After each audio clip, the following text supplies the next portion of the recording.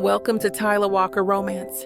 You're about to dive into one of Miss Tyler's free full audiobooks. She always knows how to make you forget your life with handsome alpha male billionaire heroes and sassy strong heroines who grab love with both hands.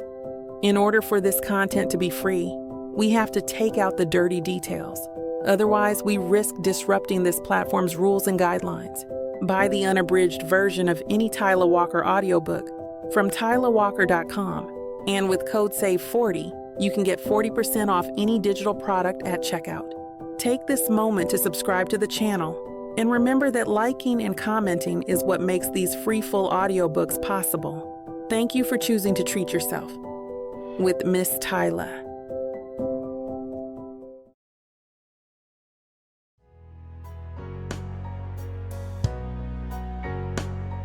Chapter 1.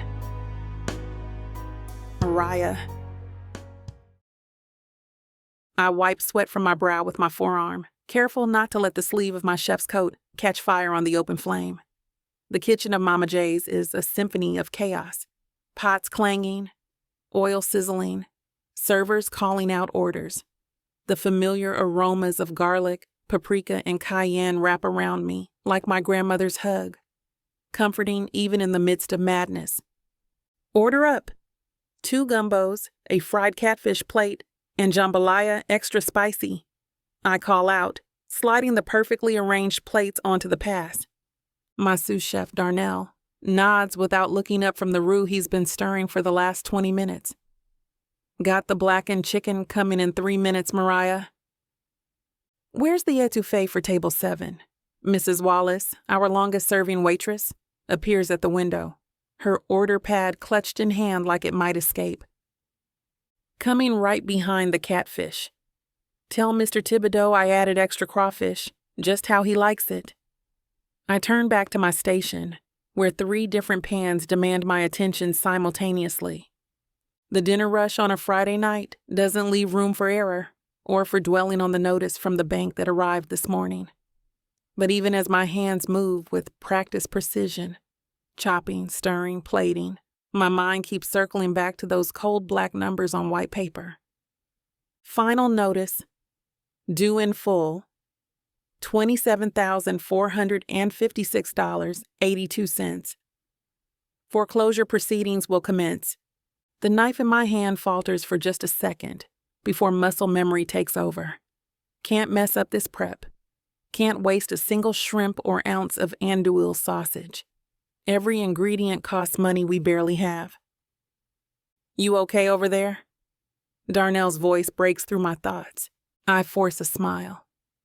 Never better. Just thinking about that special sauce for tomorrow's crawfish boil. The lie comes easily after months of practice. No one needs to know how bad things really are, especially not the staff who depend on their paychecks, or my parents who've poured their entire lives into this place. The dinner rush finally begins to slow around 9:30, giving me a moment to breathe. I step into the walk-in cooler, ostensibly to check inventory, but really to feel the blessed cool air on my hot skin and have a moment alone with the panic that's been building in my chest all day. The shelves tell their own story of our decline, half empty, where they used to be packed to bursting. I count the containers of prepped vegetables, mentally calculating how to stretch them through the weekend. We're running on margins so thin they'd disappear if you looked at them sideways. My parents built this restaurant from nothing 30 years ago. I grew up crawling under these same prep tables, learning to stir a roux before I could read, watching my father charm every customer who walked through the door while my mother created magic in the kitchen. They'd worked 16-hour days for years, saving every penny to give me opportunities they never had. And what had I done with that precious gift? Gone to culinary school with dreams of bringing Mama J's into the modern era, only to return to a business drowning in debt after my father's heart attack 3 years ago. Not here. Not now. I press my palms against my eyes, willing back the tears that threaten. Crying never paid a bill or saved a business. The walk-in door swings open, letting in a blast of heat and kitchen noise. Darnell sticks his head in. Boss, your mom's on the phone. Says it's important. My stomach drops. Mom and Dad are supposed to be enjoying their first real vacation in 15 years, a week in Florida with my aunt. I'd practically forced them to go, promising I had everything under control.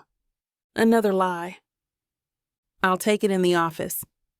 I grab the container of prepped Trinity mix I came for and head out. The small office tucked behind the kitchen is more storage closet than proper workspace. Receipts and invoices cover every surface, many marked with red past due stamps.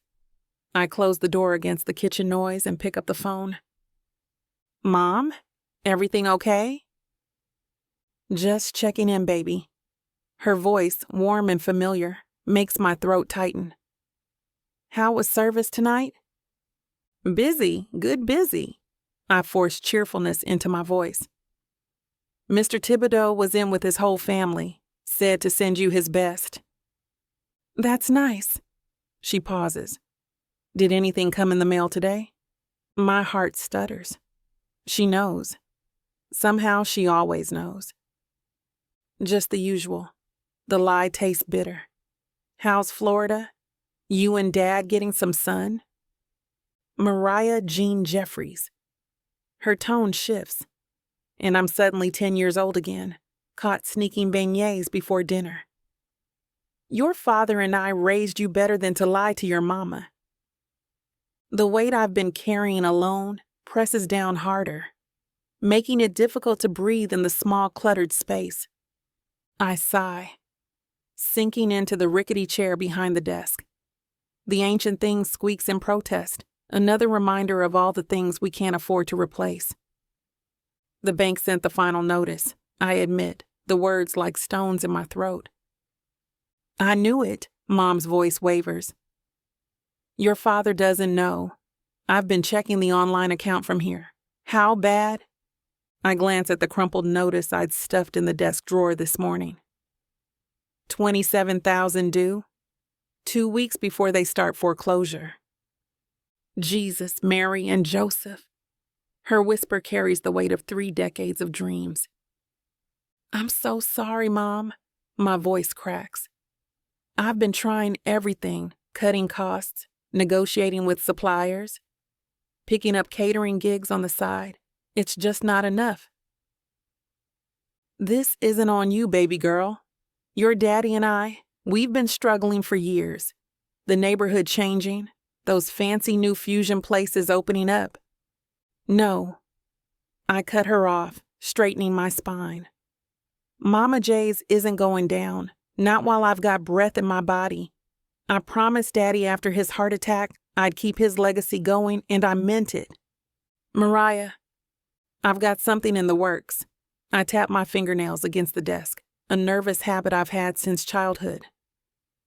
Remember that application I told you about for the St. Pierre anniversary? The billionaire and his chef wife? That fancy pants thing uptown? I laughed despite everything. Mom's ability to cut straight through pretension is one of her greatest gifts. Yes, that fancy pants thing. Celia St. Pierre isn't just any chef, Mom. She's revolutionized the way people see Black fine dining. And her husband, Aston, specializes in business. He's a rich man. The idea had sparked when I saw their announcement in the culinary newsletter I still receive from my alma mater. A 2-year anniversary celebration with an open call for caterers to showcase traditional Southern and Caribbean cuisine, a favorite of the St. Pierre. You really think they'd pick Mama J's over all those high-end catering companies? They're looking for authenticity, not pretension. Who knows soul food better than us? I pull out the application I've been working on for days, refining each word. Plus, it's not just about the catering fee. The networking alone could save us. If I can get Celia to try our food, maybe feature us on her social media. And that husband of hers might invest? Mom completes my thought. It's a long shot, but it's the best one we've got right now. I run my fingers over the carefully crafted menu I've attached to the application. Our classics with little twists that show creativity without sacrificing tradition. Mom's quiet for a moment. I can picture her sitting on the balcony of my aunt's condo, the Gulf of Mexico stretching out before her, wrestling with the burden I've just confirmed. You always were a fighter. Pride warms her voice. Just like your grandmama, that woman started cooking from a cart on the street corner, with nothing but determination and a cast iron skillet. And her recipes are still the backbone of our menu. I smile, thinking of the worn recipe cards stored in the kitchen safe, more valuable than any insurance policy. When will you hear about this catering job? They're making decisions next week. The event is in 3 weeks. Tight timeline, but we could handle it. I tap the application. I'll send it tomorrow morning, after one last review. You send it tonight, Mom says firmly. No more waiting. And you tell them exactly what Mama J's is about. Family, tradition, and food that feeds more than just the stomach. Yes, ma'am. I laugh softly, already reaching for an envelope. And Mariah? Her voice softens. Don't you carry this alone anymore. We're Jeffries. We face things together. I know. My throat tightens. I just wanted you and Dad to have 1 week without worrying. Well, now I know. And your father doesn't need to. Not yet. You finish that application, and I'll keep him distracted with shuffleboard tournaments. Deal? Deal. I feel the weight on my shoulders lighten, just a fraction. Not gone, but shared. I love you, Mom. Love you more, baby girl. Now go make us proud. I hang up, immediately pulling the application close. The St. Pierres represent everything we need: connections, influence, and respect in both the culinary and business worlds.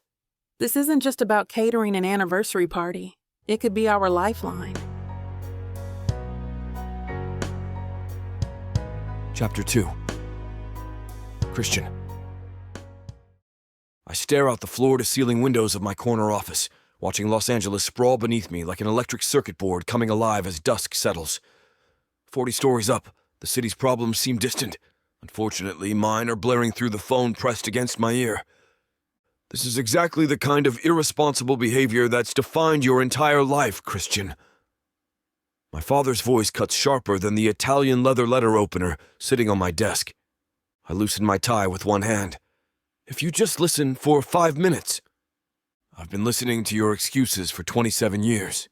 The disappointment in his tone is familiar territory. The board meeting is tomorrow morning. Do you understand what this means for our family name? For the company? It wasn't me. My knuckles turn white around the phone. The accounting discrepancy started before I even took over the West Coast division. Someone's setting me up. A humorless laugh echoes through the line. Of course they are. Just like someone else was responsible when you crashed that boat in Saint-Tropez, or when you were expelled from boarding school, or when... That was 10 years ago. I push away from my desk, unable to sit still under the weight of these accusations. I've worked so hard since then, built this division from nothing.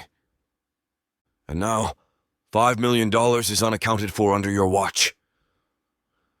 I pace the length of my office, past the awards and accolades I've earned over the past 4 years. The irony burns. I've given you the evidence, the transaction logs, the timeline, the forged approvals. The board has seen the same evidence and reached their conclusion. His tone shifts, the anger giving way to something worse. Resignation. Your mother can barely show her face at the club. The Morgans canceled dinner with us last night. The St. Pierre name. So that's it? You believe I'd steal from our own company because, it fits some narrative you've written about me? I stop at the window, pressing my forehead against the cool glass. Below, headlights crawl along the 110 freeway. I'm your son. Which is the only reason this hasn't gone to the authorities.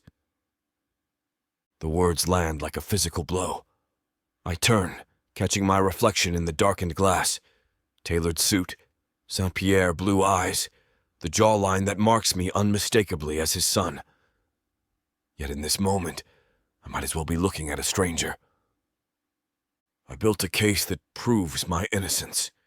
Hell, it practically identifies who's actually responsible. My voice rises despite my attempts to keep it level. Have you even read it? The silence tells me everything. Of course not. I laugh, the sound hollow and bitter. You were too busy damage controlling with your golf buddies. Christian, you have to understand the position this puts me in. As CEO? Or as my father? I cut him off. Because those should be two different conversations. Another heavy silence. I've hit a nerve. The board votes tomorrow at 9. His voice is cooled to professional detachment. I suggest you prepare yourself. 20 years of building this company's reputation won't be undone by this situation. This situation. I shake my head. You mean your son being framed while you do nothing? You've always attracted trouble, Christian, since you were old enough to walk. The weariness in his voice scrapes something raw inside me. Your mother and I gave you everything. The best schools, connections, opportunities most people couldn't dream of, and somehow it's never enough. There's always some new crisis, some new scandal. That's not fair. But even as I say it, flashes of my past parade through my mind the rebellious teen years, the tabloid headlines, the string of relationships that ended in spectacular fashion. I've changed. Have you? Because from where I'm standing, it looks like the same old pattern. He sighs, the sound of a man reaching the end of his patience. The board meeting is tomorrow. Clean out your office tonight. You're firing me before the vote? The betrayal stings more than I want to admit. What happened to innocent until proven guilty? This isn't a court of law, Christian. It's business. His voice drops. And family reputation. The implied hierarchy isn't lost on me. Business first, family name second, actual family member. Somewhere further down the list. Right. I straighten my shoulders. Of course it is. I think returning to the East Coast would be the best move for you right now, my father continues, his tone shifting to that strategic voice he uses in boardrooms. Get away from the Los Angeles gossip circuit while this blows over. I press my fingertips against my temple. Blows over? You just told me to clean out my office. You need distance from this situation. New York has always been our power center anyway. The hour stings. Until 5 minutes ago, I thought I was part of that hour. And do what exactly in New York? Twiddle my thumbs while you and the board destroy my reputation? You'll stay at the Archer, the luxury building in Tribeca where our family owns several units. The penthouse on the south side is vacant. Aston is in the north penthouse. My cousin, the golden child of the St. Pierre family. You're putting me next door to Aston? I laugh, sharp and incredulous. So I can have a front row seat to the perfect St. Pierre lifestyle?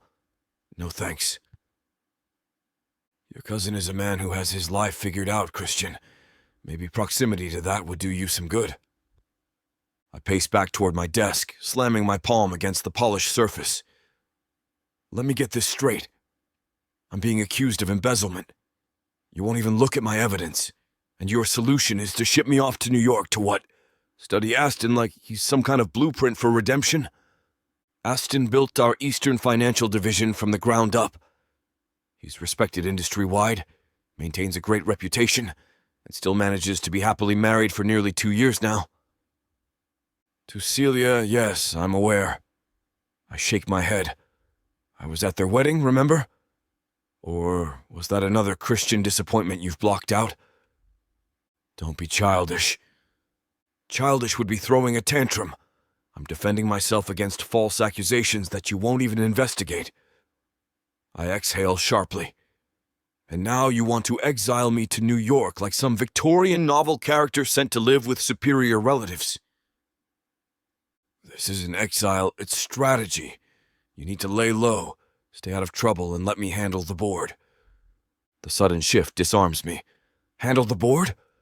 Earlier you sounded ready to lead the firing squad yourself. I'm trying to buy time, Christian. For a moment his voice softens, revealing a glimpse of the father beneath the CEO. If you're right, and someone is setting you up, I need you far from Los Angeles while I quietly look into it. Hope flickers dangerously. You believe me? I believe in covering all possibilities. Back to business. The St. Pierre name can't afford another scandal, true or false. And there it is. Not faith in his son, but corporate risk assessment. Fine. I swallow my pride, which tastes bitter going down.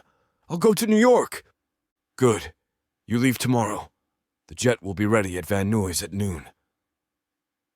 What about my case? The evidence I compiled? Email everything to my private address, not the company one. I nod, though he can't see me. And Aston? Does he know about any of this? Not the details, no. He knows you're coming to stay for a while. That's all he needs to know for now.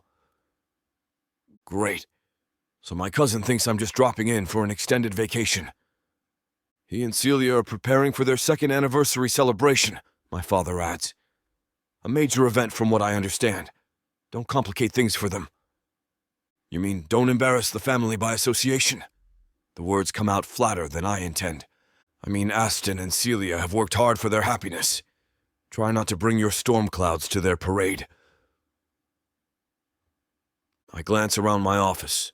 The awards, the photos with celebrities and politicians, the scale model of the building I convinced the board to develop in West Hollywood that's now worth triple the investment. All evidence of my own hard work now overshadowed. I like Aston, I say finally, surprising myself with the honesty. And Celia, they're good people. I wouldn't intentionally disrupt their lives. That's reassuring. My father's tone suggests he's checking items off a mental list. Keep to yourself. Stay out of the papers. Let me work on this situation from here. And when will you let me know what you find? When there's something concrete to share. A pause. I need to go. Your mother is waiting. Of course she is. Always the dutiful wife, even when her son is being sacrificed on the altar of corporate politics. Tell her I'm fine, I say, though I'm anything but. Pack light. Have the rest shipped. Business complete. He's already moving on. Good night, Christian. The line goes dead before I can respond. Chapter 3. Mariah. I tap my foot nervously against the floor, trying desperately not to gawk at the penthouse's absurd luxury. The kitchen alone is absolutely magnificent. Gleaming copper pots hang from a rack above a marble island that stretches longer than my childhood bedroom. Huge windows frame Manhattan's skyline, like it's a painting commissioned just for this space. In front of me stands Celia St. Pierre herself, alongside her husband. Following her car accident with Aston, she took a break from the culinary scene before coming back, better than ever. So your family restaurant specializes in Southern soul food? Celia asks, her elegant fingers tracing the edge of my sample menu. I straighten my back, channeling Mom's confidence when she talks to food critics. Yes, ma'am. Mama J's has been serving authentic Black soul food in Harlem for nearly 30 years. Everything made from scratch, recipes passed down 4 generations. Please, it's just Celia. She smiles, her perfectly white teeth matching her perfectly white chef's coat. And I'm Aston, her husband adds, offering his hand. His grip is firm, but not crushing. His smile genuine beneath sharp cheekbones. He has blue eyes and dark hair, signature features of the men in his family. Though I suspect my reputation in the kitchen extends to burning toast. Don't believe him, Celia says with an eye roll that somehow manages to look affectionate. He makes an exceptional French press. Aston laughs, his arm sliding easily around his wife's waist. my one culinary achievement. Their casual affection makes my chest tighten. Not jealousy exactly, more like witnessing something so precious you're afraid your presence might somehow disrupt it. We appreciate you bringing samples today, Celia continues, gesturing to the spread I spent all night preparing, especially on such short notice. It's my pleasure. I unclasp my hands, realizing I've been wringing them. The restaurant's foreclosure notice burns a hole in my memory, months behind on rent. Equipment failing. Dad's medical bills piling up. This catering gig isn't just an opportunity, it's oxygen. I arrange the sample dishes with practiced precision. I've prepared some of our signature items, scaled down to tasting portions. Celia leans forward, her trained chef's eyes appraising my work before even tasting it. The presentation is lovely. Thank you. I gesture to each dish. Crispy fried chicken with honey butter drizzle, black-eyed pea fritters with spicy remoulade, smoked collard greens with turkey neck, and for dessert, bourbon peach cobbler with brown sugar crumble. Aston's eyebrows raise appreciatively. I suddenly regret scheduling other interviews after this one. My laugh comes out shakier than I'd like. The food speaks best for itself. I watch as they sample each dish, analyzing every micro-expression. Celia closes her eyes momentarily while tasting the collard greens. A good sign. Aston makes an actual sound at the chicken. But it's the cobbler that seems to hit hardest. They exchange a look that makes my heart stutter with hope. This is, Celia starts. Incredible, Aston finishes, already reaching for another bite of cobbler. Celia nods, setting down her spoon. The balance of flavors is exceptional. The greens have depth without bitterness. And this cobbler? She pauses, searching for words. It tastes like memory. Something warm unfurls in my chest. That's exactly what my grandmother used to say good food should do. Your grandmother was a wise woman. Celia's professional assessment gives way to genuine enthusiasm. Where did you train? At the Institute of Culinary Education, but mostly at my family's restaurant. My education was watching my mama cook while standing on a step stool. Those are often the best credentials. Celia glances at Aston, some unspoken communication passing between them. I shift my weight, suddenly very aware that my entire family's future might hinge on whatever silent conversation they're having. Celia turns back to me. Our anniversary celebration is in 3 weeks. We're expecting 120 guests, including family, friends, and several business associates. I nod, trying to look confident rather than desperate. Mama J's can absolutely accommodate that scale. The event will be featured in several publications, Aston adds. Food and Wine has confirmed coverage. My heart practically backflips. National press exposure would put Mama J's on the map in a way we've never been before. We'd like to hire you, Celia says decisively. Your food tells a story that feels authentic and personal, exactly what we want for celebrating our milestone. The room spins slightly. I grip the edge of the counter to steady myself, praying they don't notice. Thank you. We would be honored. Are you all right? Aston asks, concern crossing his features. Yes, I take a steadying breath. This opportunity means everything for my family's restaurant. I can barely maintain my professional composure as I gather my empty sample containers. My hands tremble slightly, and I hope they don't notice. We'll have our assistant send over the contract this afternoon, Celia says, sliding a business card across the marble countertop. All the details about deposit, final payment, and our expectations will be included. Perfect. I tuck the card into my purse, terrified I might actually burst into tears right here in their penthouse kitchen. I'll review it immediately and get back to you by tomorrow morning. No rush. Aston assures me with that easy smile that probably disarms everyone he meets. Take 48 hours if you need them. I nod gratefully, though in reality, I will be signing that contract the second it hits my inbox. Thank you both for this opportunity. I promise Mama J's will deliver an unforgettable experience. Celia walks me to the door, her chef's whites somehow still pristine despite the tasting. Your grandmother's recipe for those collard greens? She pauses, meeting my eyes with professional admiration that feels like winning a medal. That's something special. I'm looking forward to experiencing more of your family's culinary heritage. My chest swells with pride. She'd be honored to hear you say that. The door closes behind me, and I stand in the hallway of the luxury high-rise, clutching my sample containers to my chest. Don't scream, don't dance, don't cry, not yet.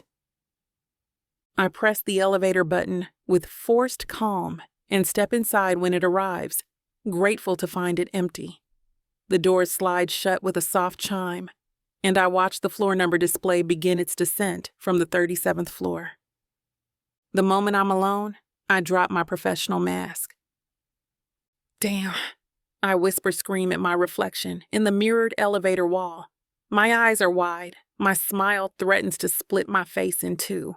I do a little shimmy dance, careful not to drop my containers. We got it. We actually got it. The elevator stops at floor 29, and I immediately straighten up, arranging my face into something resembling composure. An older gentleman in a tailored suit steps in, barely glancing my way as he punches the lobby button. I bite the inside of my cheek, trying to contain the bubbling joy that's threatening to erupt like a shaken champagne bottle. My thoughts race in exhilarated circles. Food and wine, national press. Celia St. Pierre, the Celia St. Pierre, loved my grandmother's collard greens. The deposit alone will cover 2 months of back rent. The full payment could pay for Dad's physical therapy. We could finally fix the ancient refrigeration unit that keeps breaking down. Floor 22, 21, 20. The businessman exits on floor 15, and the moment the doors close, I resume my private celebration, pumping my fist in the air.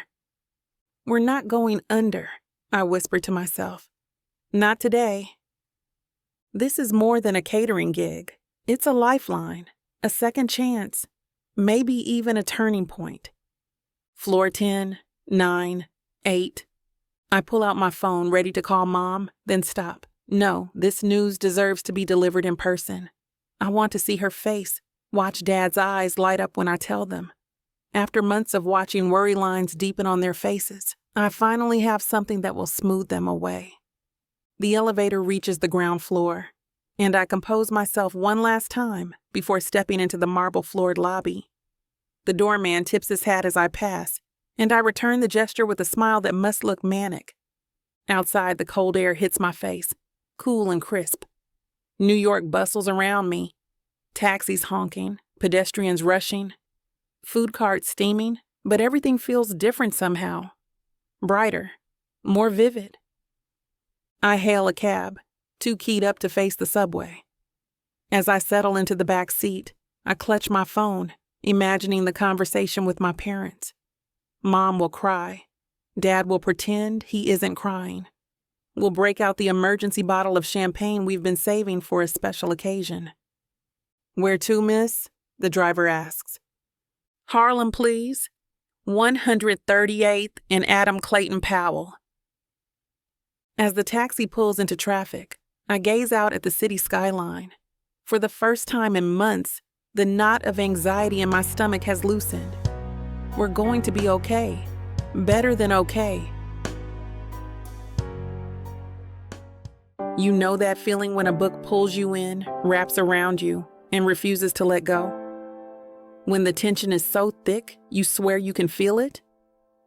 Welcome to 30 sinfully addictive romance audiobooks that will ruin your sleep. Wow, I wasn't ready for this. 1 chapter in, and I'm already hooked. Oh, you thought this was just another audiobook collection. No, sweetheart. This is the dirty 30. Forbidden love, dangerous desires, billionaires with secrets, bad boys who bite back. And every last word is dripped in temptation. I thought I could just listen to one chapter before bed. Now it's 2 a.m. and I need answers.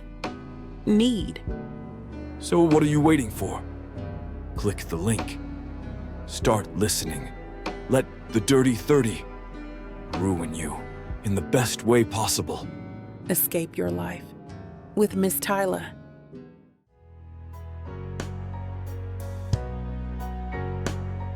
Chapter 4. Christian. I stare at the Manhattan skyline from my penthouse windows, nursing a glass of Macallan 25. 2 weeks of self-imposed exile in New York, and the city still feels like a foreign country. The Archer Building offers luxury that rivals my LA penthouse, but it might as well be a prison cell.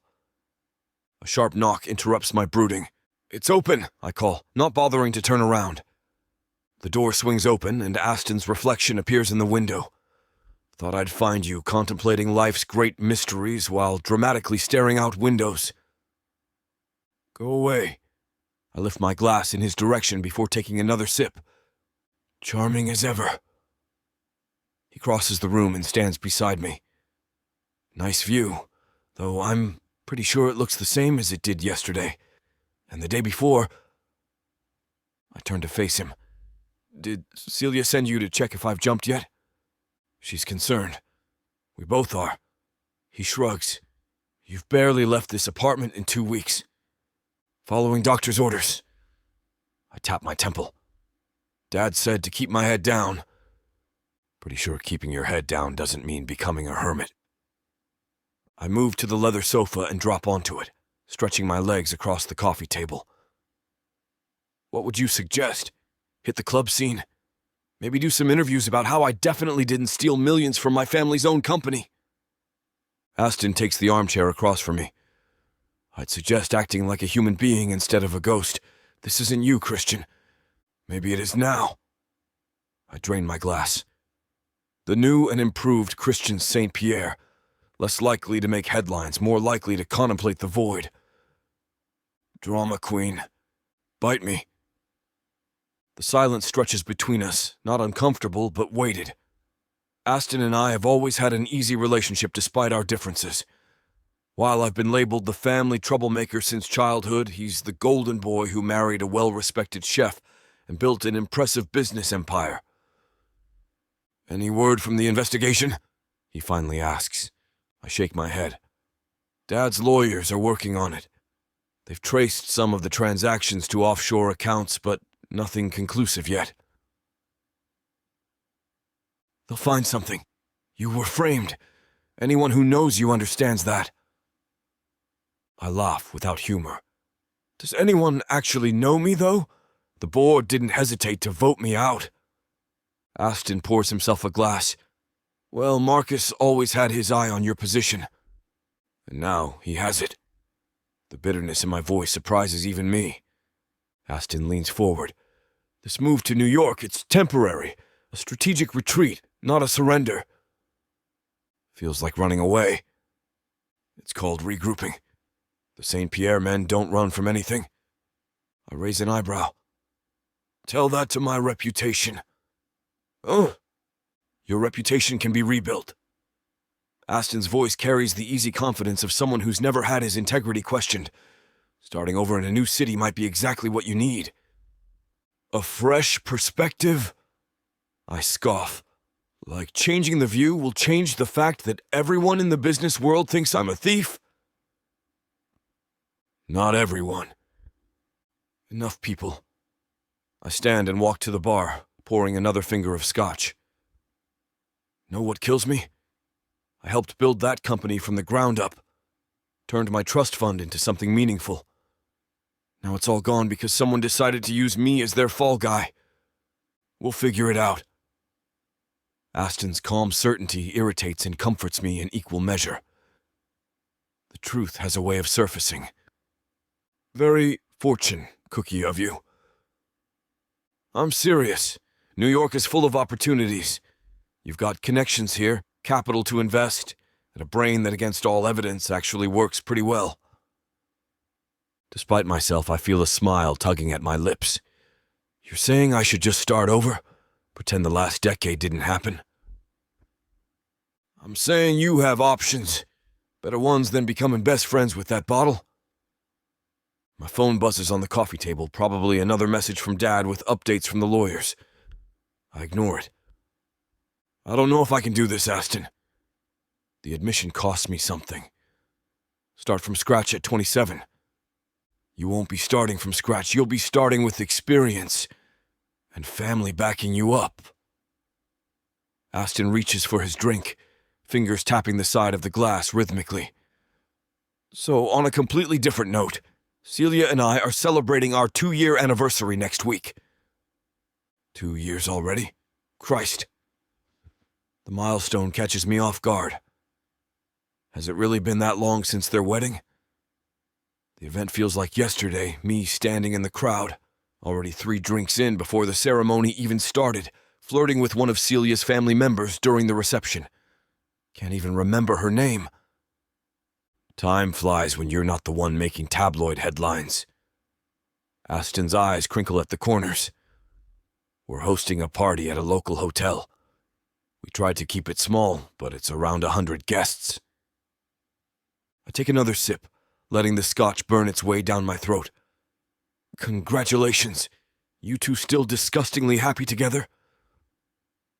Happier than you are right now, which isn't saying much.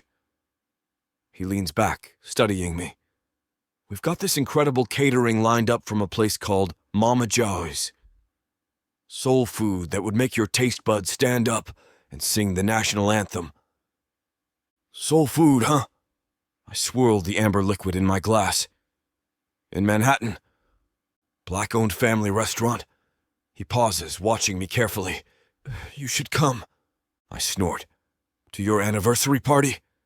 I'm not exactly celebration material these days. When has that ever stopped you before? Aston crosses his legs, looking completely at home in my temporary living space.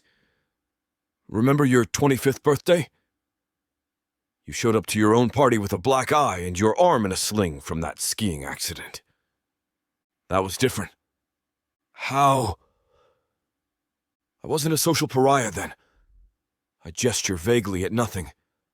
People actually wanted me around. I want you around. Celia wants you around. Aston's voice drops its teasing edge. You can't hide forever, Christian. The thought of attending a social event makes my stomach clench. 2 weeks of isolation has made even the idea of small talk exhausting. Yet something about Mama J's sticks in my mind. Soul food for my wounded soul. The irony isn't lost on me. Maybe some good food could help fix my soul a little bit. The words slip out before I can catch them, more vulnerable than I intended. Aston, to his credit, doesn't mock the sentiment. Food has healing properties, especially the kind that's made with actual love, and not whatever the hell you've been ordering for delivery.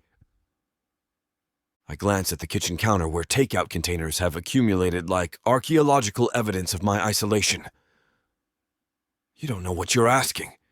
Me at a party with people who've definitely read about the scandal. Most of the guests are Celia's friends from the culinary world.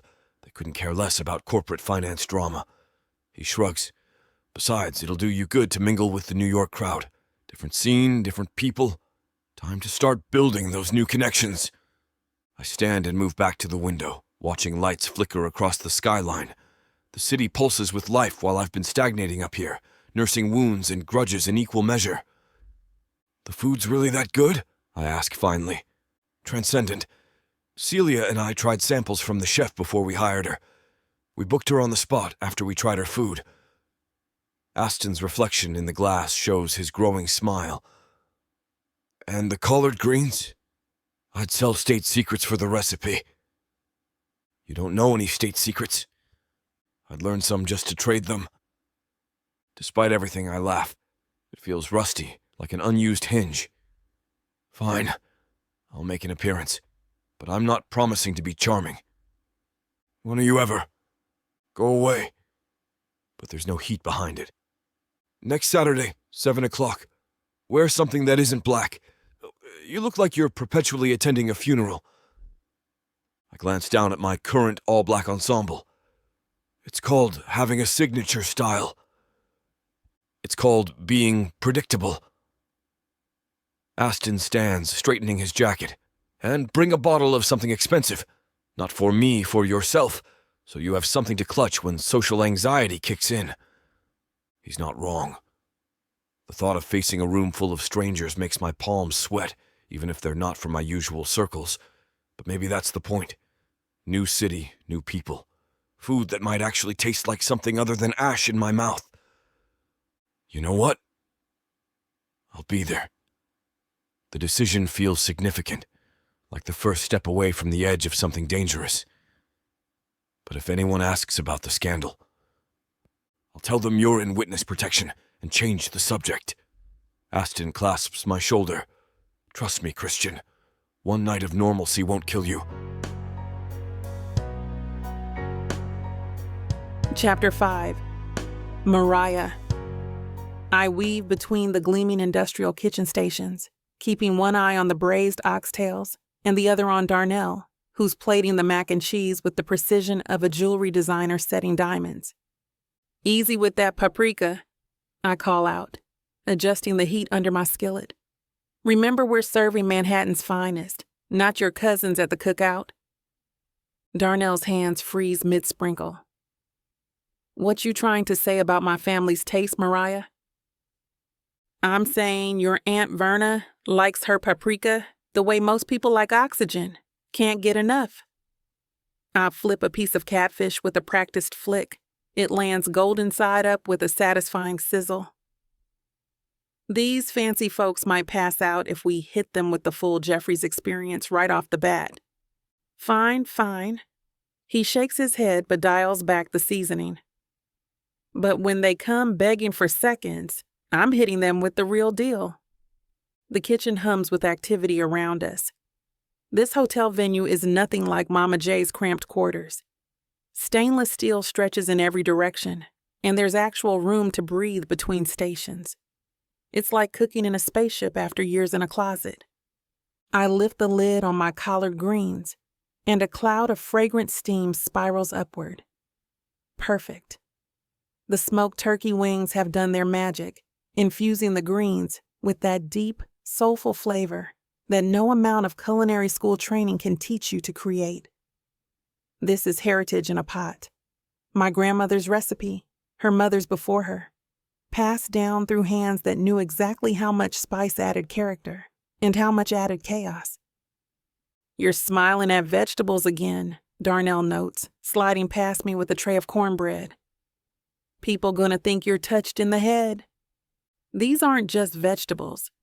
They're my ticket out of financial disaster. I lower my voice. Do you know how much they're paying us for this gig? Mama and Daddy can cover 3 months of back rent after tonight. A line forms between Darnell's eyebrows. That bad, huh? Was, I correct him, giving my greens another stir. Was that bad? After tonight, things are looking up. And if these people love our food as much as the host did during the tasting, which they will, then maybe Mama J's gets a second chance. Word of mouth from this crowd, that's better than any Instagram ad we could never afford anyway. The kitchen doors swing open, and a familiar woman steps in. Celia St. Pierre moves with the confident grace of someone who's spent years in professional kitchens. I've watched enough of her cooking show episodes to recognize that walk. My heart does a nervous flutter. The woman has 2 Michelin stars, for heaven's sake. Something smells divine in here, she announces, making a beeline for my station. I straighten up, suddenly conscious of the sweat beating at my temples. Mrs. St. Pierre, everything's on schedule. First course goes out in 15. Oh, please, didn't I tell you to call me Celia? She peers into the pot of greens, inhaling deeply. And whatever you're doing to those collards should be patented. The aroma alone is intoxicating. Family recipe? I try to sound professional, but pride sneaks into my voice. Been perfecting it since I was tall enough to reach the stove with a step stool. She dips a tasting spoon into the pot before I can offer one, closing her eyes as she samples the greens. Her expression shifts from curious to something like reverence. "Good Lord," she whispers. That's not food. That's poetry." Heat spreads across my body that has nothing to do with the stove. "Thank you." Celia moves down the line, sampling bits of everything with approving murmurs. When she reaches the catfish, she takes a piece between her fingers, examining the crust. "Perfect golden ratio," she says. "Crisp without being brittle." Most chefs overlook the textural complexity of soul food, focusing only on flavor profiles. "That's the secret to good cooking," I reply, gaining confidence. "It's not just how it tastes, it's how it feels, how it sounds when you bite into it, how it makes you remember things you never even experienced." She gives me an appraising look. "You know, Mariah, you're definitely going places. This kind of intuitive understanding of food, it can't be taught. I should introduce you to my good friend, Olivia Blackwood. I'm sure you know her. She's always looking for talented chefs for flavor fusion." The compliment lands square in my chest, warming places that have been cold with worry for months. Coming from her, someone who climbed from local cook to international sensation. It's not just flattery, it's possibility. That means more than you know. I swallow hard against the sudden tightness in my throat. Especially coming from you. I mean every word. She glances at her watch. "Now I should let you finish working your magic. My guests are in for a religious experience tonight." As the kitchen doors swing behind Celia St. Pierre, Darnell and I exchange wide-eyed looks of disbelief. "Did that just—" I start. "Michelin stars, flavor fusion, Olivia Blackwood." Darnell's wooden spoon hangs suspended in midair. "Girl, did you sell your soul when I wasn't looking? Because that was some next-level blessing that just happened."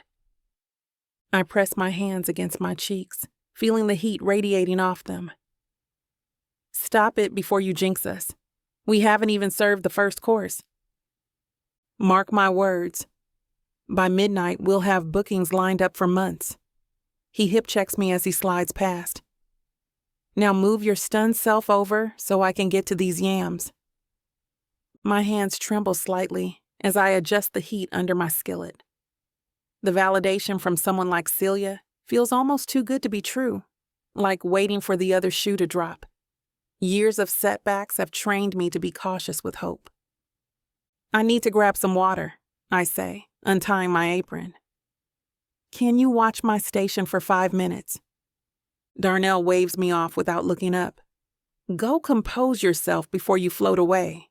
But if you're not back in 5, I'm eating all the cornbread and blaming the guests." The corridor outside the kitchen is blissfully cool compared to the heat of the stoves. I gulp down water from my bottle, then press it against my forehead, closing my eyes. Everything's happening so fast, from the brink of losing Mama J's to potentially saving it in one night. A sign for the terrace catches my eye. Fresh air. That's what I need to clear my head before the service tsunami hits. I push through the glass doors and step onto a stone balcony overlooking the lights of Manhattan. The night air carries a hint of crispness, a welcome relief after hours in the kitchen. I take a deep breath, filling my lungs with the cool air, letting it steady my racing thoughts. "Escaping too?" The voice startles me. I turn to find I'm not alone on the balcony. A man stands by the stone railing, tumbler of amber liquid in hand. The outdoor lighting catches on planes of his face. Strong jawline, high cheekbones, eyes so blue they're visible even in the dim light. He's tall enough that I have to tilt my head back slightly to meet his gaze. "I didn't realize anyone was out here." My voice sounds breathier than I intended. "Don't worry," he says, lifting his glass slightly.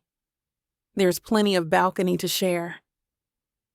Something about him radiates confidence, from his perfectly tailored suit to the casual way he leans against the railing.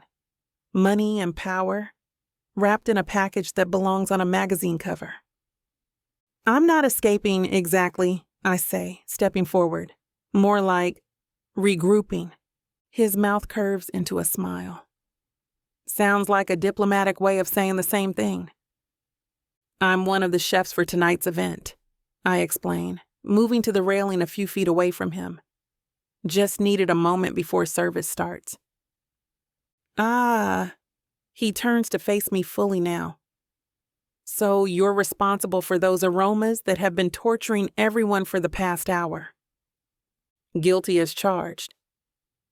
Then I should properly introduce myself to the woman who's about to impress the hell out of New York's most jaded palates. He extends his hand. Christian St. Pierre. The last name registers immediately. St. Pierre, as in the St. Pierre family. I take his offered hand, feeling the warm, firm grip. Mariah Jeffries, I reply, suddenly aware of my kitchen clothes and hair pulled back in a practical bun. You're Celia's?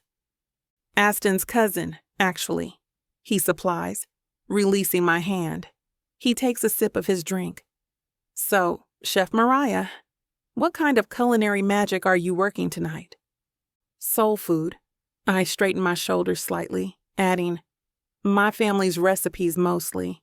We own a restaurant in Harlem, Mama J's. Soul food, he nods appreciatively. No wonder my cousin was so excited. Celia, too. She's been lecturing for years about how undervalued American regional cuisines are in fine dining.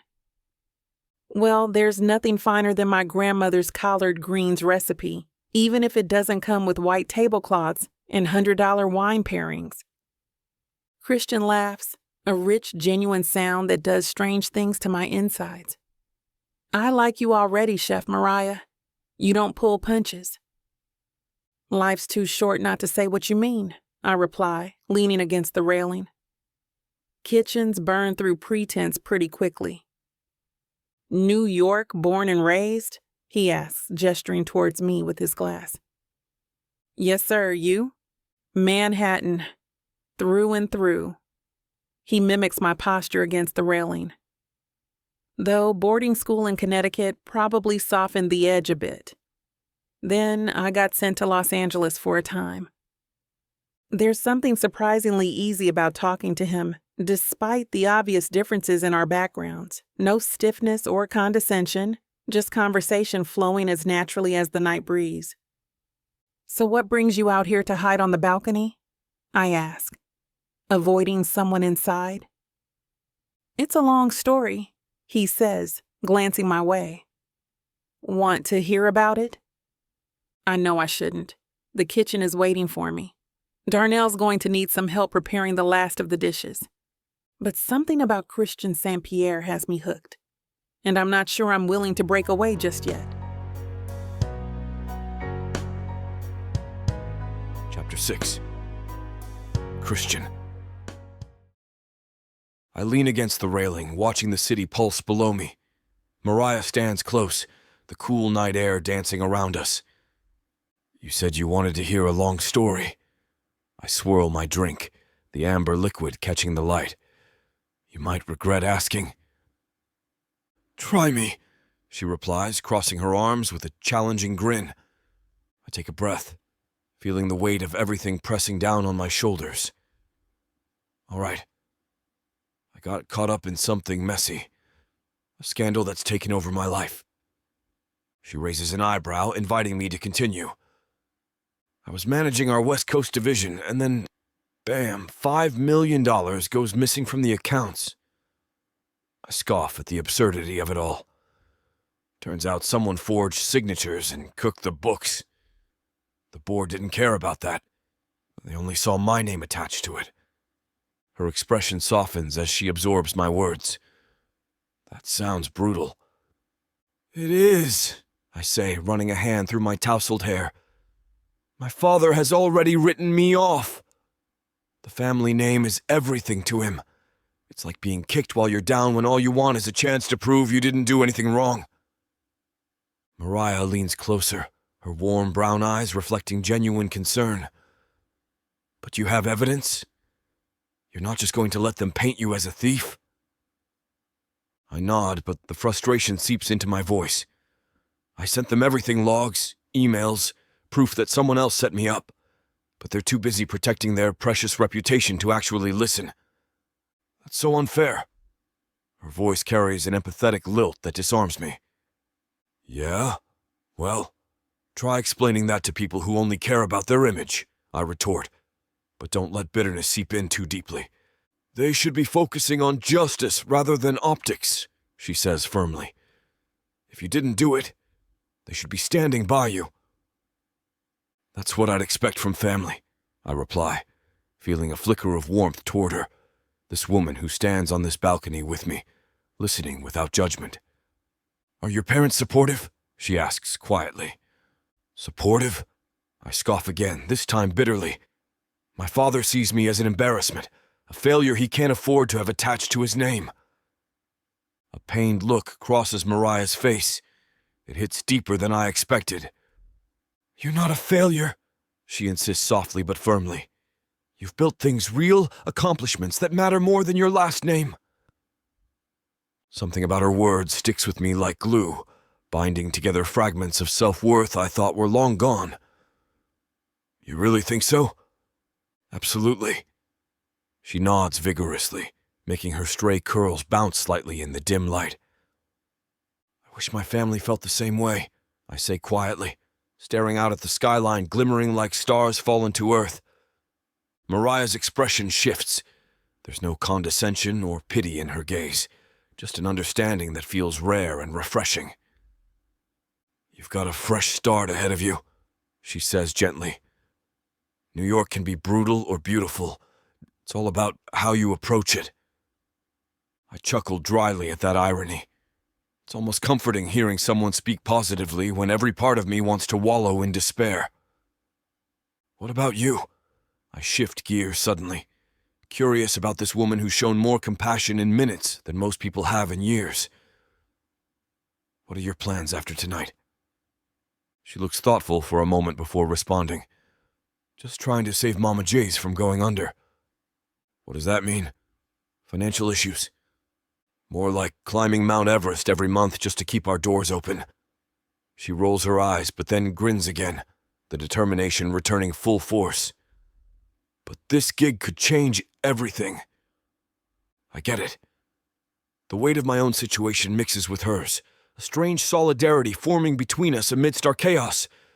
So, what if we both find success? A little win-win action? I ask playfully, trying to lighten the mood despite everything weighing us down. Her laugh rings clear against the backdrop of Manhattan's hum, a sound bright enough to pierce through all my self-doubt for just a moment. Deal, she replies with confidence before looking serious again. But seriously, Christian, you can't let this situation define you. I'm trying not to. My voice drops lower. Something vulnerable slips through unbidden as I confess this truth to her for the first time. I just don't know how. You'll figure it out. Her warmth feels palpable now, the connection between us growing stronger as we stand together on this balcony, overlooking New York City's twinkling lights like dreams waiting to unfold beneath us. For some reason, I believe her, and it's a strange comfort amidst uncertainty. One I'm not sure I'm ready for, but one anyway as we face whatever comes next together on these perilous streets below us. Mariah glances at her watch, her eyes widening. I should get back to the kitchen. The next course needs plating, and... She smooths down her clothes, suddenly looking professional again, a stark contrast to the woman who just shared this intimate moment with me. Already? I can't mask the disappointment in my voice. Something about her presence makes the weight on my shoulders feel lighter, and I'm not ready to return to reality just yet. Duty calls. She offers an apologetic smile. The rich and famous won't feed themselves, you know. They certainly won't. I laugh, surprised by how natural it feels. When was the last time I genuinely laughed? For what it's worth, I really enjoyed talking with you. Same here. She tucks a curl behind her ear. It's not every day I get to hear corporate drama on a fancy balcony. The playful sparkle in her eyes catches me off guard.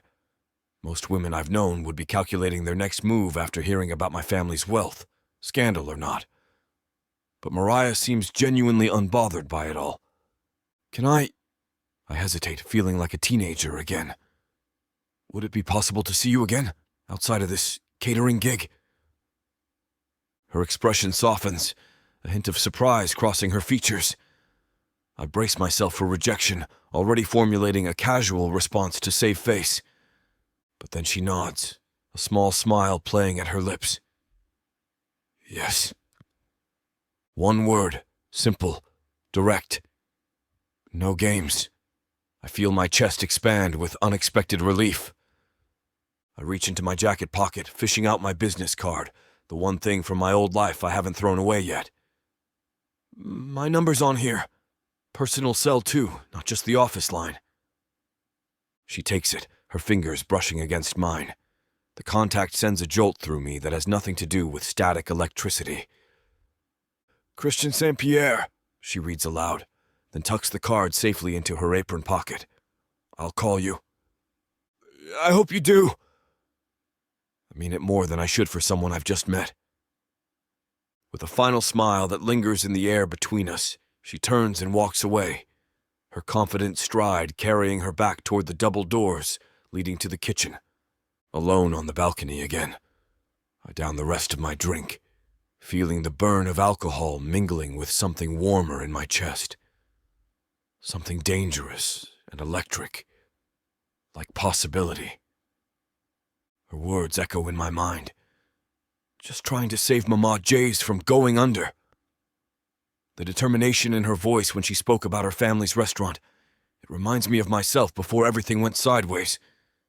That hunger to succeed, to prove yourself. I lean against the railing, the city spread before me like a map of infinite choices.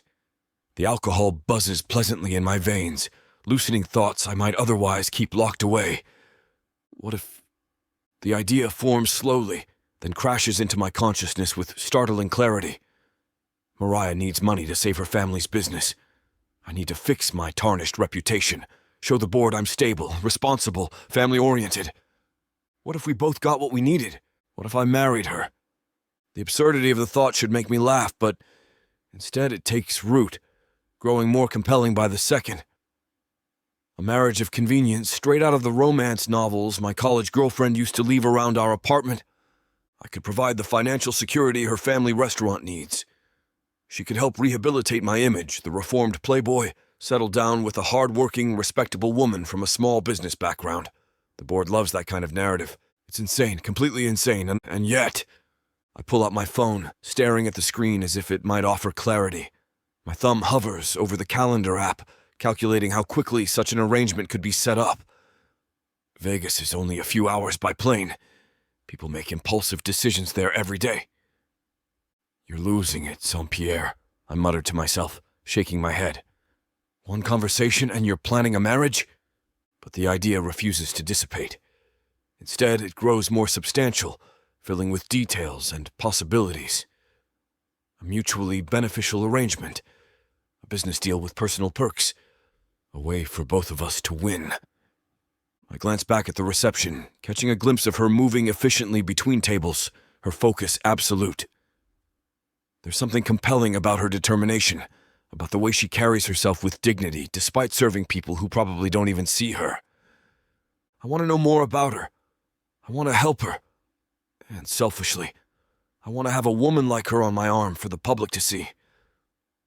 To show the world that I can still score big wins in life, even if it's all a facade at the end of the day.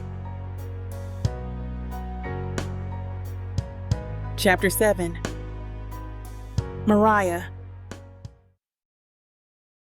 I'm in the kitchen at Mama J's, hands busy with plating the next dish.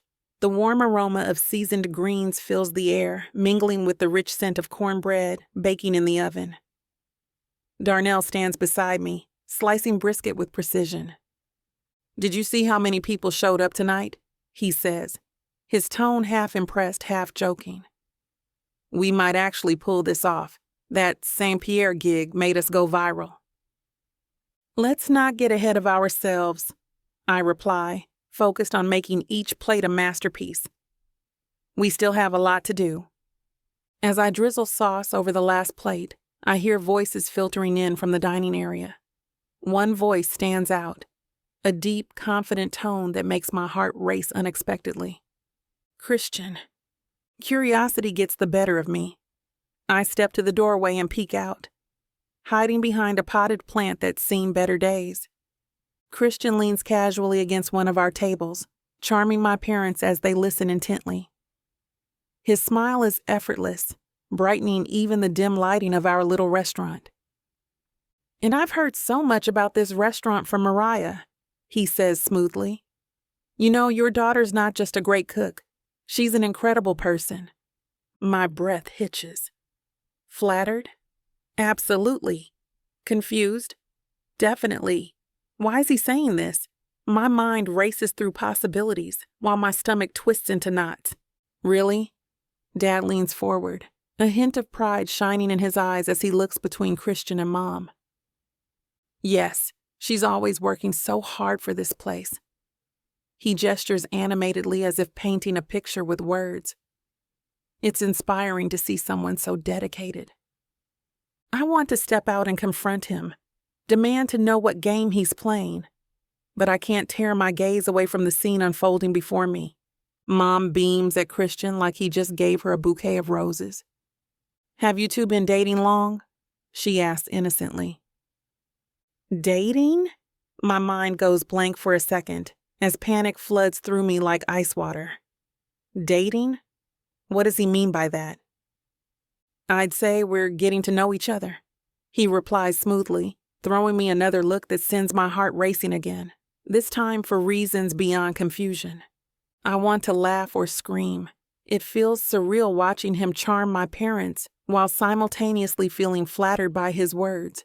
The way he speaks about me ignites something within, a flicker of hope mixed with uncertainty.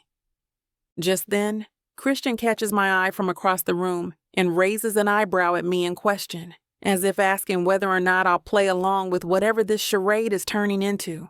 He pushes off the table and walks toward me, confidently, as though nothing strange is happening at all. "Can we talk?" His voice drops slightly when he's close enough that only I can hear him, almost conspiratorial yet laced with urgency. My heart pounds louder than ever as I hesitate briefly before nodding slowly. The heat radiates off him as he leads me away from my family and into a quieter corner near the kitchen entrance where we can speak privately without anyone eavesdropping. "What are you doing?" I blurt out once we're far enough away from prying ears, barely able to contain my surprise mixed with annoyance. "Why did you tell them we're dating?"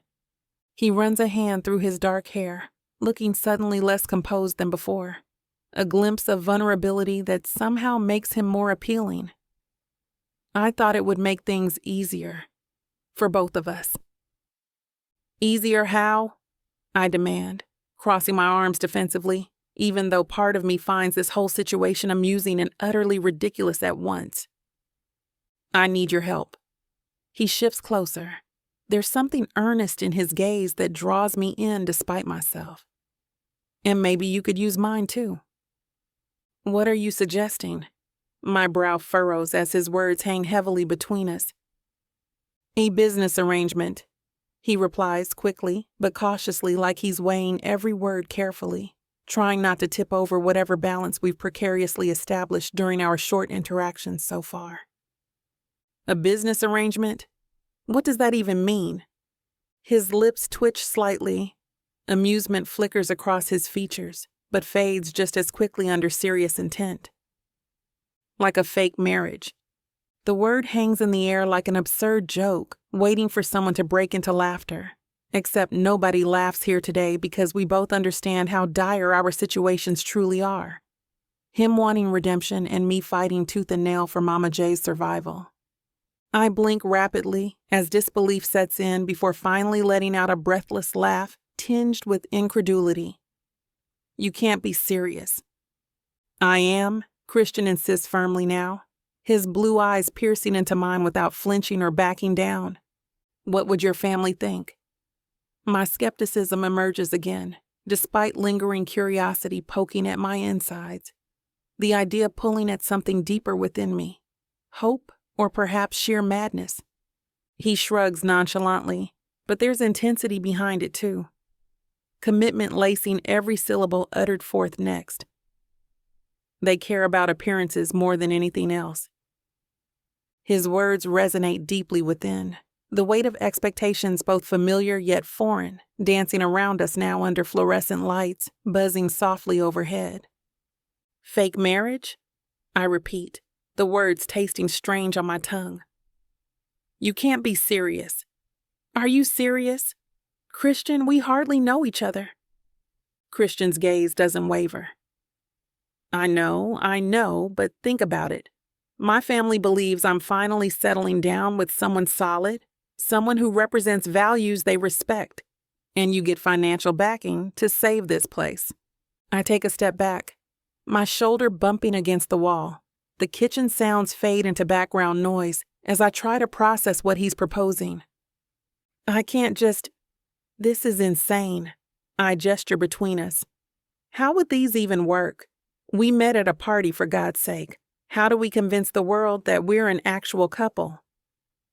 Sometimes the craziest ideas are the ones that work. Christian leans in slightly. His cologne, something subtle and expensive, making it harder to think clearly. Your restaurant gets the investment it needs, and I get to rebuild my reputation. My parents would never believe this. Christian's eyebrow arches. Really? Because it looked like they were already halfway convinced out there? He's right. The way Mom was beaming, she's probably already planning our wedding colors. I need to think about this. I press my fingertips against my temples. This isn't something I can just say yes to on the spot. Fair enough? He nods, surprisingly patient. But don't think too long. My family's gala is in a month, and I need to show up with my new wife by then. A month? My voice rises before I catch myself, glancing around to make sure no one heard. Even real couples date longer than that before marriage. Which is why I need an answer soon. Christian's expression softens, revealing something vulnerable beneath his confident exterior. Look, your restaurant is drowning. My reputation is in shambles. Together, we might just save each other. The practical side of me recognizes the logic in what he's saying. Mama J's has been struggling for months. Dad's medical bills aren't going away, and the bank isn't extending any more grace periods on our loans. I can be the person who saves Mama J's from going under, Christian says, voice dropping to a gentle murmur.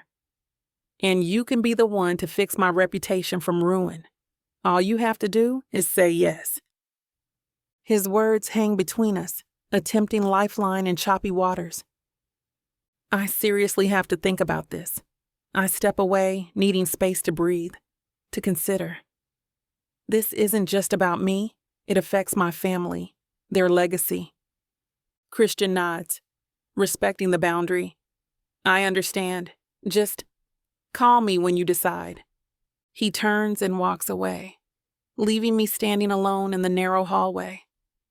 I watch as he stops to say goodbye to my parents, charming them one last time before disappearing through the front door. The bell jingles as he exits, and I exhale a deep, astonished breath. What just happened? I slide down the wall until I'm sitting on the floor. A fake marriage, I whisper to myself, testing how the concept sounds out loud. No less ridiculous than it did 5 minutes ago. But Mama J's lights could stay on. Dad could get the treatment he needs without us choosing between medication and mortgage payments. The recipes passed down through generations wouldn't disappear into bankruptcy court files. All for the price of pretending to be in love with a man who looks like he stepped out of a magazine cover. There are worse arrangements, aren't there? Heat races down my legs as I catch myself. This isn't about attraction. It's business. A mutually beneficial arrangement between two adults with problems that coincidentally solve each other. So why does my heart race when I picture introducing him as my husband? Why do I find myself replaying the way he spoke about me to my parents, with admiration I didn't earn and don't deserve? I push myself up from the floor.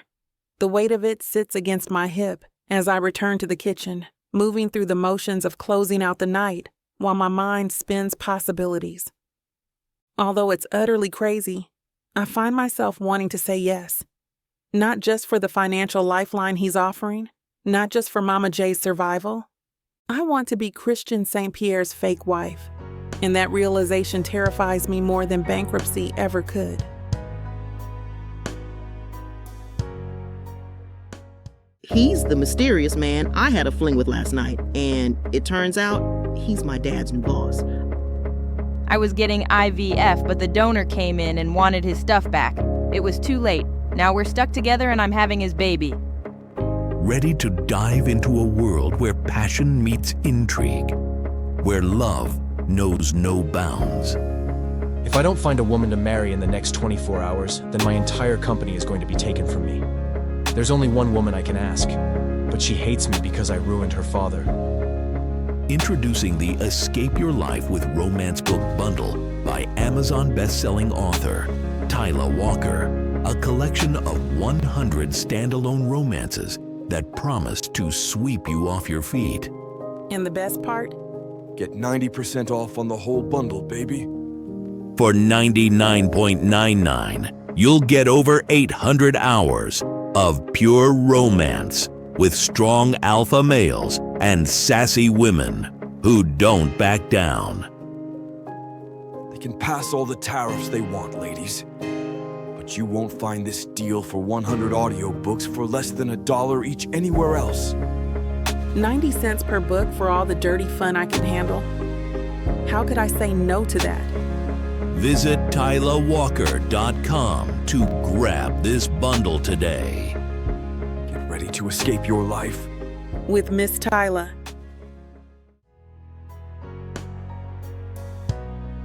Chapter 8. Christian. I pace the polished floor of my penthouse, stopping occasionally to glance at the skyline through the windows. The Archer provides the best views in the city, worth every million, but tonight, the glittering lights fail to calm my restlessness. My phone buzzes against the marble kitchen counter. Mariah's name flashes on the screen. "Coming up now," her text reads. The doorman already called to announce her arrival. I've been waiting, rehearsing what to say, how to approach this delicate negotiation. This isn't a standard business deal. It's more personal, more complex. I straighten my navy Henley and run a hand through my hair. Appearance matters even for a fake relationship discussion. The elevator dings and I draw a deep breath. Mariah steps through the private elevator doors, eyes widening as she takes in the space. She's dressed simply jeans, a modest blouse, hair pulled back. Flour dusts her sleeve. She's come straight from work. "This place is..." She trails off, gaze traveling up to the 20-foot ceilings. "Excessive?" I offer. She laughs, the sound surprisingly warm in the cavernous space. I was going to say a bit much, but excessive works just as well. I gesture toward the living area. "Can I get you something to drink? Water? Wine?" "Water's fine." She follows me, stopping to examine a modern art piece hanging on the wall. "Is that a real Basquiat?" I nod, impressed she recognized it. Good eye.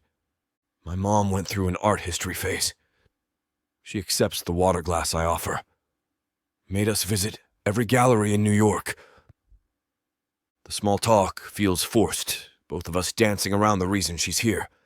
I lead her to the sitting area overlooking the city. "You wanted to talk about the proposal?" I get straight to the point. Mariah sits on the edge of the sofa, spine rigid. "I've been thinking about nothing else for days." "And?" I'll do it. Those 3 words hang between us. I fight to keep my expression neutral despite the flood of relief. But I have conditions, she adds quickly. I expected nothing less. I lean forward, elbows on my knees. Let's hear them. Mariah sets her water down and straightens. First, I need full financial backing for Mama J's. Not just covering debts, but renovation, marketing, staff, everything to make it successful long-term. Agreed.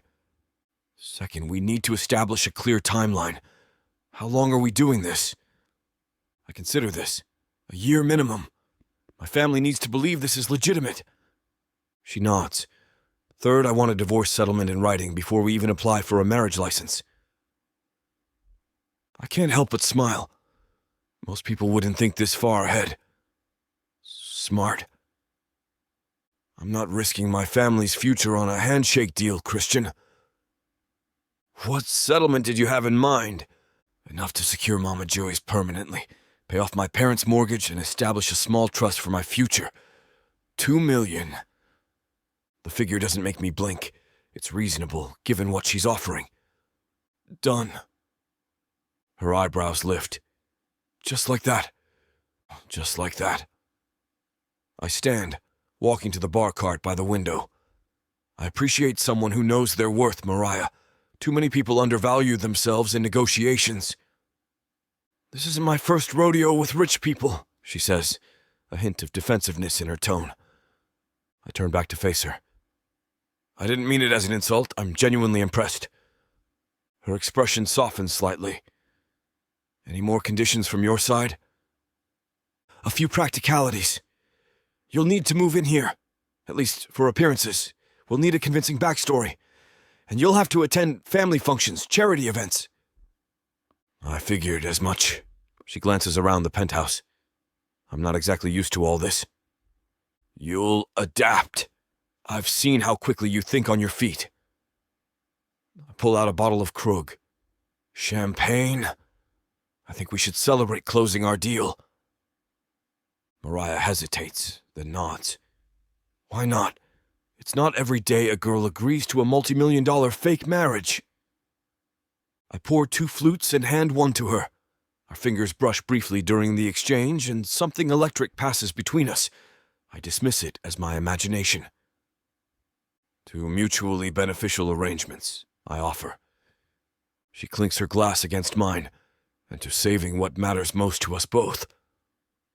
As Mariah sips the champagne, I can't help but notice how the city lights illuminate her profile. She doesn't belong in this world of luxury and pretension, yet she navigates it with a natural dignity many socialites would envy. This arrangement might be more interesting than I initially thought. We should discuss next steps, I say, settling back into my chair. There's a lot to coordinate if we're going to convince everyone this is real. Mariah nods, tucking one leg beneath her as she gets comfortable on my Italian leather sofa. The casual posture seems at odds with the formal setting, but somehow fits her perfectly. You're right. People who are engaged know things about each other. She takes another sip of champagne. Basic stuff.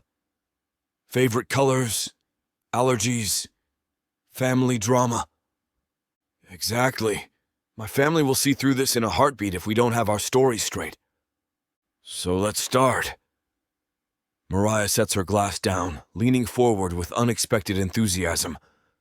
What's your favorite color? I nearly laugh at the elementary question. Is that really necessary? Yes. Her tone brooks no argument. These are the details real couples know. What's your favorite color, Christian? Midnight blue. The answer comes automatically. Yours? Yellow. Not pale yellow, vibrant, sunflower yellow. Her eyes light up, revealing flecks of amber I hadn't noticed before. Favorite food? Steak. Medium rare. Good red wine. Simple but well executed. Predictable. She smirks. And yours? I counter, oddly invested in her answer. My mom's gumbo. Nothing fancy, but nothing better. It's like She pauses, searching for words. It's like comfort and home in a bowl. Something shifts in my chest at her description. I'd like to try it sometime. Maybe you will. She looks down at her glass. Biggest fear? The question catches me off guard. We've veered from trivial to substantial in seconds. Failure. The truth slips out before I can craft a more curated response. Not measuring up. Mariah's expression softens. Mine is disappointing the people I love. Similar in a way. Oh, more noble than mine. I clear my throat. Your turn to ask. Worst habit. Working too much. Classic, I know. She raises an eyebrow.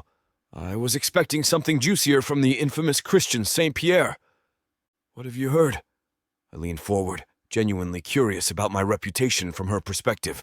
That you're demanding, perfectionistic. That you once fired an assistant for bringing you coffee with skim milk instead of whole. I grimace. That's exaggerated tabloid nonsense. I gave him a stern talking to, not a pink slip. Mariah laughs, the sound unexpectedly musical. My worst habit is overthinking everything. I replay conversations in my head for days. Including this one. Especially this one? She meets my eyes directly. It's not every day I agree to marry a man I barely know. I reach for the champagne bottle, refilling our glasses. What about past relationships?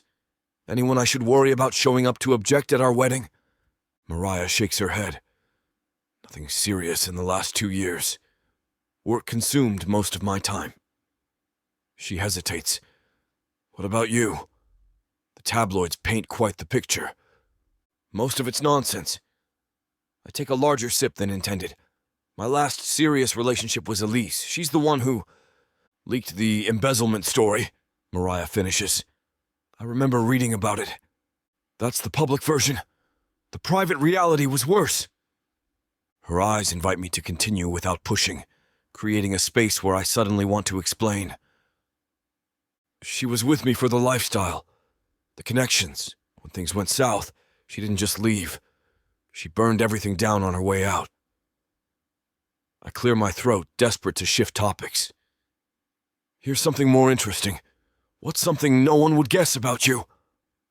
Mariah considers this, twirling a lock of hair absently. I collect vintage comic books, mostly X-Men from the 80s. Really? My surprise is genuine. I wouldn't have guessed that. Your turn. I can cook, really cook, not just bachelor basics. My grandfather was French, taught me everything. Her eyebrows rise. Now that's unexpected. I'd like to see proof sometime. Is that a challenge, Miss Jeffries? I find myself leaning closer, drawn to the playful spark in her eyes. Absolutely, Mr. St. Pierre. Anyone can claim culinary skills. The banter comes easily now, the initial awkwardness dissolving with each revelation. Mariah has a quick wit and doesn't back down, matching me step for step. Last place you cried? She asks, catching me off guard again. Shower, I admit. You? Car. Something about driving makes me emotional. Noted. I'll avoid serious conversations on road trips. Bold of you to assume I'd road trip with you, she fires back, her smile softening the words into something that feels dangerously close to flirtation. Oh, we'll definitely go on a road trip. It's part of the complete husband experience. I wink, surprising myself with how natural this feels. Is that so? Mariah tilts her head, challenge sparking in her eyes. What else does this experience include? The heat in her gaze sends an unexpected current through me. This arrangement might be fake, but the chemistry developing between us feels anything but. The realization excites me more than it should. That, I say, holding her gaze, is something we'll have to discover along the way.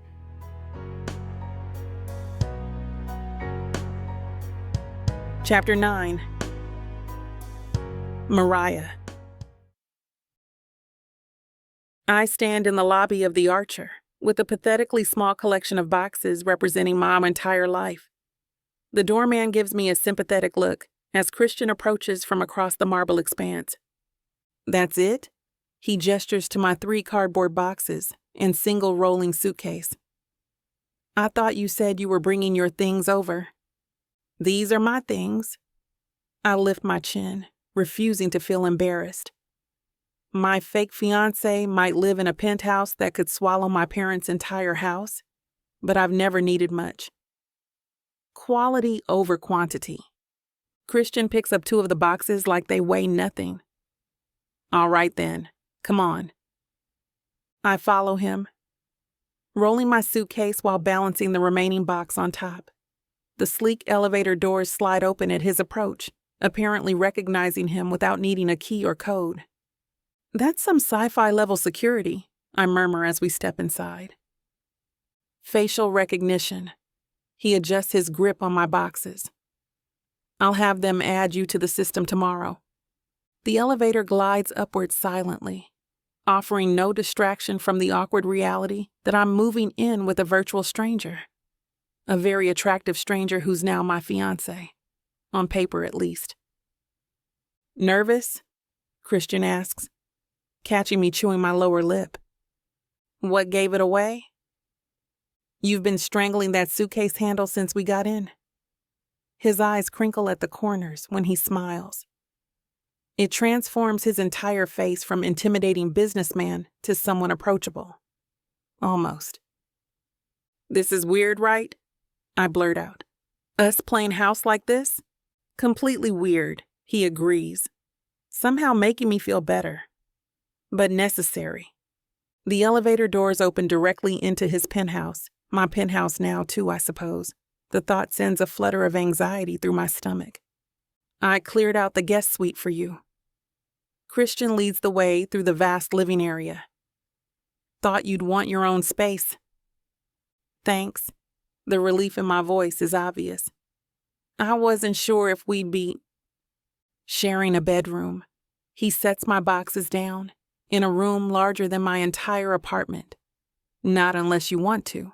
The playful wink he sends me shouldn't make my body warm up, but here we are. In your dreams, Saint Pierre.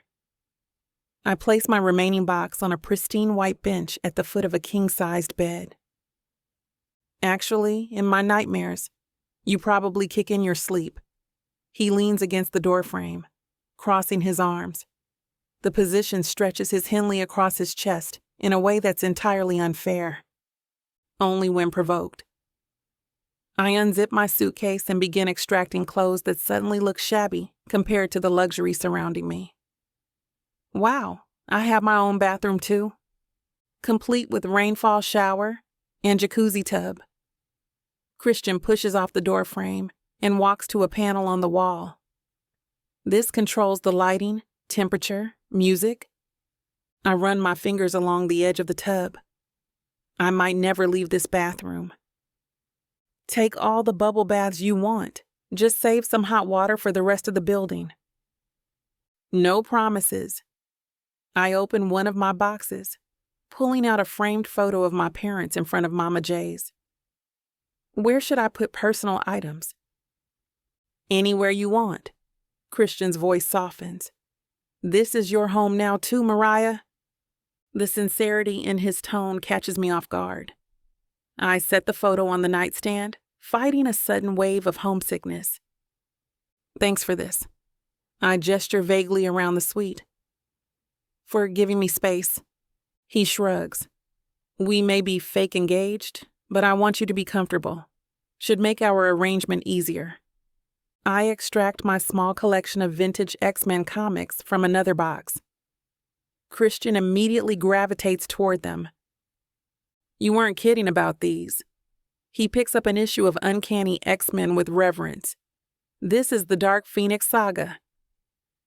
Don't sound so surprised. I take the comic from his hands. I told you I was a collector. It's one thing to say it, another to see actual proof. His fingers brush mine as he reaches for another issue. This one's worth a few hundred at least. How would you know? His lips quirk into a half smile. Let's just say my comic collection is considerably larger than yours. I laugh, shaking my head as I continue unpacking. First, you reveal you're a secret X-Men fan. Next thing you'll tell me you've got a Batman costume in your closet. Wouldn't you like to know? Christian leans against my dresser, watching as I place my small collection of books on the shelf. His eyes follow my movements with an intensity that makes my skin tingle. For a big-shot businessman, you're surprisingly nerdy. I contain multitudes. He picks up one of my worn paperback romance novels, eyebrows lifting as he reads the spicy title. Speaking of surprising tastes, I snatch the book from his hand. Judge my reading choices, and I'll judge whatever's in your browser history. Touché. His laugh is warm, genuine in a way I haven't heard before. It transforms his face, softening the sharp edges of his persona. Christian runs his hand through his hair, messing it up in a way that somehow makes him look even more attractive. So, I was thinking we should go out to dinner soon. Oh. I pause mid-fold with one of my favorite sundresses. Time to hard launch this relationship to the public. He taps his fingers against the dresser. The St. Pierre name means people will be watching my every move, especially after the embezzlement mess. Right. The weight of what we're doing settles over me. This isn't just about moving in together. We're about to perform for an audience. Your reputation rehabilitation project. Our relationship needs to look real, especially once the world finds out that we're married. Christian steps closer, his cologne, something woodsy and expensive, filling my senses. Starting with dinner at somewhere suitably visible. I nod, hanging the dress in my new closet that's bigger than my old kitchen. Yes, I will go to dinner with you, though I might need to borrow something to wear if we're going somewhere fancy. We'll go shopping tomorrow. I can dress myself, thanks. I fold my arms across my chest. And while we're setting expectations, I need you to know I won't give up my work at Mama J's. Christian's eyebrows pull together. Even with our arrangement. Especially with our arrangement. I push a fallen curl behind my ear. My family's restaurant is the whole reason I agreed to this. I'm not going to abandon them just because I'm supposedly marrying into money. His eyes study me with newfound respect. That's fair. My parents built that place from nothing. I can't just walk away because I'm suddenly engaged to a St. Pierre. I understand family loyalty. Christian nods, his expression thoughtful. That's fine. Keep working there as much as you want. Really? I hadn't expected him to agree so readily. Maybe I'll dine there more often. He flashes that devastatingly charming smile. Just to see you. My parents would love that. Well, that's good. I want to win them over. Christian pushes off the dresser, standing to his full height.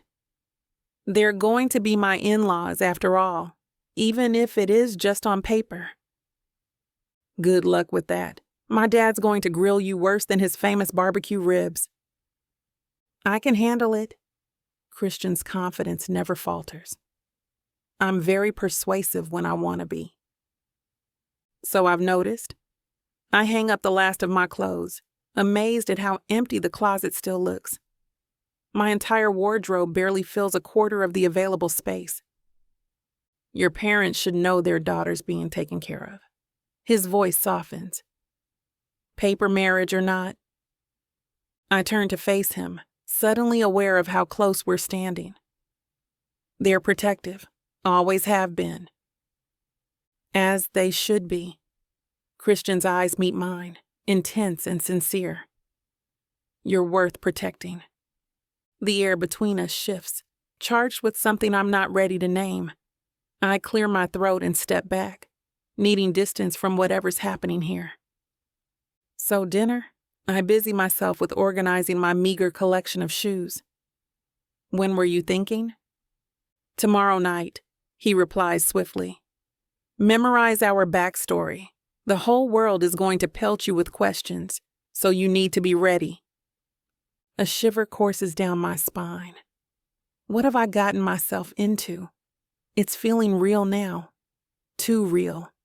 I just hope I'll have enough courage to stick by Christian's side instead of running away with my tail between my legs. Chapter 10. Christian. I adjust my tie in the back of the town car, watching Mariah fidget with her gold bracelet. She looks stunning in a deep burgundy dress that hugs every curve, a purchase from our shopping excursion earlier today, worth every penny. Nervous? I ask, reaching across to still her fidgeting hand. Is it that obvious? She meets my eyes, vulnerability flickering across her face before she composes herself. I've never been hounded by paparazzi before. Just remember, head up, smile, and ignore most of their questions. I squeeze her hand before releasing it. When in doubt, look at me adoringly. That'll be the hardest part. Her lips curve into a smirk. You wound me, future Mrs. St. Pierre. Good thing you heal fast. She smooths down her dress as the car slows. Do I look okay? The question feels almost shy coming from her. I take a moment to really look, the way the dress complements her darker skin tone, how her curls frame her face, the subtle sparkle of the earrings she chose. You look incredible. The sincerity in my voice surprises even me. Our driver pulls up to the curb outside Celeste, Manhattan's newest 5-star restaurant with a 3-month waiting list. I got us a table with one phone call. Sometimes the St. Pierre name has its advantages. Ready? I ask, nodding toward the flashes already visible through the tinted windows. Mariah takes a deep breath. As I'll ever be. The moment we step out, it begins. Camera flashes blind us from every direction. Shouted questions overlap into a cacophony of noise. I place my hand on the small of Mariah's back, guiding her forward while shielding her slightly with my body. Christian, is this your new girlfriend? When did you two meet? Miss, are you really engaged to Christian St. Pierre? Mariah tenses against my palm, but keeps that dazzling smile in place. I lean close to her ear, whispering, You're doing great. The scent of her perfume, something floral and delicate, momentarily distracts me. Christian, is it true you're getting married? A reporter shoves a microphone toward us. I turn, pulling Mariah closer to my side. Yes, we're engaged. Couldn't be happier about it. How did you meet? Another voice calls out. Mariah answers this time, her voice steady and warm. At his family's charity gala. He spilled champagne on my dress. I laugh right on cue. Best mistake I ever made. When's the wedding? Someone shouts. We're still figuring out the details, Mariah answers, leaning into me naturally. But soon. When you know, you know. Her hand finds mine, fingers interlacing as if we've done this 1,000 times. The gesture feels so natural it startles me. Is this just a rebound after your scandal, Christian? The question hits like ice water. I feel Mariah's hand tighten around mine before I can react. Actually, she says, looking up at me with what appears to be genuine affection. We've been seeing each other before any of that happened. Some things are just meant to be. Scandal or no scandal. The protective edge in her voice sounds real enough to make me forget, just for a moment, that this is all an act. Let's go inside, I murmur, guiding her through the sea of flashing cameras toward the restaurant entrance. Inside Celeste, the maitre d' immediately recognizes me. Mr. St. Pierre, your table is ready. See, the restaurant interior gleams with understated luxury. Crystal chandeliers casting warm light over tables draped in ivory linen, fresh flowers on every surface. Conversations hush briefly as we pass. I'm used to the attention, but Mariah stands taller, chin lifted slightly in defiance of the curious stares. At our secluded corner table, I pull out Mariah's chair. Not bad for a first public appearance, I say once we're seated. You think? She unfolds her napkin, placing it on her lap with deliberate care. That question about the rebound was nasty. You handled it perfectly. I reach across the table, taking her hand. The gesture is calculated. We're still being watched by other diners, but the warmth of her skin against mine feels unexpectedly right. Better than I would have. I've dealt with difficult customers at Mama J's. Paparazzi aren't so different, just louder and with worse manners. She laughs, the sound genuine and bright. Several heads turn our way, and I realize I'm staring at her like a lovesick fool. Except I'm not acting anymore. That's the problem. Ugh, what? She asks, catching my expression. Nothing. Just impressed by you. I release her hand to pick up the wine list, needing the distraction. Red or white? Surprise me. Her eyes sparkle in the candlelight. I order a bottle of Barolo from the sommelier, then turn back to Mariah, who's surveying the room with keen interest. Everyone's watching us, she murmurs behind her menu. Let them. I lean forward, lowering my voice. You're a natural at this. Acting like I'm madly in love with you? Her eyebrow arches playfully. It's called survival instinct. Ouch. I press a hand to my chest in mock hurt, and here I thought we had something special. She laughs again. The sommelier returns with our Barolo, presenting the bottle for my inspection before pouring a taste. I swirl the ruby liquid, inhaling its complex aroma of cherries and violets before taking a sip. Perfect. We'll take it. I nod, and he fills both our glasses. Mariah picks up her wine, studying it in the soft light before taking a tentative sip. Her eyes widen slightly. That's incredible. You like it? It tastes like blackberries and something spicy. More complex than anything I've tried before. She takes another appreciative sip. Order whatever you want, I tell her as she opens the leather-bound menu. The chef here trained in France for a decade before opening Celeste. His tasting menu is legendary. Mariah's eyes dance over the options. Everything looks amazing. Don't hold back. After all, I lean in, lowering my voice. You're the one with the real culinary expertise here. My expertise is soul food, not. She glances at the menu again. Butter poached lobster with black truffle emulsion. Food is food. Good tastes good, no matter how fancy the description. When our waiter appears, I gesture to Mariah. Ladies first. I'll start with the foie gras torchon, then the duck breast with cherry reduction. She makes her choices without hesitation, and something about her confidence is magnetic. I order the beef tartare and the dry-aged rye-bye, then hand back our menus. So, how am I doing as a fiancé so far? I ask once the waiter leaves. On a scale of 1 to 10? Mariah pretends to consider. Maybe a 6. A 6? That's generous. I grin at her over my wine glass. What would make it a 7? Stop checking your phone every 5 minutes.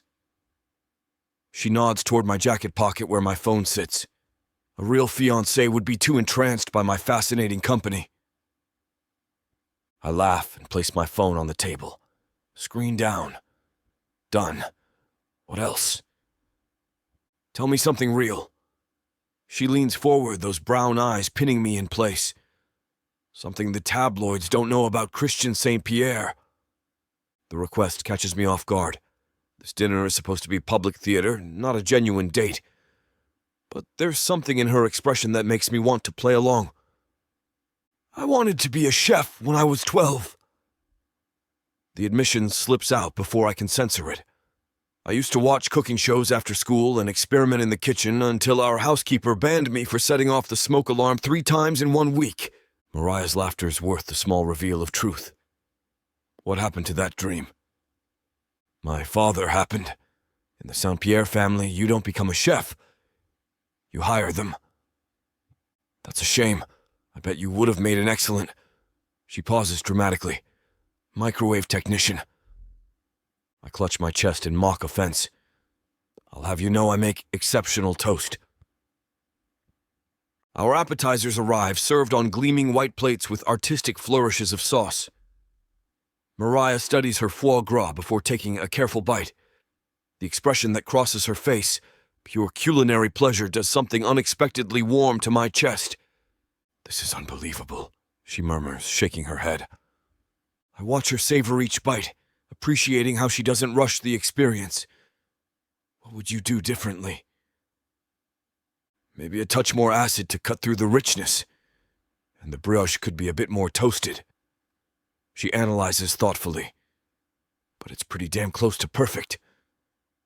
As we work our way through our main courses, sharing bites across the table, Mariah tells me about her parents' restaurant, how her father insists on making everything from scratch, how her mother knows every regular customer by name. "I'd love to have a place like this one day," she says, gesturing around the elegant space. "Not exactly like this something with soul, you know, but with this level of service, this attention to detail." "You'd be good at it." The words come out unfiltered. "You think so?" "I know so. You understand food and you actually care about people." I realize I mean it. The thought of Mariah running her own upscale restaurant, greeting guests with that genuine smile, creating a menu that reflects who she is, it fits. Then reality crashes in. This woman sitting across from me isn't my actual fiancée. In a year less, probably we'll sign divorce papers and go our separate ways. The contract is clear. This arrangement has an expiration date. So why am I already imagining helping her open that restaurant? Why do I care about her dreams at all? I take a long sip of wine, pushing the thoughts away. There's no room for a real future here, no matter how easy it feels to sit across from her, planning imaginary restaurants and sharing food off each other's plates. This is business. Lucrative business for her, reputation-saving business for me. Nothing more. Chapter 11. Mariah. The kitchen in our penthouse gleams with pristine stainless steel appliances that probably cost more than 6 months of rent at my old place. I've been here for a week, and I'm still discovering drawers full of gadgets I can't name. Who needs 3 different types of zesters? I chop onions with practiced efficiency, the knife's weight balanced perfectly in my hand. The steady rhythm of blade against cutting board centers me as I prepare Christian's meals for the week. 2 days ago, we stood in a sterile courthouse and said, "I do," with all the passion of people renewing their driver's licenses. Now I'm his wife, on paper and per our contract. Wife. The word still feels foreign on my tongue. A pot of gumbo simmers on the stove, Mama's recipe with my own tweaks. Christian mentioned once that he'd never had proper soul food before he met me, an oversight I'm determined to correct. The rich aroma of andouille sausage, peppers, and dark roux fills the apartment. I pause to check the cornbread in the oven. Golden brown and rising perfectly. Christian doesn't know it yet, but beneath that tailored suit exterior beats the heart of a man who inhales cornbread like it's oxygen. I discovered this by accident yesterday when I made a test batch. He ate 4 pieces before coming up for air. The memory draws a smile from me. Our arrangement might be strictly business, but seeing the notorious Christian St. Pierre with cornbread crumbs on his chin humanized him in a way I wasn't prepared for. Beside the gumbo, I've got grilled chicken breasts marinating for his weekday lunches, and I'm prepping vegetables for stir-fry. Christian returns to work tomorrow, a trial position at Aston's company, a lifeline thrown after the scandal left him professionally adrift. He won't admit it, but I can see the tension in his shoulders, the way he checks his emails compulsively. He's nervous. "You've got this," I murmur to the chicken breasts, as if they'll somehow transmit my encouragement to Christian. Wait, why am I talking to raw chicken about my fake husband's feelings? The doorbell chimes just as I'm sliding the cornbread out of the oven. I place the hot pan on the cooling rack and wipe my hands on a kitchen towel before heading to the door. Through the peephole, I see a familiar face, warm brown skin, sharp cheekbones, and a cloud of natural curls pulled into a stylish updo. Celia. I smooth down my apron and open the door with what I hope is a convincing smile. Mariah! Celia's face lights up, genuine pleasure radiating from her. I hope I'm not interrupting. Not at all. I step back, gesturing her inside. I'm just doing some meal prep. Celia follows me in, her gaze sweeping appreciatively over the penthouse. She's dressed casually in fitted jeans and a silk blouse that probably cost more than my entire wardrobe pre-Christian. She carries a gift bag in one hand. Something smells incredible. She closes her eyes and inhales deeply. Gumbo with a proper roux. I can't help the smile that spreads across my face.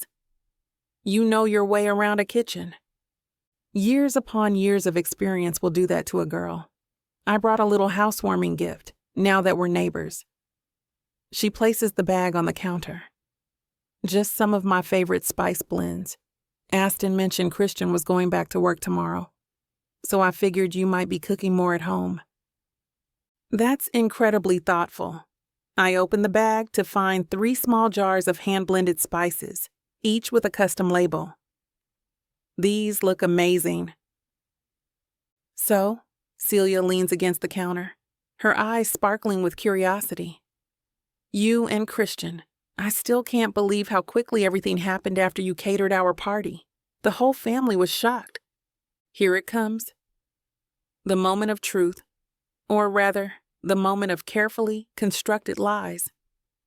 Honestly, I'm still a little shocked myself.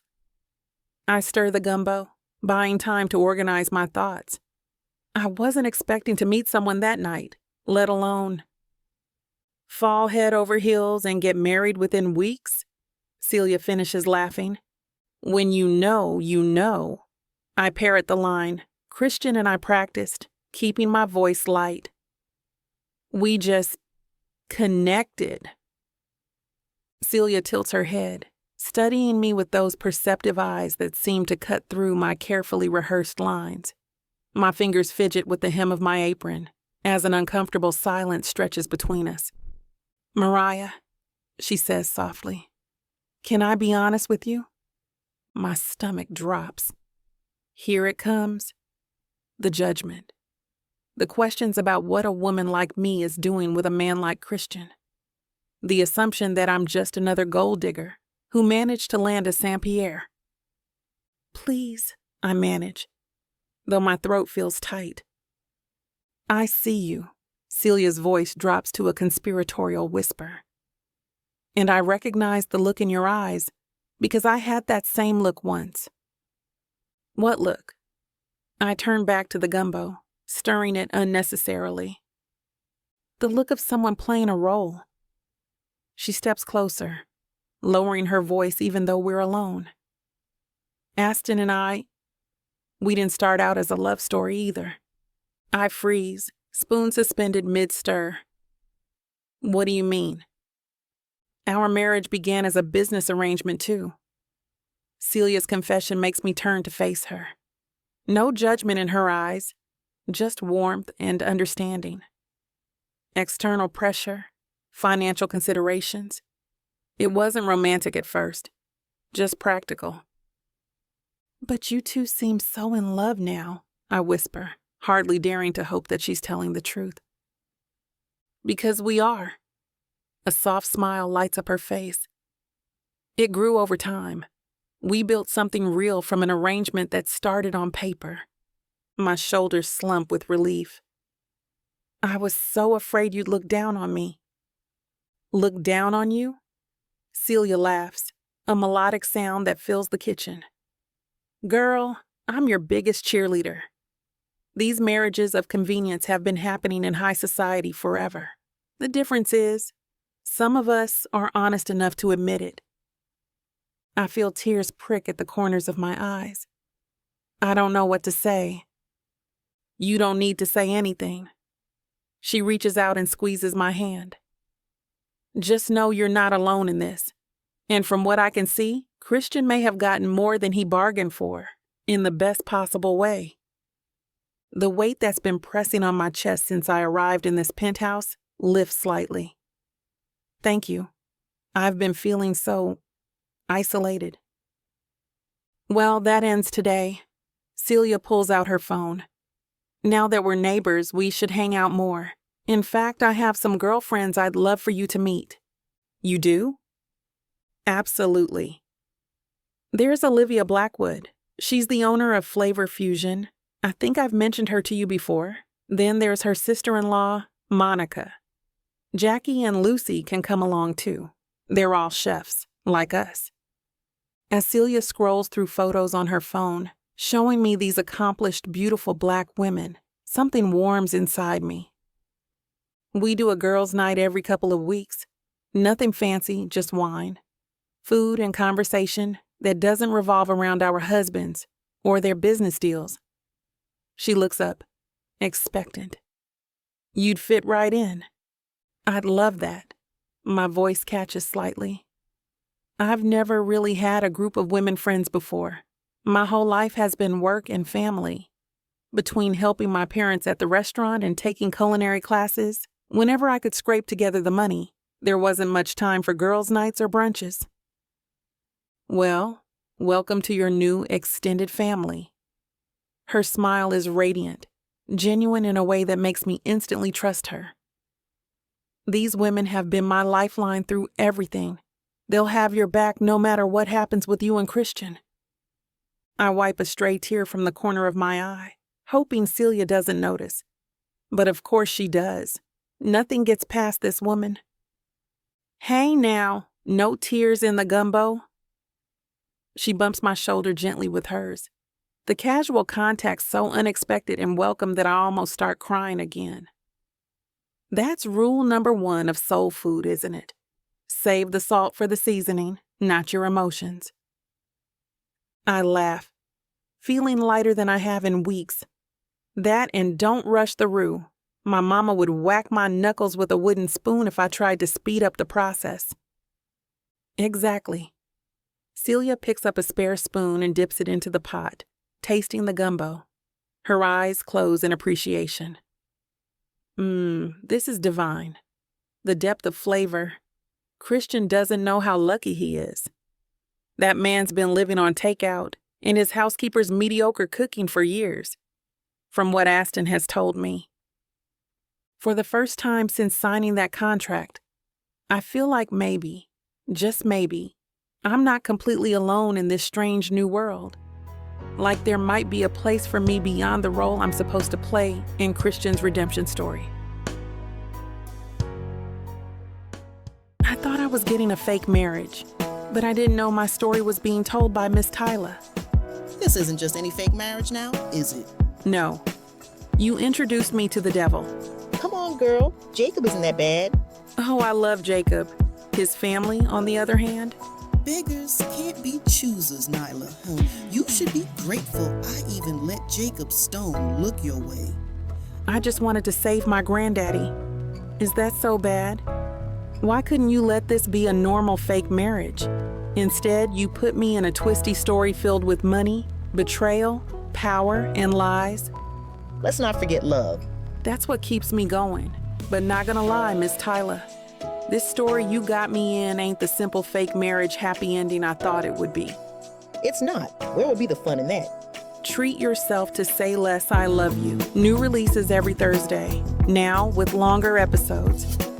Or skip the wait and grab the full series bundle from TylerWalker.com for up to 85% off. Treat yourself with Miss Tyler.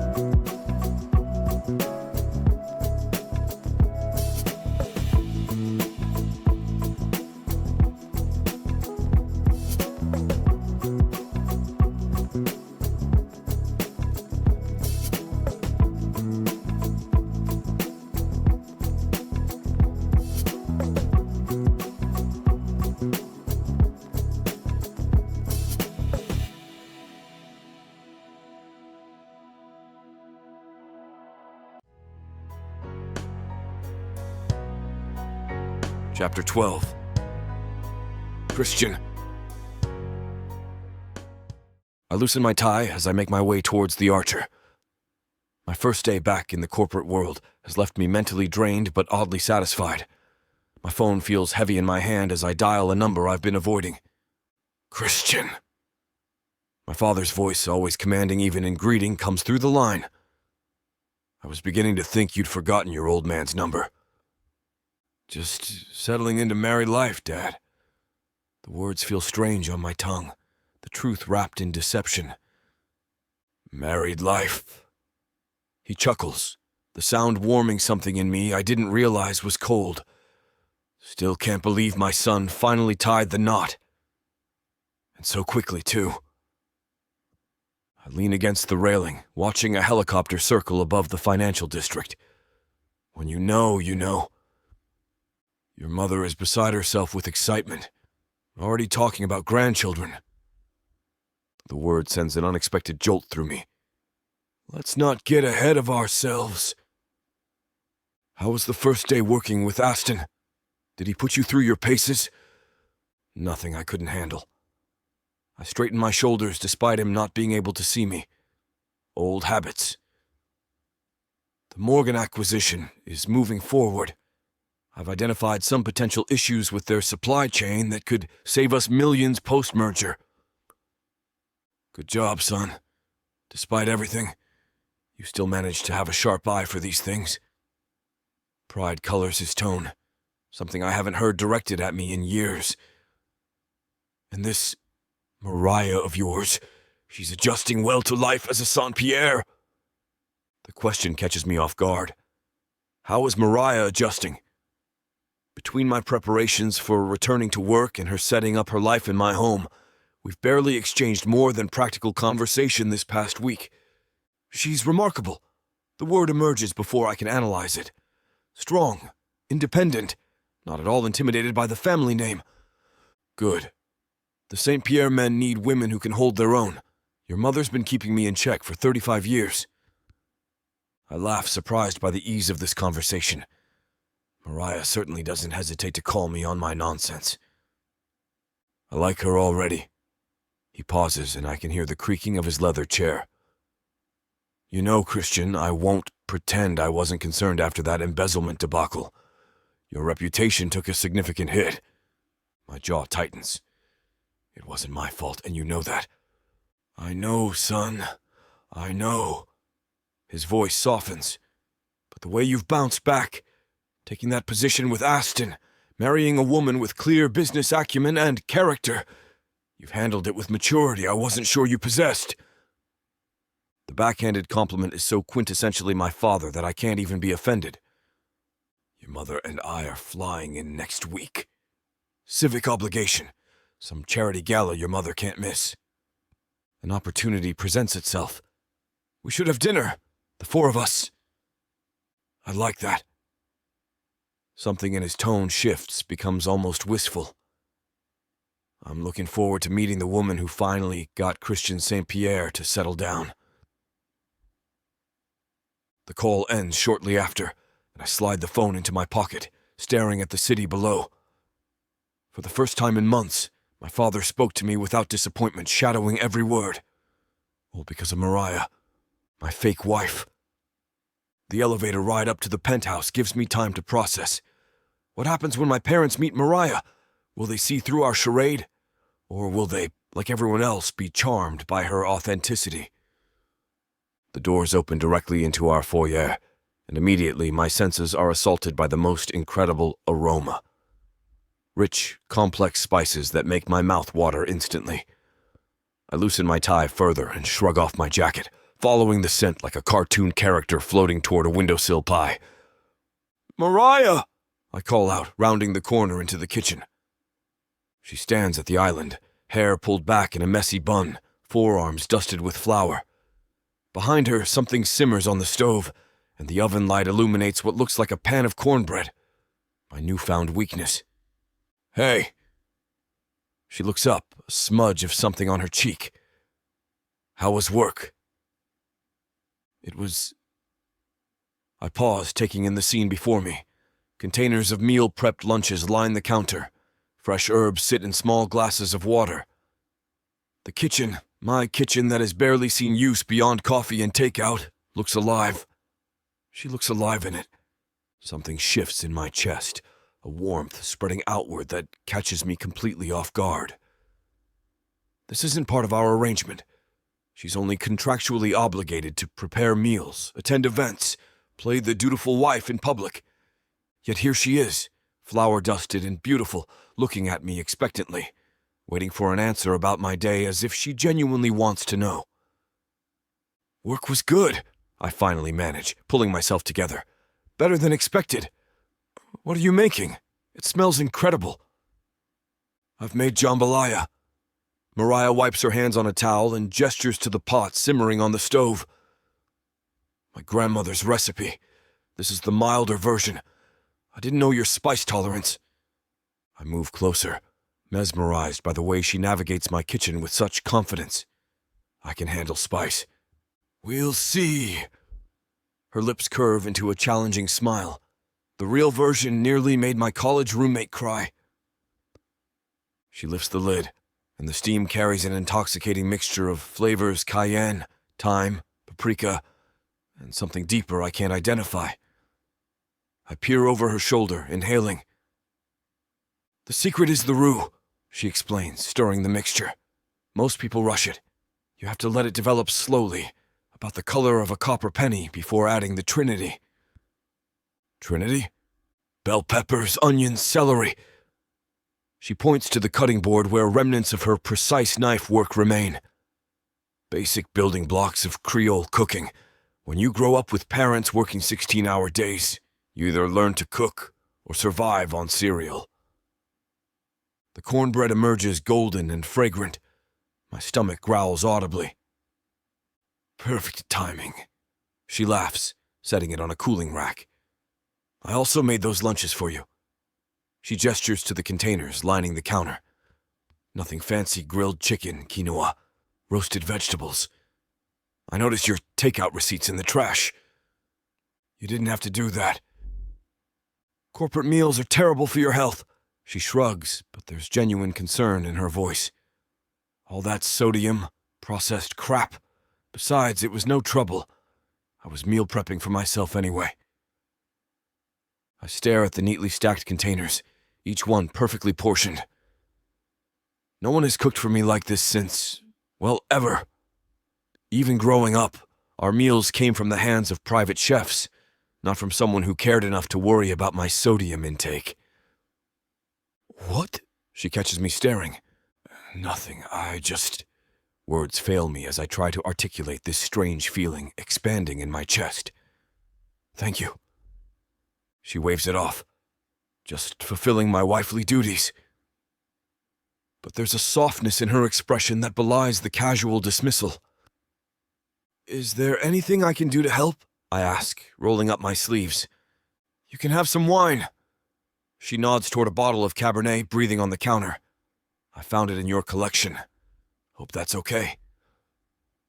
My collection is your collection. The words come out more intimate than I intended.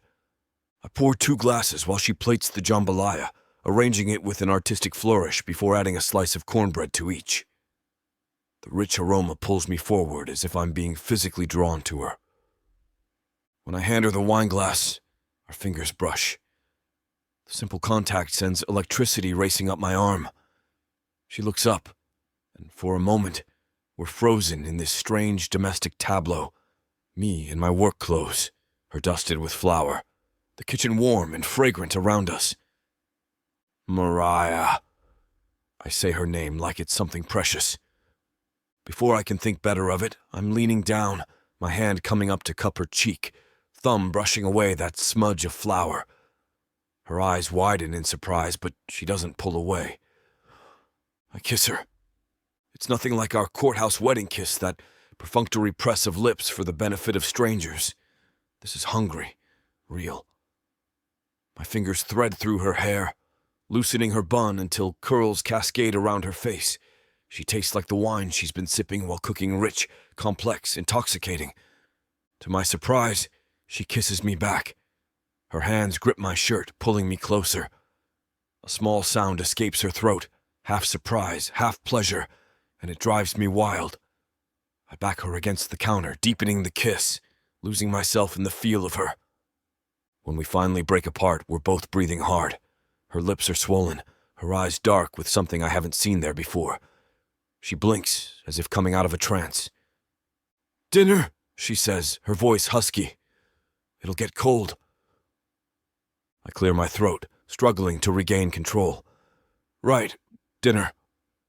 She serves the jambalaya, her movements less certain now, more aware of my presence behind her. I pull out her chair, my hand lingering on her shoulder a moment too long. When I sit across from her, our knees brush under the table. Neither of us moves away.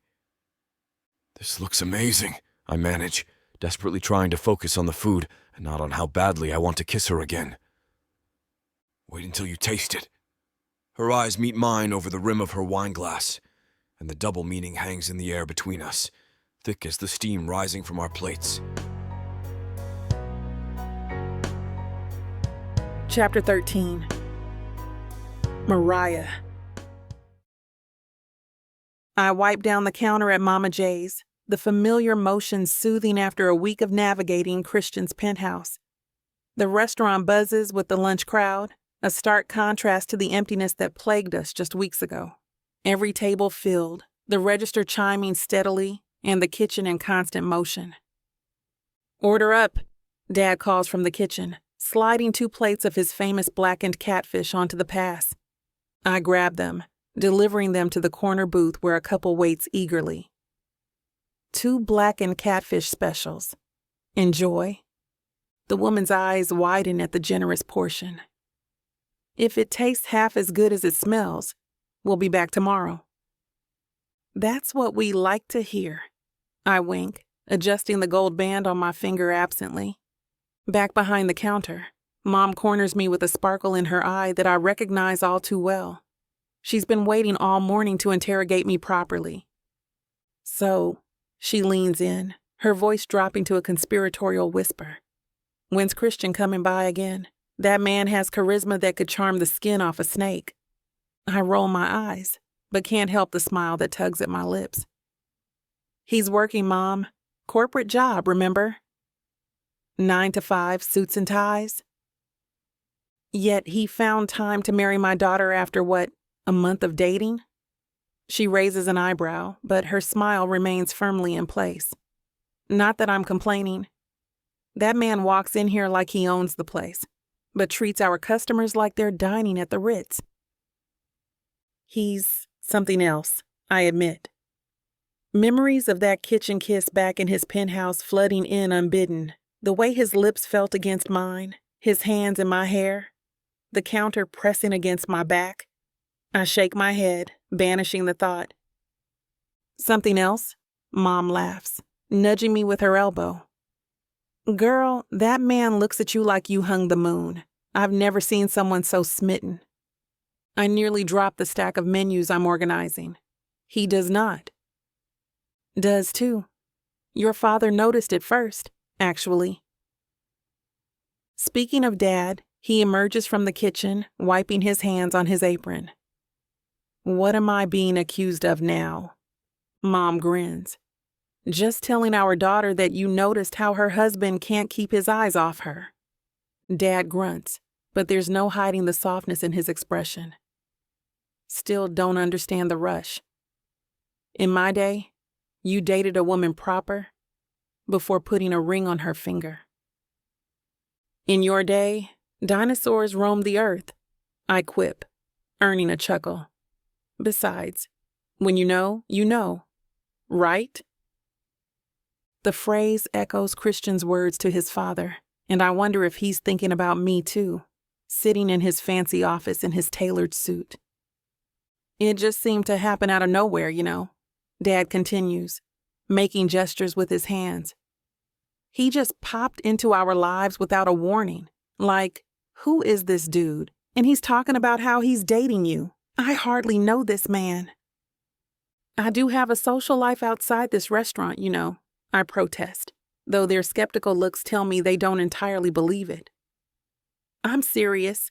I have friends, interests. And now a husband, Mom finishes with a satisfied smile. A husband who brought in the money, who saved our restaurant, I might add. The change in topic sends relief washing through me. The restaurant, now flourishing in ways we'd only dreamed about. Tables filled, staff paid on time, and renovations scheduled for the kitchen next month. Speaking of the restaurant, I say, seizing the opportunity to change subjects. Have you seen the books this week? We're up 30% from our best month ever. Dad's eyes crinkle at the corners. Never thought I'd see the day. Your grandmother would be so proud, seeing Mama J's thriving like this. I know she would. I squeeze his arm, remembering the woman whose recipes still form the backbone of our menu.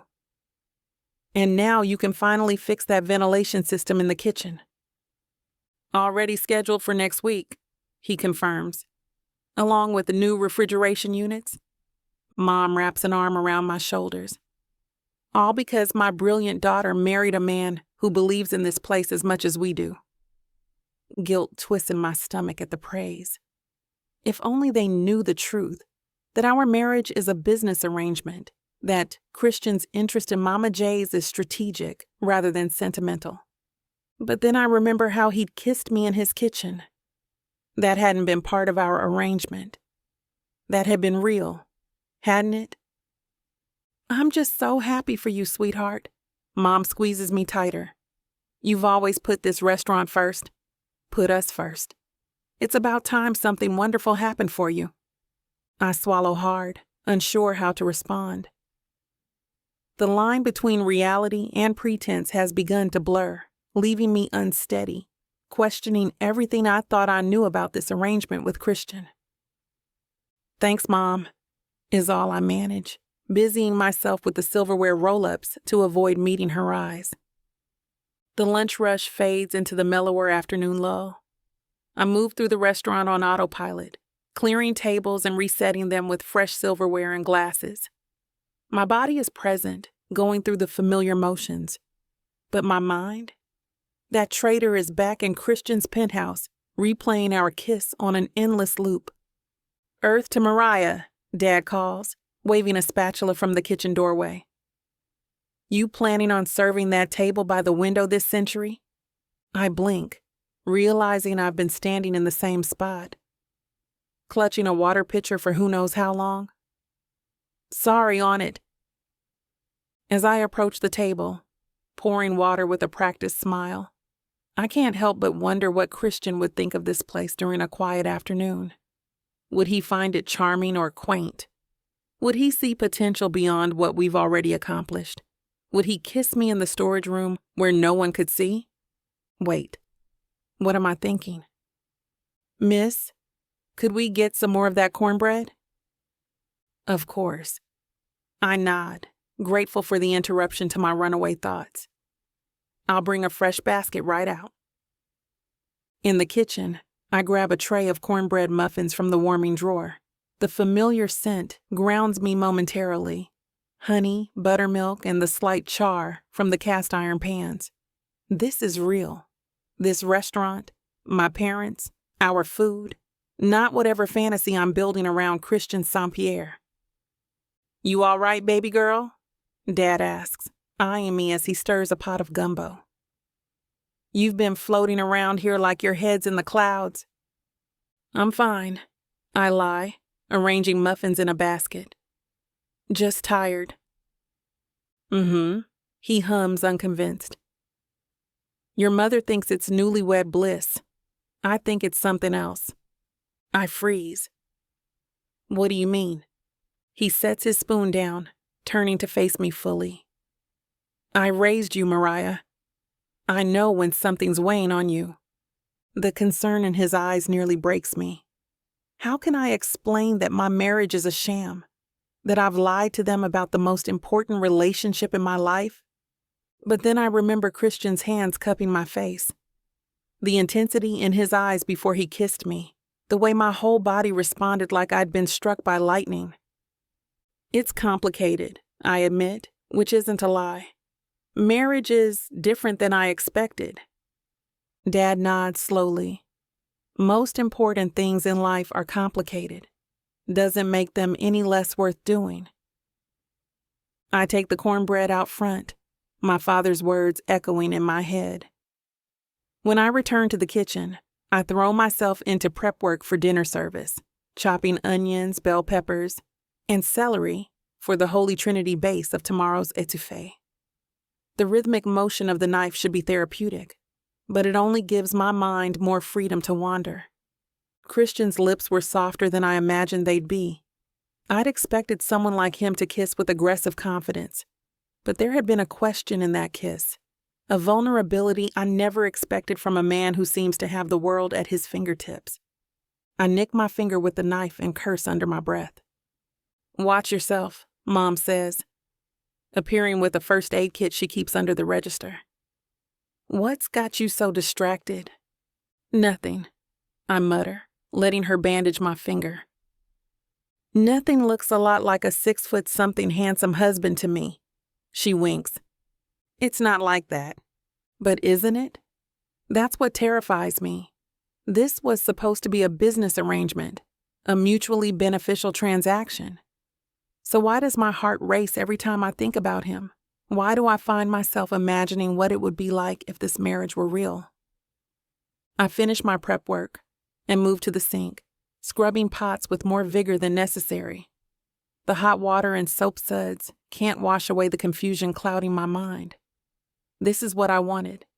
The restaurant saved, my parents' legacy secure.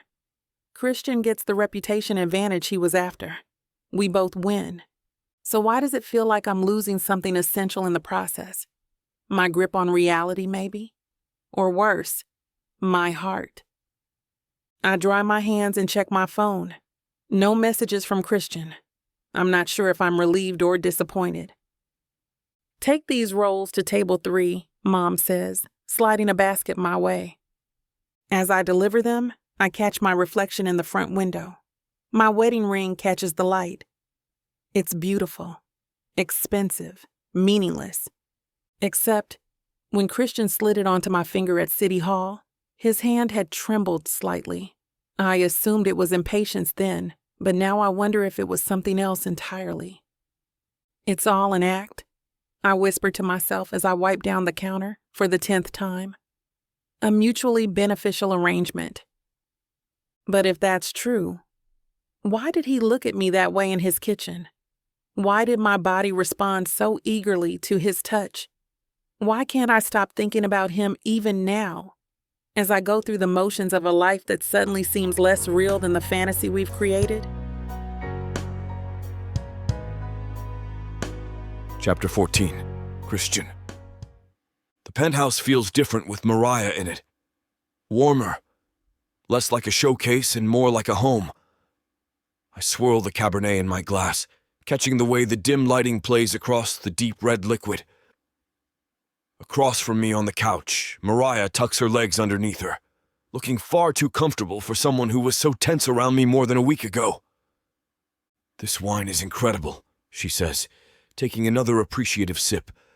"I can't even guess what this cost." I shrug, not wanting to ruin the moment with talks of price tags. "It's from a small vineyard in Napa. They only produce about 500 bottles a year."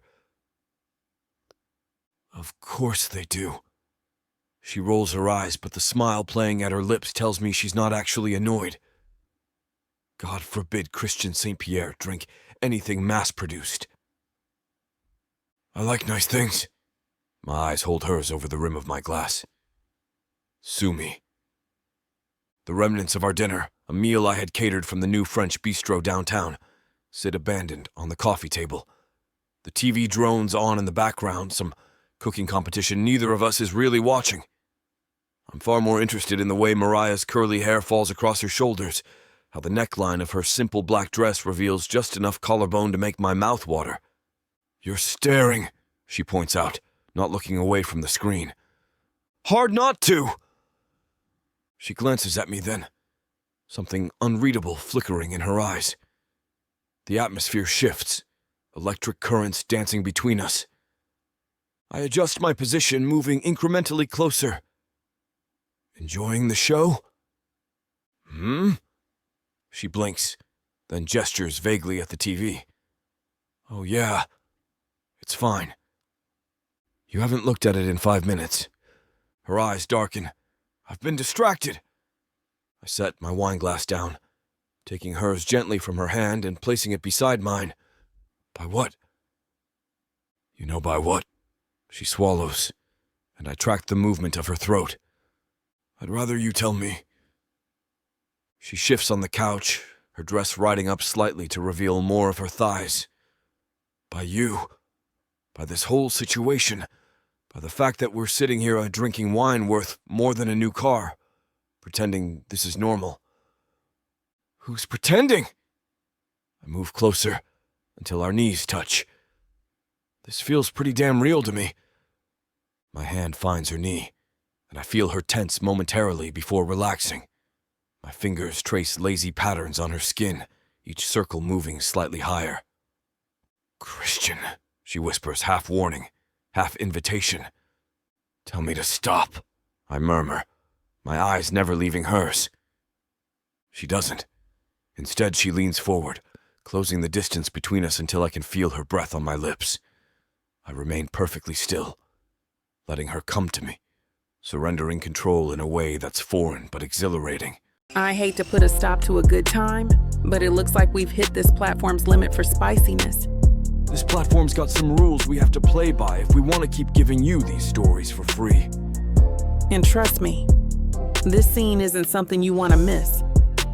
While we can't get into all the details here, you can still dive into the full, uncut version at tylawalker.com.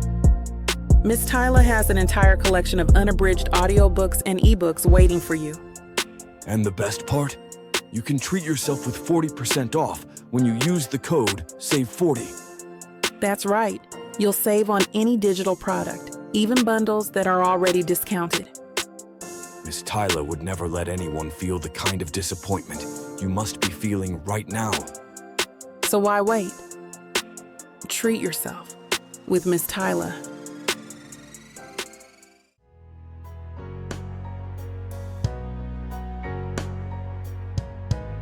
Chapter 15. Mariah. You're doing it wrong, I say, gently bumping Celia with my hip to move her away from the cutting board. She throws her hands up in mock surrender. Fine, I'll stick to pouring wine. Much safer for everyone involved, I tease, taking over the vegetable prep. My knife makes quick work of the bell peppers, transforming them into perfect julienne strips. Celia's penthouse kitchen is a chef's dream. All sleek appliances, marble countertops, and enough space to actually move around. So different from the cramped quarters at Mama J's, yet somehow I feel at ease here. Maybe it's because Celia, despite her wealth, has never made me feel like I don't belong. So, she says, sliding a generously filled wine glass my way, how's married life treating you?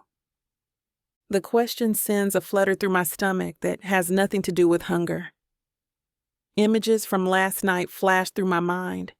Christian's hands on my skin, the taste of his lips, the way he looked at me like I was something precious.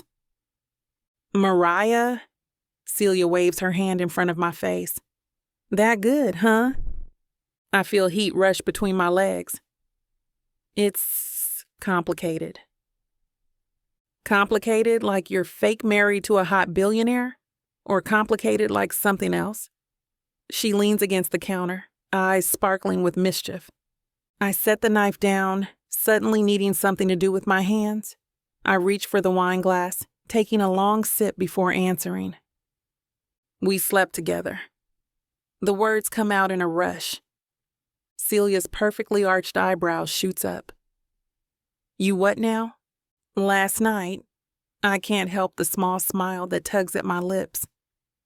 And it was mind-blowing, life-changing, the best you've ever had, she supplies helpfully. I laugh, the tension in my shoulders easing somewhat. All of the above? I don't know, Celia. It wasn't part of the plan. The best things never are. I turn back to the cutting board, moving on to the onions. The rhythmic chopping helps center me. It complicates things. How so? Celia asks, hopping up to sit on a stool across from me. You're both consenting adults. You're technically married. What's the issue? The issue is that it's not real, remember? The words taste bitter in my mouth. This whole arrangement has an expiration date. He gets his reputation saved, I save my family's restaurant, and then we go our separate ways. Unless you don't. I look up at her, knife paused mid-chop. What? Unless you don't go your separate ways? She shrugs, like it's the most obvious thing in the world. Have you considered that maybe this could turn into something real? The thought has crossed my mind more times than I'd like to admit, especially in those quiet moments when Christian looks at me with an intensity that makes my heart race. But I've been careful not to let myself dwell on it. He's Christian St. Pierre, I remind her, resuming my chopping with perhaps more force than necessary. And I'm just me. Just you, Celia scoffs. The incredibly talented chef who's smart, gorgeous, and the only person I've ever seen stand up to Christian without backing down. That just you? I smile despite myself. You're biased. I'm observant, she corrects. And I've known Christian a long time. I've never seen him look at anyone the way he looks at you. Hope flutters in my chest, dangerous and fragile. I try to stamp it down before it can take root. I can't afford to get my hopes up, Celia. I scrape the chopped vegetables into a bowl. There's too much at stake. My family's restaurant, their livelihood. I can't risk it all on what might be just a physical attraction. But you like him, Celia says. Not a question. I nod, focusing intently on washing my hands. More than I should. And he clearly likes you. Physical attraction doesn't equal emotional investment, I say, repeating what I've been telling myself since last night. Men like Christian, they're used to getting what they want, and right now, he wants me. But for how long? Celia slides off her stool and comes around the counter, placing her hands on my shoulders. Mariah, listen to me. I've watched Christian cycle through meaningless relationships for years. This thing with you, it's different. I can feel it. I want to believe her. God, I want to believe her so badly it hurts. I'm scared, Celia. I admit quietly, the truth finally spilling out. I'm scared of falling for him completely and then having to walk away when this is all over. She pulls me into a hug, and I lean into the comfort of it. Then don't walk away, she whispers. Fight for what you want. The sound of the front door opening breaks our moment. Male voices filter in from the entryway. Aston's deep laugh, followed by Christian's distinctive baritone. Think about it, Celia says, giving my arm a squeeze before moving to greet the men. I take a deep breath, composing myself as I hear footsteps approaching. When Christian appears in the doorway, our eyes lock, and that familiar electricity zips through me. His smile, slow, intimate, just for me, makes my heart stutter. Ladies, he says, but he's looking only at me. Something smells amazing. All Mariah's doing, Celia says, already wrapped in Aston's embrace. I've been relegated to wine duty. Christian moves toward me, his presence filling my space in a way that should feel intrusive, but somehow doesn't. Sounds about right, he murmurs, his fingers brushing against mine as he reaches for a bell pepper. I brush Christian's hand away with a playful swat. Out of my ingredients, Mr. St. Pierre. You're on table duty. His eyes crinkle at the corners as he steals a strip of pepper anyway, popping it into his mouth. Yes, chef.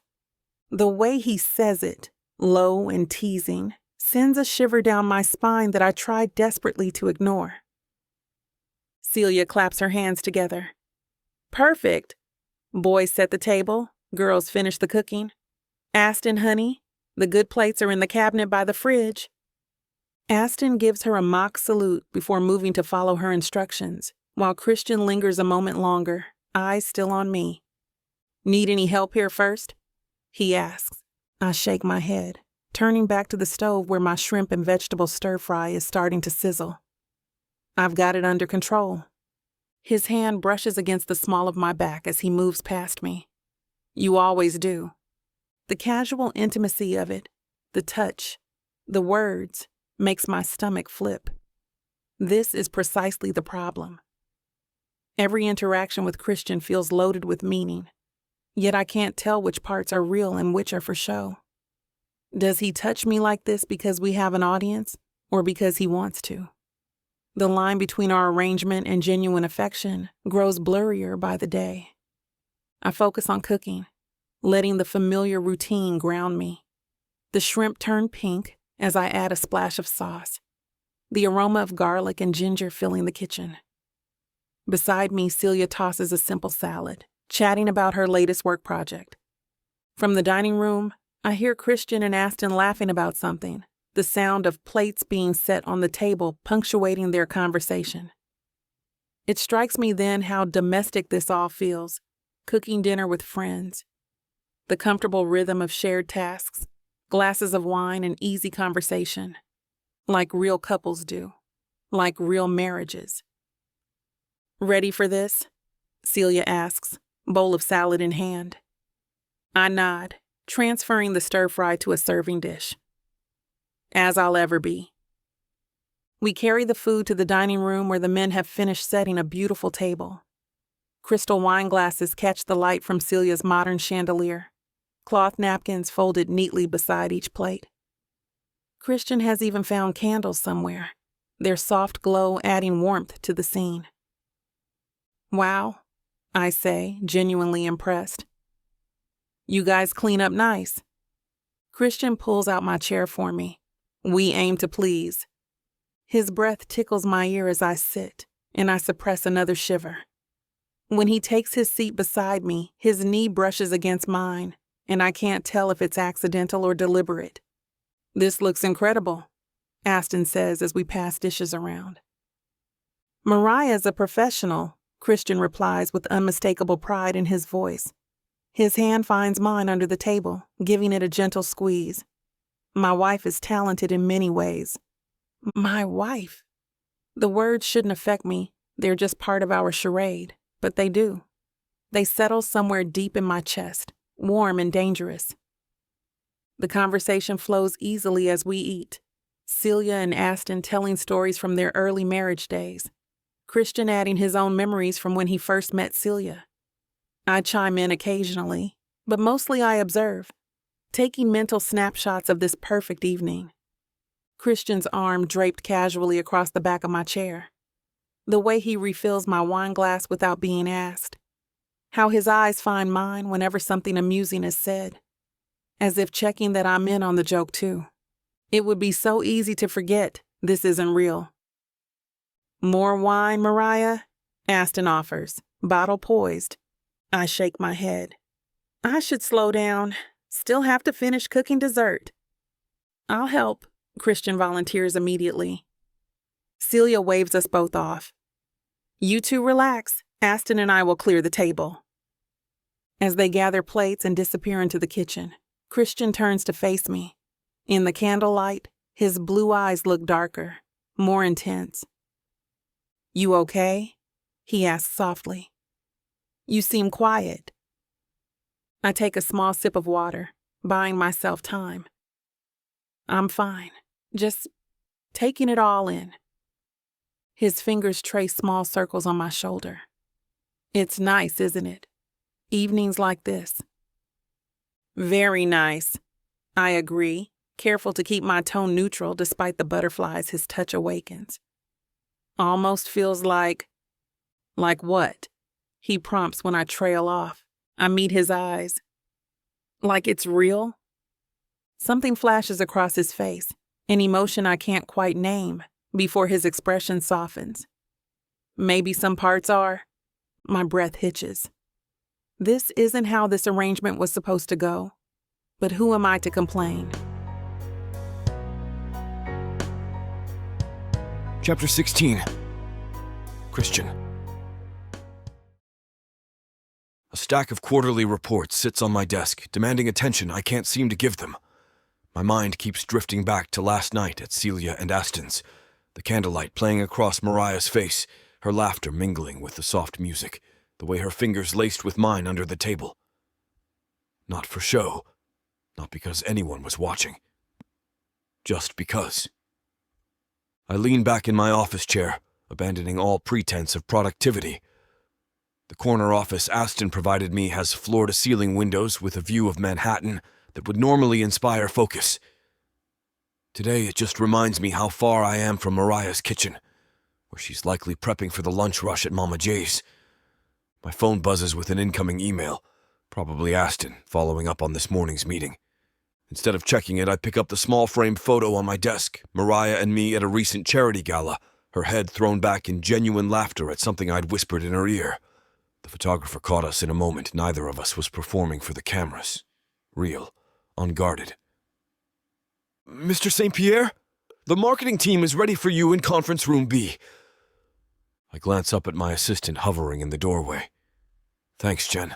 I'll be right there. She nods and disappears, giving me a moment to collect myself.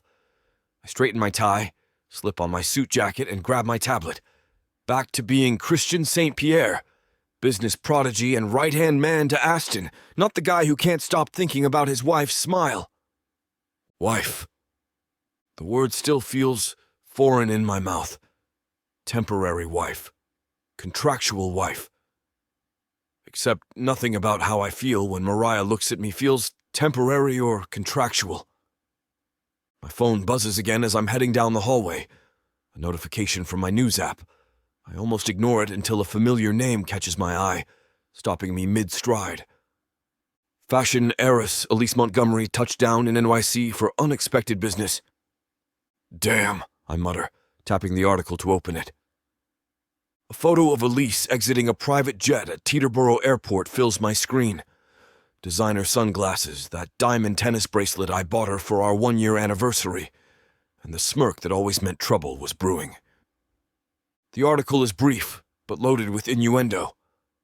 Montgomery was tight-lipped about her sudden East Coast appearance, but hinted at tying up loose ends with the former flame. The fashion heiress made headlines last month when she exposed. I don't need to read further. I know exactly what headlines they're referring to, the embezzlement accusations that sent my father into damage control mode, and me into this marriage of convenience. You coming, Christian? Aston calls from down the hall, breaking my death grip on my phone screen. Yeah, just 1 minute, I reply, ducking into an empty office for privacy. I scroll through the rest of the article, searching for any direct mention of Mariah. Nothing specific, but the implications are clear. Elise is here to stir up trash, and our marriage will be her prime target.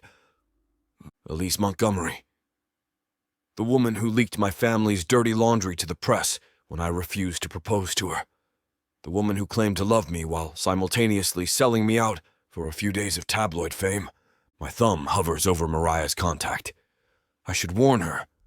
Let her know the hurricane that is my ex is about to make landfall in New York. But what would I say? Hey, the woman who tried to destroy my reputation is in town and will probably try to destroy our fake marriage too. I shove my phone back in my pocket. The marketing team can wait. I need to think. Pacing the small office, I try to anticipate Elise's next move. She's nothing if not calculating. She won't just show up at my door, that's too direct, too easily dismissed. No, she'll find a way to make it public, to ensure maximum exposure. My stomach knots as another realization hits. Mariah doesn't know the full story about Elise. She knows that she was an ex who leaked information, but not the details, not the history, not how completely I fell for Elise's act before she revealed her true colors. We've barely navigated our own growing feelings for each other. How will Mariah handle Elise's inevitable attempt to paint me as the villain in our breakup? The thought of losing what Mariah and I have started building, whatever it is, sends a surge of something fierce through me. Protective. Possessive. I pull out my phone again, this time dialing Celia. "This better be important, Christian. I'm in the middle of a site visit," she answers on the third ring. "Elise is in New York," I say without preamble. Silence, then a low whistle. "Well, damn." "Exactly. Does Mariah know?" I rake a hand through my hair. "Not yet. I'm not sure how to tell her without sounding like I'm freaking out." "But you are freaking out," Celia observes. "Thanks for the insight," I snap, then immediately regret it. "Sorry, this is just the last thing I need right now." "The last thing your marriage needs, you mean?" The word hits differently coming from someone else. Makes it sound more real somehow. "Whatever Elise is planning, it won't be pretty," I say. "She'll try to get to Mariah, twist things, make her doubt everything about me, about us." "Then don't give her the chance," Celia says simply. "Talk to Mariah first, be honest with her." Honest. The concept seems so simple and yet so terrifying. "I've got to go. Just handle it, Christian. Mariah deserves that much." The line goes dead, leaving me alone with the weight of Celia's advice. Be honest. I take 3 deep breaths, straighten my shoulders, and head toward the conference room. The walk gives me just enough time to put on my game face, the confident, charming mask I've perfected through years of high-stakes business meetings and uncomfortable family dinners.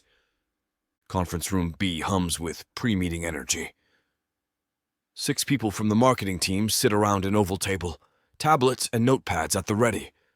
Aston stands at the head, mid-sentence about quarterly projections. "Ah, there he is." Aston's eyes narrow slightly at my tardiness. "I was beginning to think we'd lost you to that corner office view." "Sorry for the delay." I slide into the empty chair beside him, tablet already open to the relevant documents. "Had an urgent call." Must have been important. The question in his voice is clear, but I ignore it. "Nothing I can't handle," I say with practiced ease, turning my attention to the room. "So, where are we on the rebrand rollout?" Madison, head of digital marketing, launches into a presentation about social media strategies. Under normal circumstances, I'd be fully engaged, asking questions, challenging assumptions. Today, I nod at appropriate intervals, even manage to inject a few insightful comments, but it's all autopilot. Behind my professional veneer, my mind races through worst-case scenarios involving Elise. She's nothing if not thorough when setting her sights on something. Or someone. Last time it was destroying my reputation. Now it'll be my marriage. "Christian, what are your thoughts?" Aston's voice slices through my distraction. All eyes turn expectantly toward me. "I haven't heard a word of the last 5 minutes. I think we need to consider the long-term implications." It's a safe response that could apply to almost anything in business. Sometimes immediate impact looks promising, but we need to ensure sustainability. Aston tilts his head, clearly aware of my nonsense, but he doesn't call me out. "Exactly my point," chimes in Trevor from brand management, thankfully taking the baton. "If we push too hard on this initiation phase, we risk burning out our audience before the secondary campaigns even launch." I nod thoughtfully, as if that's exactly what I meant. Aston's eyes linger on me for a moment too long before he turns back to the team. For the next 45 minutes, I perform a masterclass in appearing engaged while mentally elsewhere. Every few minutes, Elise's face flashes in my mind, that calculated smile. Those cold eyes that once fooled me into thinking I saw warmth. She'll go straight for Mama J's, I realize with sudden clarity, my stomach clenching. Elise always did her homework. She'll know exactly where to find Mariah, how to corner her when I'm not around. "Christian." Aston's voice pulls me back again. The room has emptied. Only he remains leaning against the table with his arms crossed. "Meeting's over. It's been for about 2 minutes while you've been staring at the wall. Damn sorry." I rub my face, abandoning the pretense. I've got something personal I need to handle. "Would this personal matter have anything to do with a certain blonde who just flew into town?" He raises an eyebrow. The internet moves fast. You saw it too. My assistant flagged it. Thought I should know our company's redemption story might face some complications. I let out a hollow laugh. That's one word for it. Want to talk about it? Not particularly, I say, gathering my things. But I do need to go talk to Mariah. Aston studies me for a moment. This isn't just about protecting the company image for you anymore, is it? The question hits uncomfortably close to home. What's that supposed to mean? Just an observation. He shrugs, but his eyes remain knowing. Go take care of your wife, Christian. The marketing department will survive without you for the rest of the day. I don't bother correcting his emphasis on wife or explaining that I'm not leaving just yet. Instead, I nod my thanks and head back to my office, already planning my next move. Elise won't wait long to make her presence known. She thrives on the element of surprise, on catching people off guard. I can't let that happen with Mariah. At my desk, I try calling Mariah, but it goes straight to voicemail. Not surprising, she's probably in the middle of prep work at Mama J's. Damn, I mutter, setting down my phone. I pull up my calendar, canceling my afternoon appointments with quick efficiency. Whatever Elise is planning, I need to get ahead of it. I need to tell Mariah everything. Not just the sanitized version she's heard, but the whole ugly truth about me and Elise. About how completely I fell for her act. About how blind I was to her true intentions until it was too late. Chapter 17. Mariah. The lunchtime rush at Mama J's hits like a tsunami today. I pivot between tables, balancing plates of fried catfish and collard greens with the practiced grace of someone who's done this since childhood. The restaurant hums with conversation and the clatter of silverware against plates, a symphony that usually soothes me. Today, it just amplifies my exhaustion. Order up for table 7, Dad calls from the kitchen window. I grab the plates. Mama's famous chicken and waffles with a side of mac and cheese, and weave between tables toward the corner booth where a group of Wall Street types loosen their ties and dig into soul food that's about as far from their usual expense account lunches as possible. Y'all need anything else? I ask, setting down the last plate. This looks amazing, one of them says, already reaching for his fork. We're good for now. I flash a smile and turn back toward the counter, mentally tallying the day's receipts so far. The bell over the door chimes. I glance up, customer service smile ready, and freeze.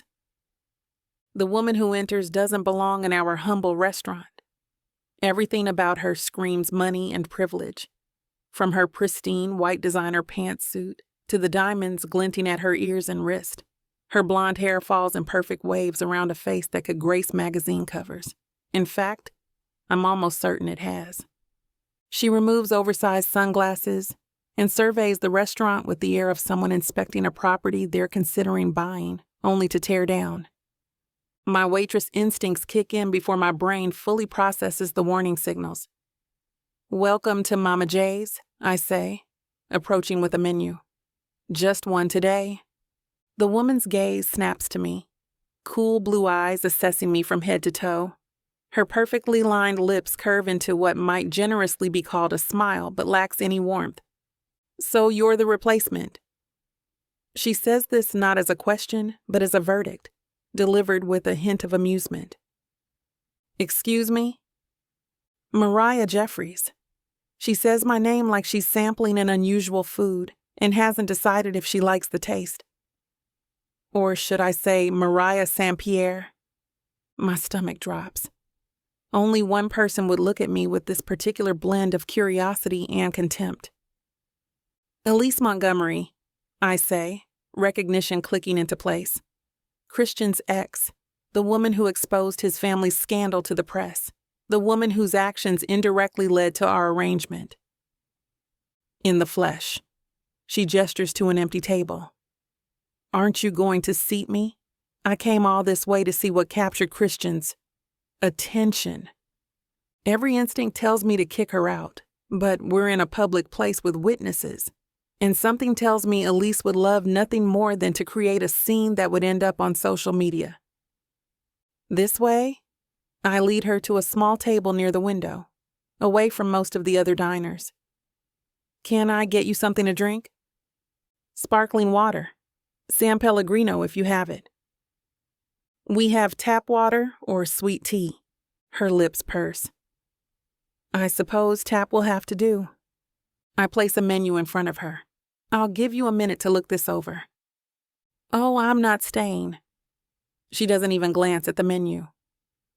I just wanted to meet you face to face, see what Christian's gotten himself into this time.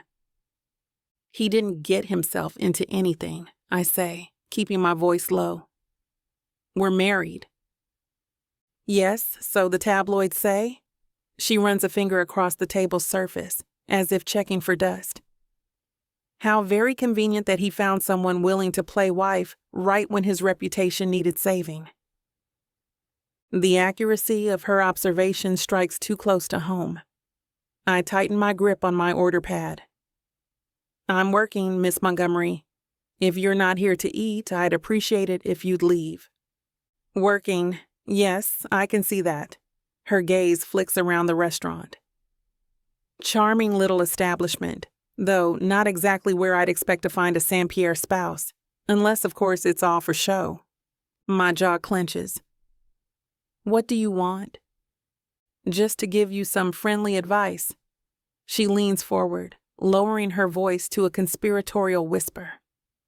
Christian is very good at making women feel special when he needs something from them. I would know. I don't need relationship advice from someone who sold out their partner to the press. Her smile tightens. Is that what he told you? That I sold him out? Did he mention the months he spent stringing me along with promises of a future together? Or how quickly he dropped me when his father suggested I wasn't the right fit for the St. Pierre legacy? I shift my weight, uncomfortable with how badly I want to hear her side. Christian's past relationships aren't my concern. Oh, but they should be, considering you're following the exact same script. She taps a manicured nail against the table. Let me guess. He was charming, attentive, made you feel like you were different from all the other women. Then some arrangement was proposed that would benefit you both, but especially him. The accuracy of her assessment sends a chill down my spine. I try not to let it show on my face, but something in her expression tells me I've failed. Not everyone has an angle, I say, but my voice lacks the conviction I wish it had. Sweet girl, that's exactly what I thought too. Elise's smile turns pitying. Christian St. Pierre doesn't marry waitresses from soul food restaurants. Not for real. Whatever deal you've struck, just know there's an expiration date. My hands tremble slightly. The worst part is I know she's right about some things. Our marriage was a business arrangement from the start, but lately, with the way he looks at me, the private moments we share. You don't know anything about our relationship, I manage. I know Christian, she counters, her voice silk smooth with confidence. I know how he operates. The St. Pierre see marriage as a merger, not a romance. You're a convenient solution to an image problem. Tables 7 and 3 need refills. A new couple just sat at table 5. Dad's calling out another order. I need to be working, not standing here letting this woman twist knives into my insecurities. If you're not ordering, I need to attend to actual customers. Elise glances at her diamond-studded watch.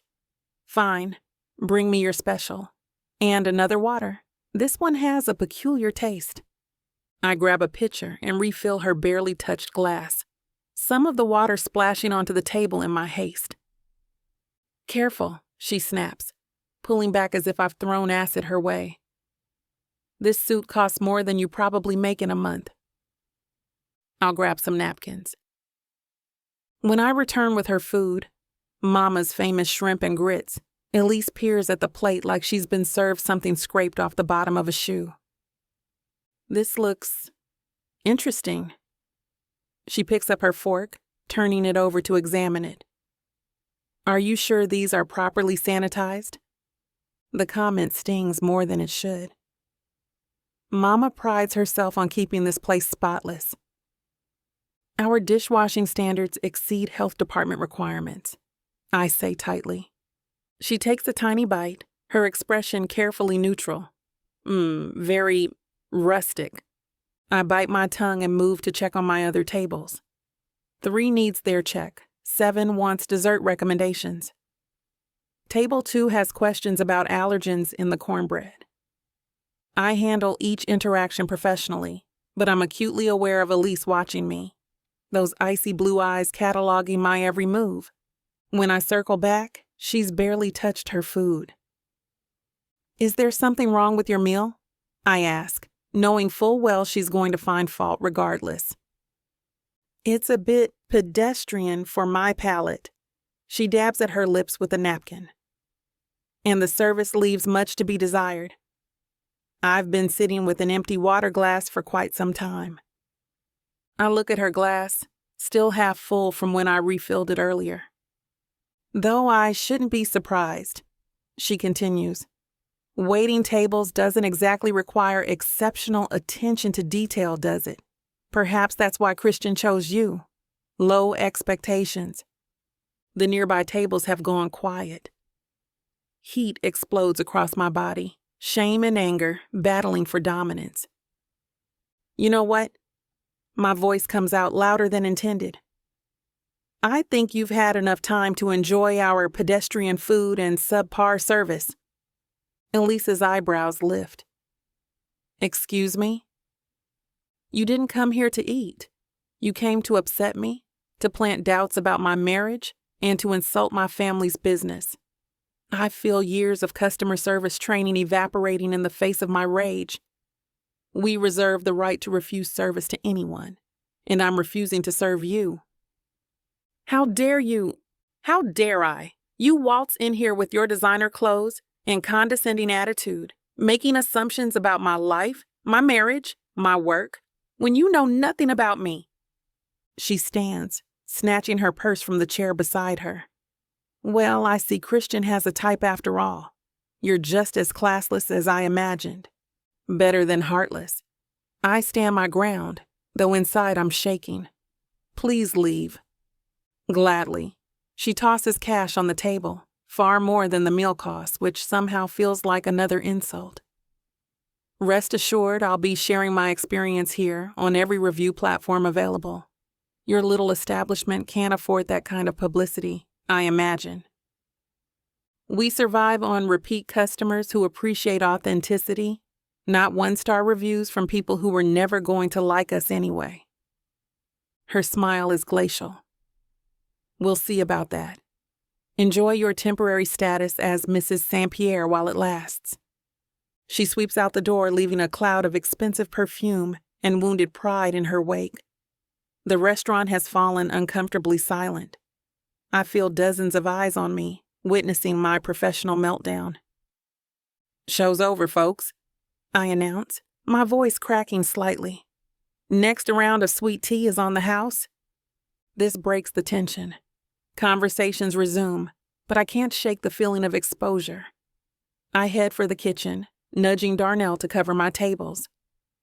I need 5 minutes, I whisper. In the cramped storage room that doubles as our break area, I finally let the tears come. They're hot and angry at first, then dissolve into something more vulnerable. Elise's words echo in my head.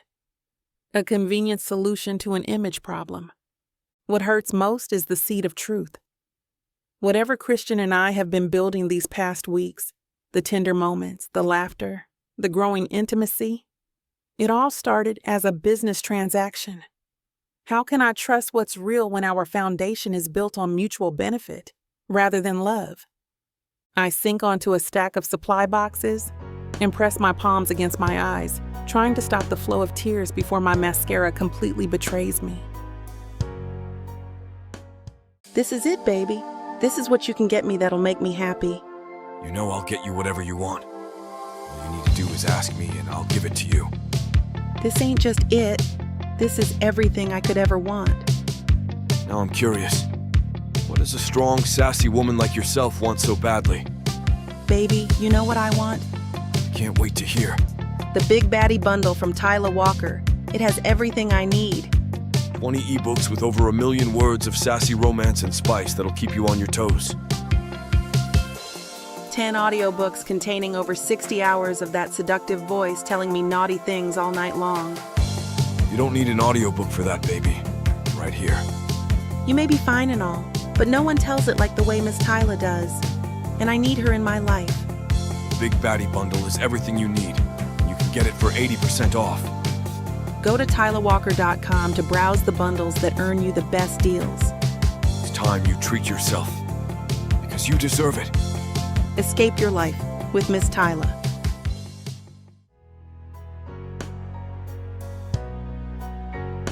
Chapter 18. Christian.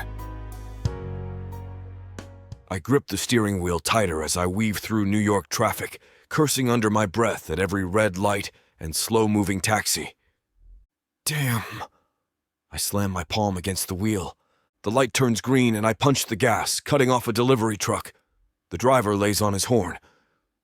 Yeah, I mutter, checking the GPS. 3 more blocks to Mama J's. I should have warned Mariah as soon as I saw that news headline, but some naive part of me hoped Elise wouldn't sink this low, that she'd target me directly instead of going after Mariah. Should have known better. Elise has always preferred collateral damage when seeking revenge. I find a parking spot half a block away, and don't bother checking if I'm in the lines before killing the engine and jumping out. As I approach Mama J's, I see the familiar blonde figure walking out, satisfaction written all over her perfectly sculpted face. Elise. My voice comes out as a growl. She turns, not the least bit surprised to see me. Christian, darling, right on time, as usual. What are you doing here? Just sampling the local cuisine. Her smile is venomous. Though I can't say much for the service, your little waitress has quite the temper. I step closer, lowering my voice. Stay away from her. This is between you and me. Is it? Because it seems like you've dragged an innocent city girl into your mess. She straightens the lapel of my jacket with false affection. Though I suppose rescuing strays has always been your weakness. I grab her wrist, removing her hand from my chest. Don't touch me. You didn't mind before. She leans in, her expensive perfume, the one I once bought her, invading my senses. Is she really worth all this trouble? Or is she just the first desperate woman who said yes? You've done enough damage, Elise. Go back to L.A. Her laugh is like glass breaking. We both know I'm just getting started. She deserves to know exactly what kind of man she married. You told the press lies about my family. I told them the truth you were too ashamed to admit. She steps back, adjusting her sunglasses. Your little wife seemed quite shaken by our chat. Maybe she's finally realizing what she signed up for. Every muscle in my body tenses with the effort not to show how deeply her words affect me. Elise always knew exactly where to strike. This is why we didn't work, Elise. You take pleasure in other people's pain. No, we didn't work because I wasn't willing to be your redemption project. She tosses her hair over her shoulder. Let's see how long this one lasts once the novelty wears off. I watch her walk away, wondering how I ever thought I loved someone so deliberately cruel. The bell above the door jingles as I enter Mama J's, and the atmosphere hits me immediately tense, uncomfortable, the lunch crowd speaking in hushed voices. Harold looks up from where he's taking an order, his usually friendly expression hardening when he sees me. She's in the back. Is she okay? I ask, knowing the answer. What do you think? Justine emerges from the kitchen, wiping her hands on her apron. Her eyes are worried, angry. That woman came in here specifically to upset her. Started saying all kinds of things about your marriage, about how Mariah's just some temporary fix for your image. The rage building inside me threatens to explode. I'm sorry, Elise is a real piece of work, Harold finishes for me. And apparently she followed you all the way from California to stir up trouble. I'll talk to Mariah. I move toward the back, but Justine blocks my path. She's crying, Christian. In all the years Mariah worked her way through college, I never once saw her cry on the job, not with difficult customers, not when she was exhausted from finals, not ever. The knowledge that Elise made Mariah cry hits me like a physical blow. I feel sick with guilt and anger. Please let me see her. Justine studies my face, then steps aside. Storage room at the end of the hall. I find the door slightly ajar and push it open gently. Mariah sits on a stack of boxes, her back to me, shoulders shaking with silent sobs. The sight shatters something inside me. Mariah? She stiffens but doesn't turn around. Go away, Christian. I can't do that! Please. Her voice breaks. I just need a minute. I'll be fine. I step into the cramped space, closing the door behind me. I know Elise came to see you. I got here as fast as I could. Mariah finally turns, and the mascara tracks down her cheeks, the redness in her eyes, the vulnerability in her expression. It all fuels the rage burning inside me. Rage at Elise for causing this pain. Rage at myself for putting Mariah in this position. You knew she was coming. Mariah wipes roughly at her cheeks. I found out she was in town this morning. I hoped. I run a hand through my hair, frustrated. I should have warned you, but I also knew you were going to be busy with the lunch rush. I crouched down in front of her, wanting to wipe away her tears, but uncertain if my touch would be welcome. The storage room feels too small for the magnitude of pain hanging between us. What did she say to you? My voice comes out rougher than intended. Mariah's lower lip trembles. She told me I was just a convenient escape route, that our marriage is your latest attempt at damage control. She takes a shuddering breath. That's nonsense! The words burst out of me. Elise is spiteful and vindictive. She always has been. Why would she come all this way just to hurt me? Someone she doesn't even know. I sink onto a box beside her, the cardboard caving slightly under my weight, because she's furious that it's you wearing my ring and not her. Mariah looks up, her tear-stained face twisted in confusion. What? Elise and I dated for years. She expected a proposal, hell, she'd already picked out rings. I rub my hands over my face. But I never asked her. Even before the embezzlement scandal broke, I knew she wasn't right for me. She was pushing for marriage because she wanted the St. Pierre name and fortune, not because she loved me. So this is about jealousy? She always assumed she'd be the one to tame me. The fact that I married you someone she considers beneath her social standing after knowing you for such a short time. I clench my jaw. It's driving her insane. She also said this is a pattern for you. Finding vulnerable women, promising them everything, then disappearing when you get bored. That one stings. I've never been married before. I've never even lived with anyone before you. I squeeze her hand. Elise is creating a narrative that makes her feel better about the fact that I chose you, not her. Mariah looks down at our joined hands, her voice barely above a whisper. What if she's right? What if this is temporary? We barely know each other, Christian. Look at me, I say, waiting until her eyes meet mine.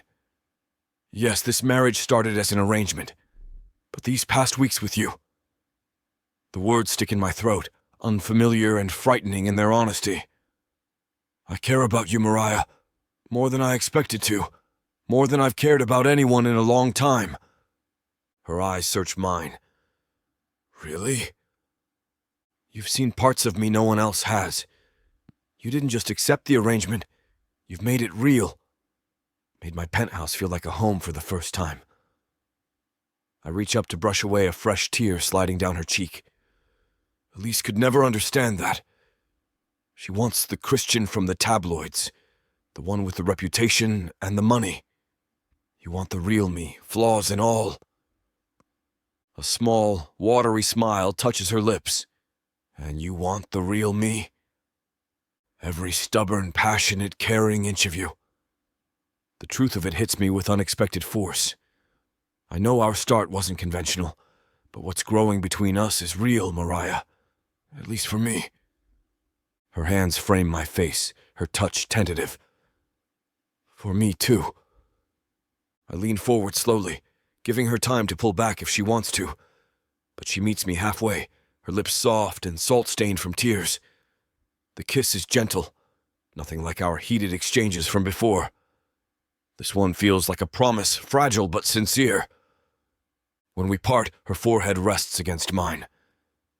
My parents are worried. I know, I owe them an explanation. We both do. Her fingers curl into my shirt. No more secrets, okay? If Elise or anyone else is going to cause problems, we face it together. I nod, realizing for the first time how much I want this partnership to work not just on paper, but in every way that matters. Chapter 19. Mariah. I checked the oven for the third time in 5 minutes, watching my rosemary and garlic-crusted lamb rack sizzle to perfection. The timer reads 4 minutes remaining, but I trust my instincts over technology when it comes to cooking. Anything I can help with? Christian slides behind me, his hand finding the small of my back. You can refill their wine glasses. I nod toward the dining room where his parents sit chatting. Your mother's been nursing that same Cabernet for half an hour. He kisses my temple. They love you already, you know. They're being polite. I pull away to check on my roasted potatoes, anxiety still churning in my stomach, despite the evening going smoothly so far. When Christian told me his parents were flying in from Los Angeles for an impromptu visit, panic set in immediately. Meeting the in-laws is intimidating enough without the added pressure of our unusual marriage situation. But I insisted on hosting dinner myself rather than going to a restaurant. If they were going to judge me, they'd at least see what I'm good at. Christian returns from wine duty as I'm plating the meal. Dad's asking if you learned to cook at culinary school. What did you tell him? That he should ask you himself. He steals a roasted carrot from the serving dish. These are incredible, by the way. I smack his hand away. Stop that, and hand me that sprig of rosemary for garnish. We carry the plates out together to where Xavier and Catherine St. Pierre wait, looking elegant but somehow less intimidating than when they first arrived. Xavier stands immediately to help, taking plates from Christian. This looks magnificent, Mariah. Catherine's smile seems genuine. Her eyes, the same striking blue as Christian's, crinkling at the corners. Family recipe? Xavier asks, inhaling deeply over his plate. Something like that. I settle into my chair, watching nervously as they take their first bites. My parents own a restaurant, so I grew up in the kitchen. Not fancy food like at Le Petit Coeur, but comfort food with a modern twist. Catherine makes an appreciative sound. This is divine. So much more personal than restaurant food. She's been feeding me like this since we moved in together, Christian says, his hand finding mine under the table. I've gained 5 pounds of pure happiness. Xavier laughs heartily. About time someone made this boy eat properly. He was living on takeout and protein shakes when he left LA. Dad, Christian warns, but there's no real edge to his voice. It's true. Catherine, remember when we visited his apartment last year? Not a single pot or pan in the kitchen. Because I was never home, Christian defends himself. I was working 16-hour days. Or out with that crowd of yours, Xavier adds, his tone shifting slightly. He turns to me. You've done wonders for him, Mariah. I haven't seen him this centered in years. I feel heat rise to my ears. I haven't done anything special. Nonsense. Catherine reaches for her wine. Our son has always had questionable taste in companions. Present company accepted, of course. Christian tenses beside me. Mom? What? It's true. Xavier cuts into his lamb with precision. That Elise woman was the worst of the lot. All designer labels and no substance. My fork freezes halfway to my mouth. After Elise's visit to the restaurant, the mention of her name sends a ripple of unease through me. Let's not discuss my exes at dinner, Christian says tightly. I'm only saying, Xavier continues, ignoring Christian's discomfort. Those women weren't good for you.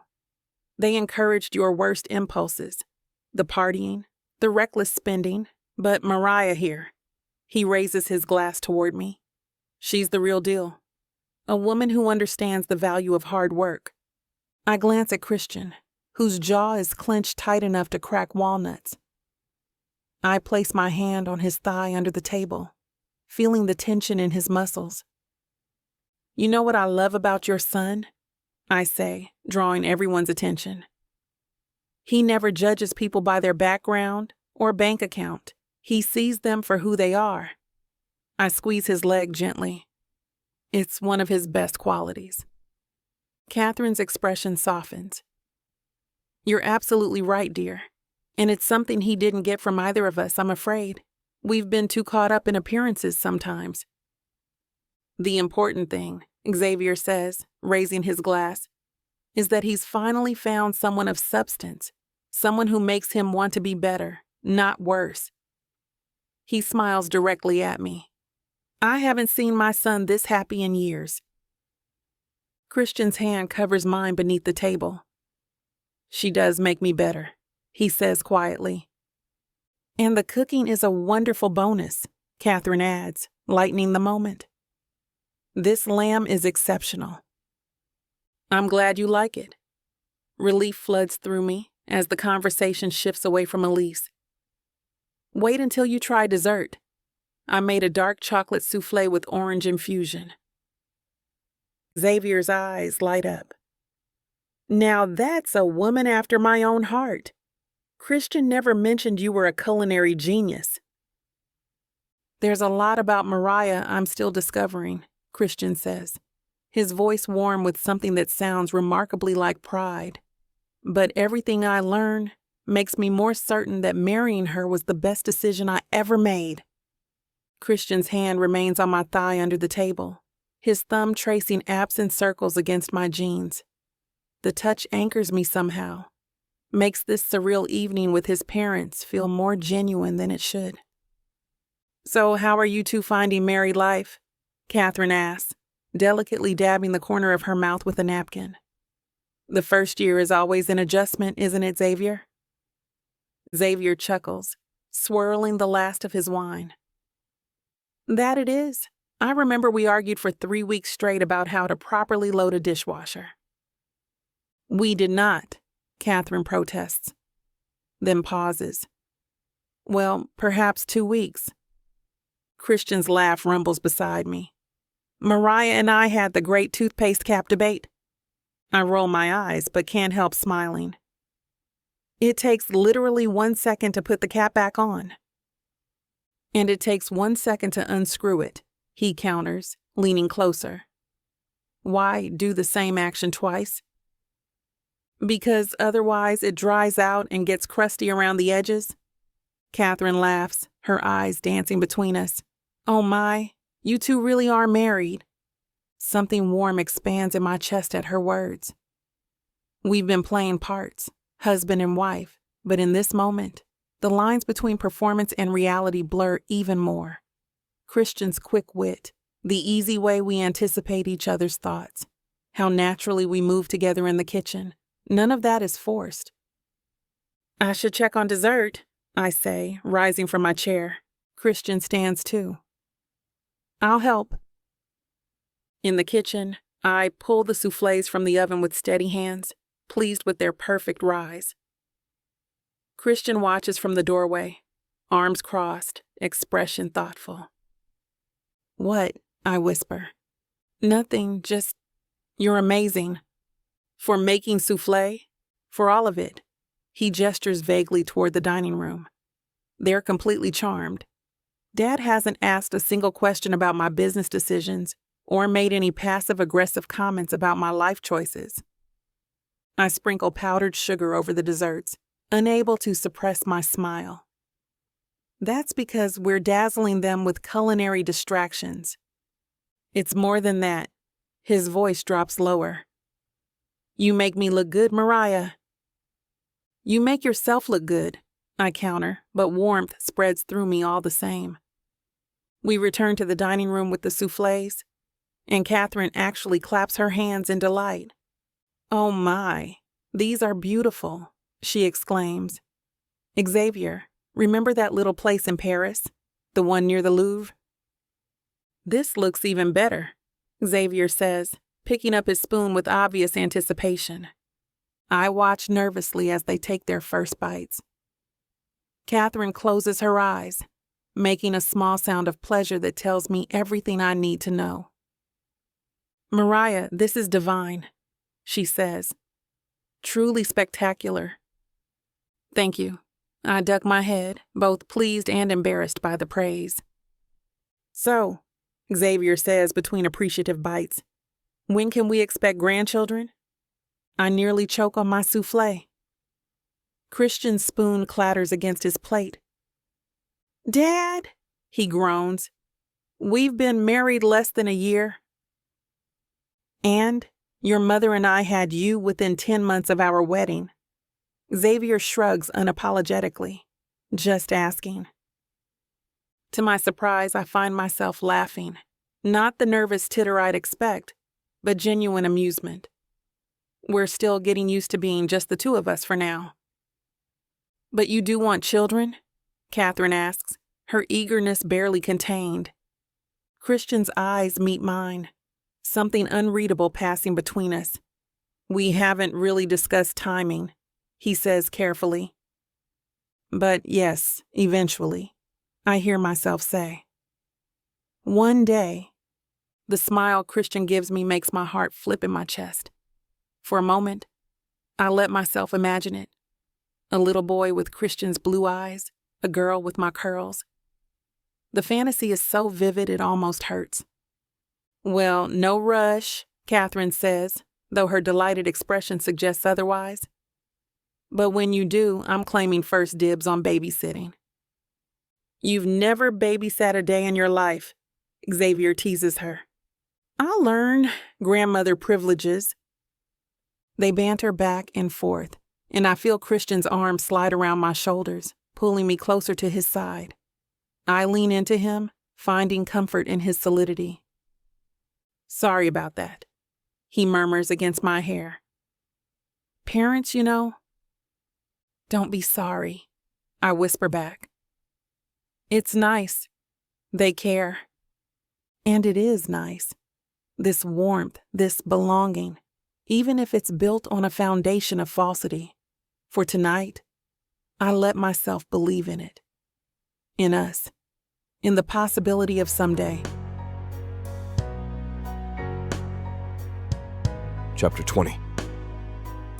Christian. I closed the door behind my parents, leaning against it with a long exhale. Their visit turned out better than I could have hoped. The anxiety that had been coiling in my gut for days finally unwinds. They loved you, I say, turning to find Mariah already gathering plates from the dining table. I've never seen my father compliment anyone's cooking that much. Pretty sure he proposed to you at least twice over dessert. She laughs, balancing wine glasses between her fingers with practiced ease. Your mother asked for my soufflé recipe. I'm taking that as the highest form of approval. I follow her to the kitchen, watching the confident way she moves through the space. She's transformed what was once just an underused part of my penthouse into something that feels like the heart of a real home. Let me help. I roll up my sleeves and step to the sink, You cooked. I'll clean. We'll both clean, she counters, nudging me with her hip as she sets down the dishes. It'll go faster. Working beside her feels strangely intimate, more so than many deliberately romantic moments I've engineered with women in the past. She rinses while I load the dishwasher, our movements synchronized without discussion. When our hands brush beneath the running water, I feel a jolt of electricity that seems disproportionate to such a simple touch. You were amazing tonight, I say, taking a serving platter from her. Not just the food, though that lamb was incredible, but the way you handled my parents. Most women I've dated either try too hard to impress them or challenge my father's, let's call it, directness. Your parents are actually pretty great once you get past the initial intimidation factor. She smiles as she wipes down the counter. I can see where you get your confidence. My arrogance, you mean? I said what I said. Her eyes spark with mischief. I laugh, feeling lighter than I have in months. My father practically adopted you when you defended me during that awkward ex-girlfriend conversation. Well, someone needed to change the subject. Her expression shifts, something vulnerable flashing across her features. What your dad said about Elise was completely accurate. She was all designer labels and no substance. I move closer, needing suddenly to close the distance between us. You're different. Because I'm not into designer labels. Because you're real. I take the dishcloth from her hands, tossing it aside. Because you see me, not just what I can provide or how I look on your arm. Mariah looks up at me, her eyes wide and reflecting something I can't quite name. Christian? I can't help myself. I cradle her face between my palms and kiss her gently at first, a question more than a demand. Her lips part on a soft exhale, and the sound demolishes my restraint.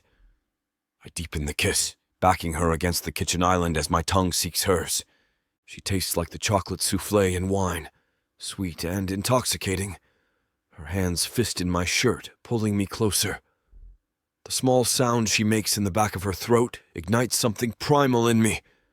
I lift her easily, setting her on the counter without breaking our kiss. We should finish cleaning, she murmurs against my lips, but her legs wrap around my waist, contradicting her words. Later. I trail kisses along her jaw, down the column of her throat. Much later. My hands slide beneath her sweater, finding warm, soft skin.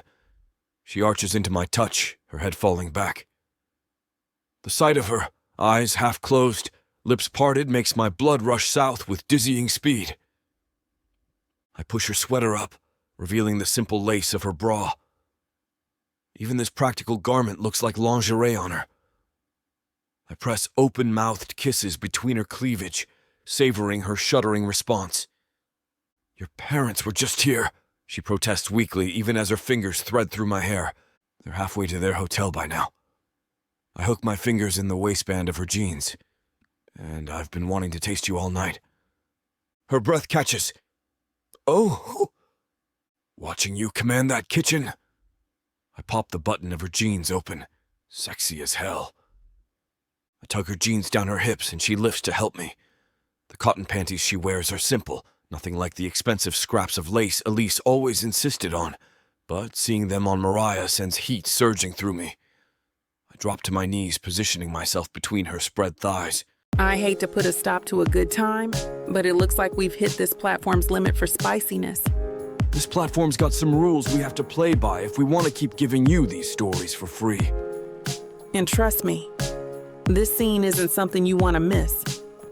While we can't get into all the details here, you can still dive into the full, uncut version at tylawalker.com. Miss Tyla has an entire collection of unabridged audiobooks and ebooks waiting for you. And the best part? You can treat yourself with 40% off when you use the code SAVE40. That's right.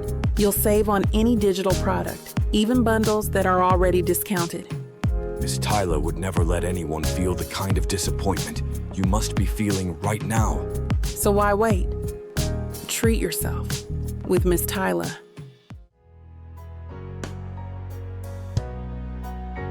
Chapter 21. Mariah. I smooth my hands over the emerald silk of my gown for the 20th time, still not quite believing I'm here. The Metropolitan Museum's grand staircase looms before us, flashbulbs popping like lightning strikes as New York's elite ascend to the charity gala. "You look stunning," Christian whispers against my ear, his hand warm against the small of my back. "Every man here is going to envy me tonight." I laugh, grateful for his steadying presence. I'm wearing a dress that costs more than my parents' monthly restaurant revenue. I should look at least presentable. Presentable? His eyes darken as they sweep over me. That's like calling the Sistine Chapel a nice sketch. The dress had been delivered to the penthouse yesterday. A floor-length emerald silk confection with a modest neckline but a daring open back. When I'd protested the extravagance, Christian had silenced me with a kiss that quickly led to the dress being carefully draped over a chair while we made better use of the bedroom. "Ready?" Christian asks, offering his arm. I take a deep breath. As I'll ever be. We step onto the red carpet, and the camera flashes intensify. I feel like an imposter, certain everyone can tell I don't belong among these socialites and celebrities. But Christian guides me forward with practiced ease, pausing occasionally for photos, his smile never wavering. "Christian St. Pierre," a reporter thrusts a microphone toward us. "You've been keeping a low profile since the embezzlement allegations. Care to comment on your recent business moves?" My muscles tense, but Christian remains unruffled. "I'm just here to support the Children's Hospital tonight, and to show off the most beautiful woman in New York." The reporter immediately shifts focus to me. "And what about you, ma'am?" Before I can answer, Christian smoothly interjects. "This is Mariah St. Pierre, culinary genius and the woman who's making me a better man." The unexpected compliment warms me from within. I manage what I hope is a graceful smile. He's exaggerating. The food service is just grateful he has such a refined palate. The reporters laugh, charmed, and we continue up the stairs. Inside, the museum has been transformed into a glittering wonderland. Crystal chandeliers cast prismatic light across marble floors, and arrangements of white orchids tower above the guests. A string quartet plays in one corner, their music floating above the sophisticated hum of conversation. "Champagne?" Christian offers, snagging 2 flutes from a passing server. "Thank you." I take a sip, the bubbles dancing on my tongue. This is surreal. I'm still not used to all these fancy parties, you know. Christian's laugh is low and intimate. "You belong here more than most of these people, Mariah. Half of them were born into their wealth and have never worked a day in their lives." Mr. St. Pierre, a silver-haired man in an impeccable tuxedo, approaches. "Thought we'd lost you to the West Coast permanently." Christian shakes his hand. "Thomas, good to see you. This is Mariah St. Pierre. Mariah Thomas Whitfield, chairman of the Children's Medical Foundation." I finish, recognizing the name from the event program. "Your organization does incredible work." Thomas beams. "A woman who does her homework. Christian, you finally found someone of substance." The next hour passes in a blur of introductions. I meet bankers, philanthropists, designers, people whose names I've only seen in magazines. To my surprise, most are warm and genuinely interested in my family's business. A famous chef even asks for my number after Christian boasts about my cooking. "You've made quite the impression," Christian murmurs. As we sway on the dance floor later, his hand splayed possessively against my bare back. "Mrs. Vanderhoven just told me you're refreshingly authentic." Is that rich person code for doesn't know the right fork to use? His thumb traces circles on my skin. It's rich person code for utterly charming and not fake like everyone else here. I rest my cheek against his chest, inhaling his cologne. I still feel like I'm playing dress-up in someone else's life. Then we're playing dress-up together. He pulls back to look into my eyes. Because none of this felt real until you walked into my life, either. The sincerity in his voice steals my breath. Before I can respond, a flash of platinum blonde hair catches my eye over Christian's shoulder. My stomach drops as I recognize the perfect features. The practiced pout. Elise Montgomery. I freeze in Christian's arms as Elise glides toward us, her ice blue gown clinging to her perfect figure. My stomach knots with dread, remembering her interruption at Mama J's last week, the cold smile, the condescending once-over, the way she'd called my family's restaurant, a charming little establishment with venom disguised as sugar. "Don't tense up," Christian whispers, his hand tightening on my waist. "She can't hurt us." But his jaw clenches, betraying his own anxiety as Elise approaches, champagne flute dangling between manicured fingers. "Christian!" Her voice carries that practiced musical lilt that sounds rehearsed to perfection.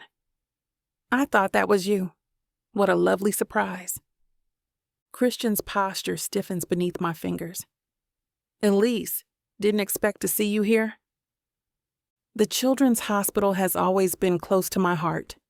She presses a hand to her chest, diamonds glittering at her throat. "Though I'm surprised they still allow you at these events, considering..." My protective instincts flare. The allegations against Christian were proven false, as you well know. Elise's gaze slides to me, recognition dawning with theatrical precision. "Oh, the little chef from that soul food place. How unexpected to see you here." Her eyes travel down my dress. "That's quite a step up from the apron I saw you in." "Mariah is my wife. Of course she's going to be here." Christian interjects, his voice tight. Yes, I nearly forgot. Christian always did make impulsive decisions when feeling cornered." She leans closer, her voice dropping to a stage whisper. "A word of advice, honey. Set up separate bank accounts." The string quartet's melody fades behind the roaring in my ears. "I appreciate your concern, but our finances are none of your business." "Just looking out for another woman?" She smiles, all teeth. After all, his last enterprise didn't end well for his investors, did it? Those poor people. Christian's hand at my back trembles slightly, with suppressed anger. "That's enough, Elise." "Is it?" She tilts her head. "I'm simply making conversation. No need to get defensive unless there's something to hide." I step forward, keeping my voice low. "Let's be clear. I know exactly what you're doing. This isn't your first attempt at sabotage. Your little visit to our restaurant last week made your intentions perfectly obvious." Her eyes narrow momentarily, dropping the facade before she regains composure. "Your restaurant? Oh, you mean where you accosted me when I was simply trying to enjoy a meal?" "Accosted?" Heat rises in my cheeks. "You came into my family's restaurant and wasted my time during the lunch rush.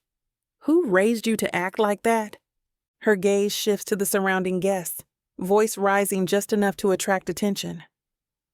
"I'm sorry if you felt threatened by my presence, but causing a scene in public venues seems to be becoming a pattern with you." Several heads turn our way. The blood races to my head as I realize her trap. She's painting me as the aggressor, right in front of New York's elite. "You need to leave us alone," I say quietly. Elise's eyes fill with practiced tears. "I'm just trying to have a civil conversation at a charity event. There's no need for hostility." She turns to Christian, placing a manicured hand on his arm. "Christian, maybe you should take your new wife home if she's feeling overwhelmed by these kinds of functions." Christian removes her hand firmly. "The only person creating problems here is you, Elise."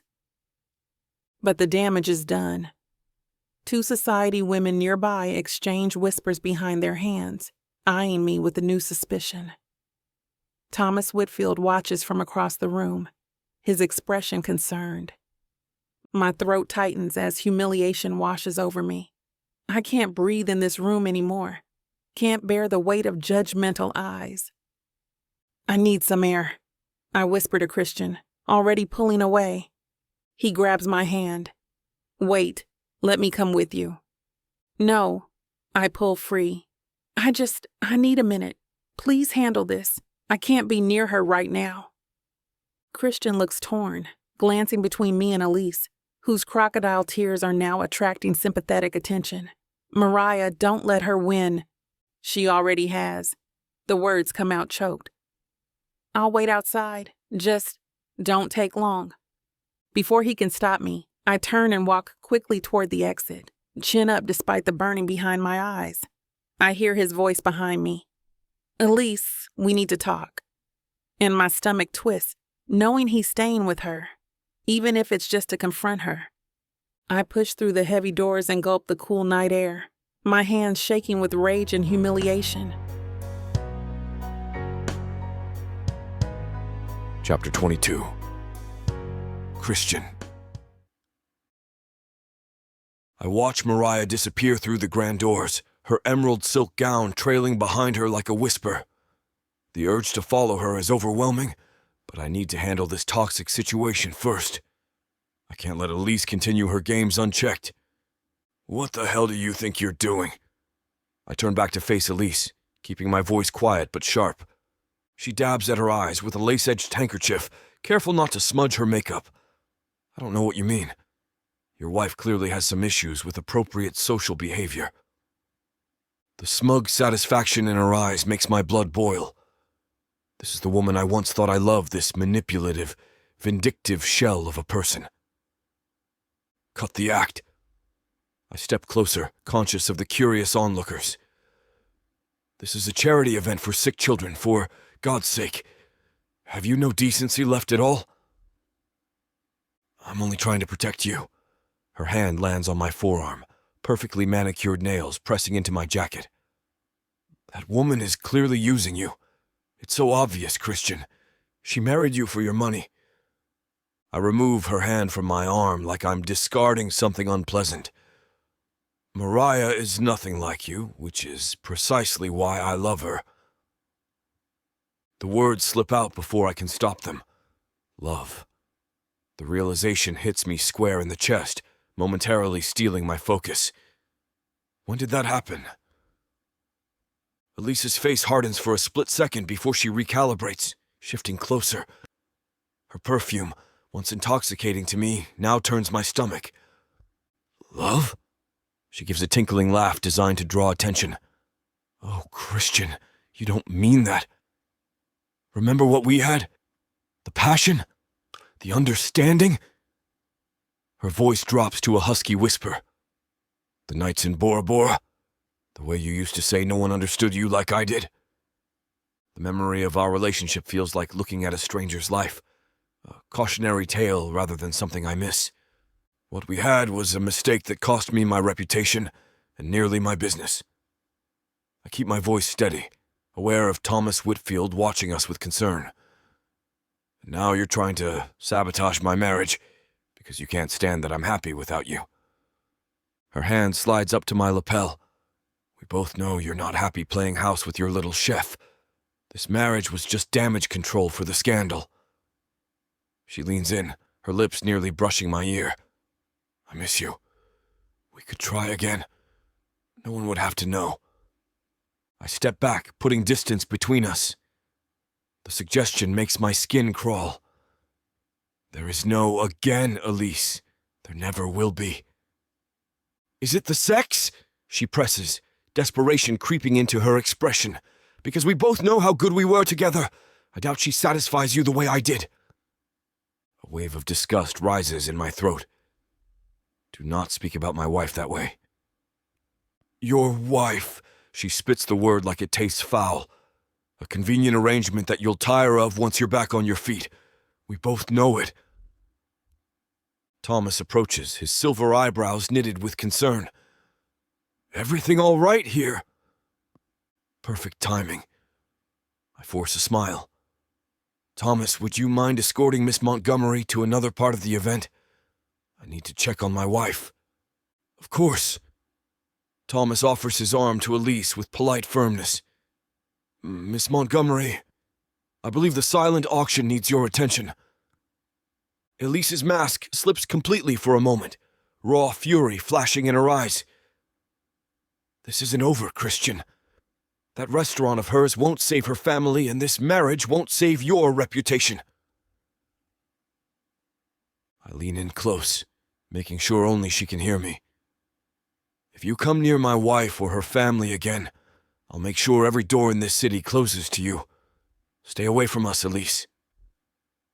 Without waiting for her response, I turn and head for the exit, my heart pounding in my chest. The cool night air hits me as I push through the doors, scanning the area for Mariah. I spot her by the fountain, arms wrapped around herself, staring into the water. The sight of her, proud even in her hurt, makes my chest ache. The light catches the tear tracks on her cheeks, and I hate myself for not following her immediately. Elise's poisonous words fade with every step I take toward Mariah. What we had wasn't love, it was mutual convenience dressed up as passion. What I feel for Mariah is something entirely different, something real. It terrifies me how much I need her to be okay. I approach Mariah cautiously, my footsteps announcing my presence on the marble patio. She doesn't turn around, but her shoulders stiffen slightly. The fountain bubbles peacefully before us, a stark contrast to the storm brewing between us. Hey, I say, stopping a few feet away, giving her space. Mariah wipes her cheek with the back of her hand. You should go back to your ex. She seemed to have a lot to say. The bitter edge in her voice cuts me. I deserve it. I'd rather be here with my wife. I move closer, standing beside her. Mariah, I'm sorry about what happened in there. She finally turns to look at me, her eyes red-rimmed but fierce. Are you? Because I just stood there while that woman spoke to me like I was nothing, like I was some gold-digging nobody who tricked you into marriage. She was completely out of line. And you just stood there! Mariah's voice breaks. You didn't say anything, Christian. Not one word in my defense. The accusation lands like a physical blow. She's right. I froze, caught between my past and present, and in that critical moment, I failed her. You're right. I run a hand through my hair. I messed up. I should have shut her down immediately. Is that what we're doing here? Just business as usual? Your ex publicly humiliates me and we pretend it never happened? She shakes her head, looking away. I don't know how I can keep doing this. My heart drops. What does that mean? It means I'm tired, Christian. The moonlight catches in her curls as she tilts her head back, gazing up at the night sky. I'm tired of feeling like I don't belong in your world. I'm tired of the whispers and the sidelong glances. I'm a chef from a family restaurant, not... She gestures vaguely toward the ballroom. Not this. I move in front of her, needing her to see my face, to know I mean every word. Elise is a problem that will be dealt with quickly and permanently. I promise you that. It's not just Elise. Mariah's eyes meet mine, clear and direct, despite her pain. She's after our reputations. She wants to paint us, paint me in a bad light, and it might be working. Did you see how those people looked at me? Like I confirmed everything they already suspected. Screw them. The heat in my voice surprises even me. Their opinions don't matter. They do to you. Her statement is simple but devastating in its accuracy. Your reputation is everything to you. That's why we're married in the first place. I take a deep breath, trying to untangle the complicated truth from the web of contracts and arrangements that brought us together. When this started, yes, my reputation was my primary concern. I hold her gaze. But things have changed, Mariah. You've changed them. She crosses her arms, unconvinced. Have they? Because from where I'm standing, I still feel like the hired help. The convenient fix to your PR problem. You're my wife. I step closer. And I will not let Elise or anyone else make you feel less than that. I should have made that clear tonight, and I failed. But I'm making it clear now. Words are easy, Christian. Then let me show you with actions. I reach for her hand, relieved when she doesn't pull away. Elise will not get her way. She can try to poison people against us, but she can't touch what's between us unless we let her. Mariah studies my face. And what exactly is between us? Because I'm starting to wonder if I imagined it all. The vulnerability in her question squeezes my chest. How do I tell her that what started as a business arrangement has become the most real thing in my life? You didn't imagine it. I trace my thumb across her knuckles. When I'm with you, I forget about the deals and the social climbing and all the nonsense. You make me want to be better than I am. She swallows hard. I need more than pretty words, Christian. I need to know I'm not just collateral damage in your redemption story. You're the whole damn story, Mariah. I cup her cheek, wiping away a stray tear with my thumb. And I'm not letting Elise or anyone else write our ending.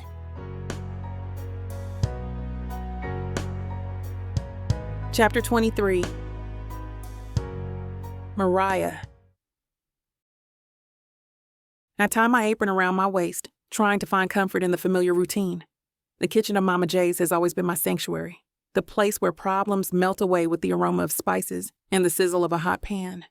But today, the shouting outside makes it impossible to find that peace. Mariah, is it true your marriage to Christian St. Pierre was arranged? Did you sign a contract to be his wife? How much is he paying you to pretend to be in love? The voices filter through the walls, persistent and grating. I drop a handful of chopped onions into hot oil, watching them dance and spit. The sharp smell stings my eyes. At least that's what I tell myself as I blink back tears. Mom appears beside me, her face tight with concern. Baby girl, you don't have to be here today. Those vultures have been out there since dawn. I'm fine. My voice comes out sharper than intended. I soften it with a smile. Really, they'll get bored eventually. She squeezes my shoulder, unconvinced. Your daddy's about ready to go out there with his cast iron skillet. I told him assaulting the press probably won't help matters. Despite everything, I laugh. Probably not. Through the small kitchen window, I can see them crowded on the sidewalk. At least a dozen photographers and reporters, cameras raised like weapons. The flash of their cameras catches on the glass, sending bursts of light into our kitchen. Is it true Elise Montgomery was at the charity gala? That she confronted you about your fake marriage? I almost dropped the wooden spoon I'm holding. So that's how they found out. Elise. Of course. The memory of her perfect blonde hair and calculated smile makes my stomach clench. The way she looked at me, like I was something she needed to scrape off her designer heel. And Christian, frozen beside me, saying nothing, as she tore into me with that honeyed voice. Don't listen to them. Mom's voice pulls me back. That woman is just jealous. She told them our marriage is fake. The words taste bitter on my tongue. She's trying to ruin both of us. What hurts most is how close to the truth it is. Our marriage did begin as a contract, a business arrangement to save his reputation and my family's restaurant. But somewhere along the way, it became more, at least for me. God, I'm such a fool. I throw myself into my work, chopping vegetables with more force than necessary. The familiar rhythm should be soothing, but my mind keeps wandering back to Christian's face at the gala. The shock, the anger, and something else I couldn't quite name when Elise appeared. Mariah, did you sign an NDA? Is Christian paying off your family's debts? The shouting grows louder as someone opens the front door of the restaurant. I glance up to see my father limping in from dealing with customers, his face rife with fury. Those damn parasites are scaring away our regulars. He growls, running a hand over his graying hair. Mrs. Jenkins just left without her usual order, said she couldn't handle the circus. My chest tightens with guilt. This is exactly what I was trying to prevent by marrying Christian, my family suffering because of financial troubles. Now they're suffering anyway because of me. I'm sorry, Daddy. I wipe my hands on a towel, avoiding his eyes. Maybe I should go. They might follow me. He catches my arm. This is your place as much as it's ours. Don't let them drive you away from your own kitchen. A flash goes off. Someone's managed to point a camera through the service window. My father swears and yanks the blinds down. I just don't understand why they care so much about my marriage. I lean against the counter, suddenly exhausted. There are actual celebrities in this city. A scandal sells papers. Mom shrugs, but her eyes are worried. And that woman, Elise, she knows what she's doing, giving them just enough to keep digging. My phone buzzes in my pocket. Christian. For the third time today, I ignore it, just like the previous calls. What would I even say to him? That his ex-girlfriend is systematically dismantling what's left of my dignity? That every time I close my eyes, I see him standing silently while Elise cut me down? The kitchen door swings open and Layla, one of our longtime waitresses, pokes her head in. There's a reporter offering cash for an interview about the real story behind your marriage. I told him to go to hell, but thought you should know. Thanks, Layla. I manage a smile that feels like a grimace. I turn back to the stove, stirring the base for today's special, gumbo that usually focuses my mind with its complexity. But today, the roux darkens too quickly while I'm distracted, the nutty aroma shifting toward burned. Damn it. I move the pot off the heat, but it's too late. The bitter smell of scorched flour fills the kitchen. I've made this recipe 1,000 times, never burned it before today. My phone buzzes again. Christian, again. You should talk to him, Mama says quietly, reading my thoughts. Whatever happened at that gala? I can't, the words catch in my throat. Not right now, I have work to do. I squint at the blackened roux, my throat tightening. The pot stares back like a reflection of my so-called marriage, something that started with promise but turned into a mess I can't salvage. I'll start over. I reach for more flour, but my hands won't stop shaking. Dad puts his palm over mine. Mariah, honey, take a break. I can't. Tuesday is gumbo day. People expect good food made with a clear head, Mom interrupts, gently taking the measuring cup from my grip. And you don't have that right now. Through the kitchen window, another camera flash illuminates the alley. Someone's found the back entrance. Jesus Christ, Dad mutters, his shoulders tensing. They're like roaches. Layla burst through the swinging door, her eyes wild. They're asking the customers about you now. Mr. Williams just had a microphone shoved in his face. Mr. Williams is 83 years old and has been eating at Mama J's every Tuesday for 15 years. The thought of him being harassed because of my mess makes me want to throw something at the wall. That's it. Mom unties her apron with a decisive tug. Baby, you need to go home. This isn't helping anyone. I can't just leave you all to deal with. You're not leaving us to deal with anything. You're taking care of yourself so you can come back tomorrow stronger. Dad's tone leaves no room for argument. Darnell can finish the lunch shift. Darnell nods from the grill. Got it covered, Mariah. Their kindness only makes me feel worse. I press the heels of my hands against my eyes, willing myself not to cry in front of the staff. How am I supposed to get past those vultures? Mom's face hardens with determination. The same way we smuggled you out of church, when that Watson boy wouldn't stop following you around through the delivery entrance. 20 minutes later, I'm hunched in the passenger seat of Dad's old Buick, a baseball cap pulled low over my face. He's created a diversion by loudly arguing with one of the reporters out front, while Mom guides me through the narrow back hallway that leads to where suppliers usually drop off meat and produce. Text us when you get home. She presses a paper bag into my hands. I made you a sandwich. And Mariah?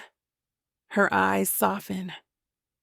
Whatever's going on between you and Christian, remember marriages have rough patches, real or otherwise.